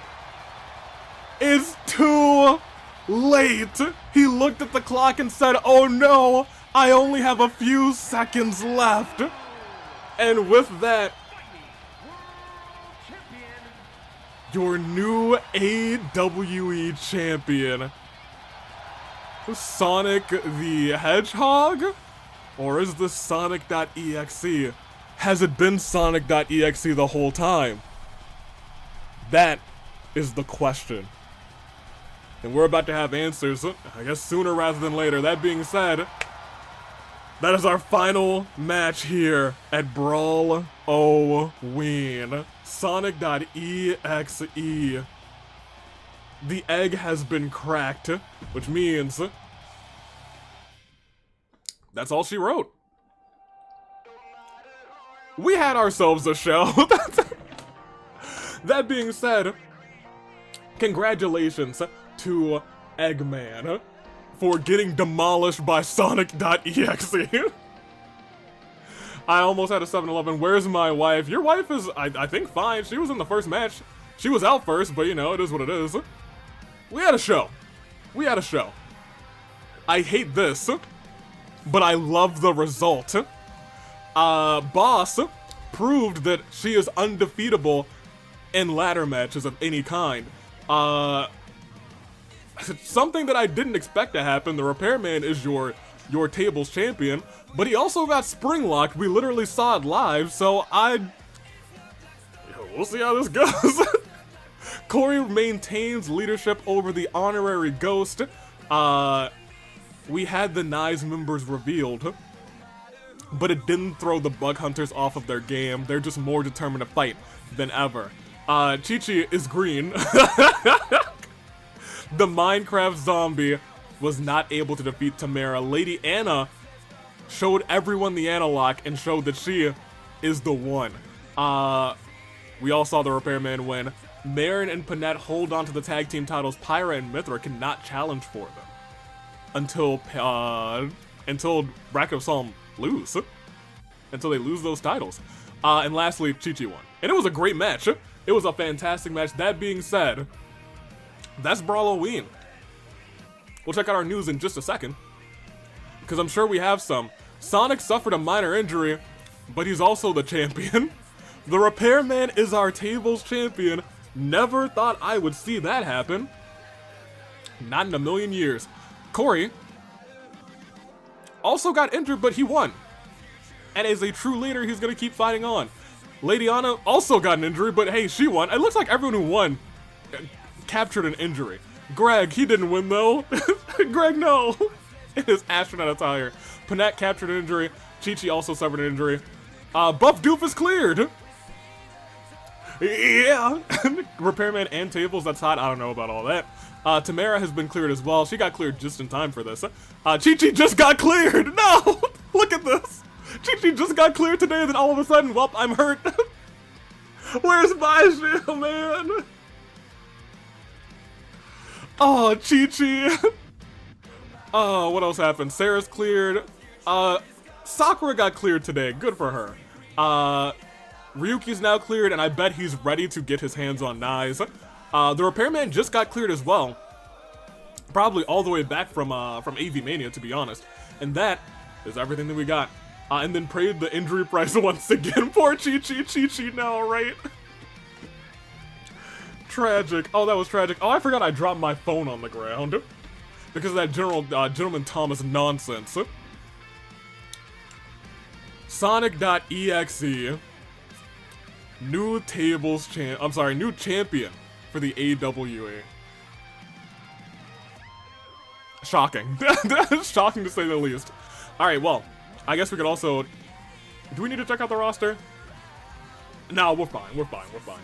Avi, you gotta put security on Eggman before he's gone for good. Do we?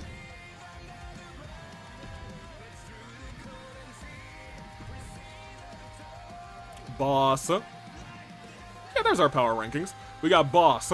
We got Gonta. We got So. We got the Gatekeeper. Paimon is in your top 5. Yeah. Let me see. Timerra's the only non-heel singles champion. Oh my god. Well, hold on. Do we... so we have to talk about that. Is the Repairman a heel anymore? I think yes. By the way that he kind of like... almost basically attacked Q-Taro after the match too. I'm gonna say yeah, probably a heel. Y'all are right. Y'all are right. Let me see. Sarah, Obi-Wan, Aznir, who is probably injured right now. Yosuke, Sakura, now, Yuma. young Mitarai. You love to see that man's. Tokiko, the Eggman, is now down here. Mithra, Pyra, Timerra, Gin, and lastly Kana makes up your top 20. You love to see it. I hate that repairman. Yes, he is. He probably is. Ezra says, why should you question putting security on Eggman? He's one of the EXE's victims in the... Oh yeah, okay, you know, now that you say it like that, because I was worried about Naix. And I don't think they're gonna target Eggman. But now that you mentioned that Sonic.exe could also be like a legitimate problem, yeah, maybe you're right. Maybe you're onto something. You are onto something. Perhaps you are. But EXE is a good boy. Is he? Is he? I love that repairman. The divide between the repairman has become really interesting. It's become really interesting, and I like to see it develop. That being said, that is our Brawloween. We've been clocking out here at 4 hours and 30 minutes, which, you know, about expected. But I guess you can come back to me. Pop that and we can talk. Put me on the screen. Watch-cha-cha me. Man, sometimes I forget I look like this today. Y'all, I have legitimately forgotten. I bought all of this stuff at Target right before the stream. And it came together all right. Let me see. When are the AWE awards happening? Probably the end of the year. I was thinking right after AV Mania, but I was like, let's just do it at the end of the year. I think that sounds fine. Let me see. Repairman went through a redemption arc. Here, also, let me give you guys a little something. Because Brawloween is over, and you know, the spooky season is over. Where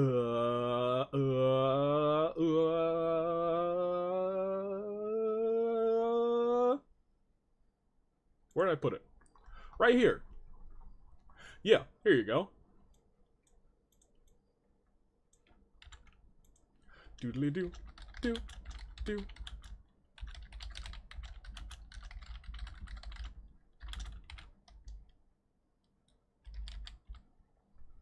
It's Christmas time?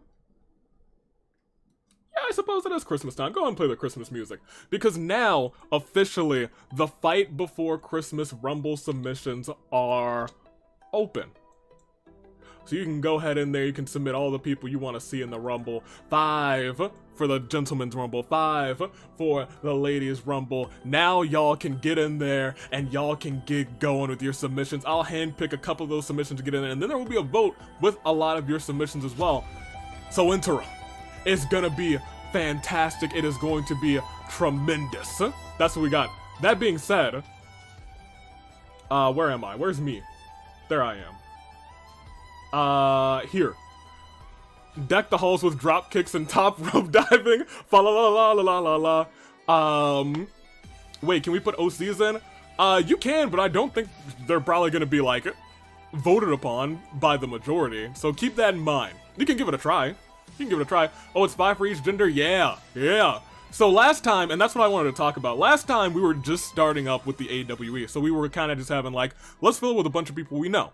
It was just a bunch of Danganronpa characters. I think it was maybe 2/3 or 1/3, something like that, Danganronpa. We had a bunch of other people sweeping in there too, and it was a good time. It was a grand old time. That being said, this time around we have a bunch of characters from all over who've competed in the AWE, so we can kind of expand. And I think the Rumble is where we start to kind of expand and bolster our roster just a little bit. So, we'll see how this goes.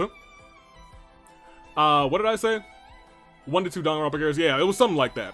What's this form again for? Team submissions? Or no, this is for the Fight Before Christmas Rumble submissions. I wonder if Makoto's #1 again. He'll probably be in that Rumble. I'm a Danganronpa character, totally. Does it say 1 to 2 Danganronpa characters? Because that might just be a typo. Let me double check, huh?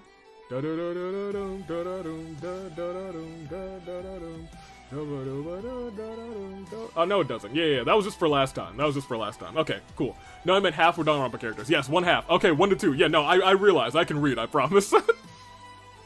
Or Kitoko and Kotoko for tag teams. Well, I mean, Kokoto is in the Danganronpa Hunger Games. Maybe at one point we'll see a twin magic versus the other two. Who knows? What would the other two be called? Kitoko and Koto. What would their team be? Unsure. Are we allowed to put other people's OCs in? No. You're not allowed to put other people's OCs in. If you're gonna put an OC in, you're gonna have to put in your own. Kitoko needs to make an appearance. I don't even know what Kitoko looks like. That's my daughter. I guess your thing did invent Kitoko. That being said, up there, it's there. It's pinned. Y'all can see it. It'll also be up on the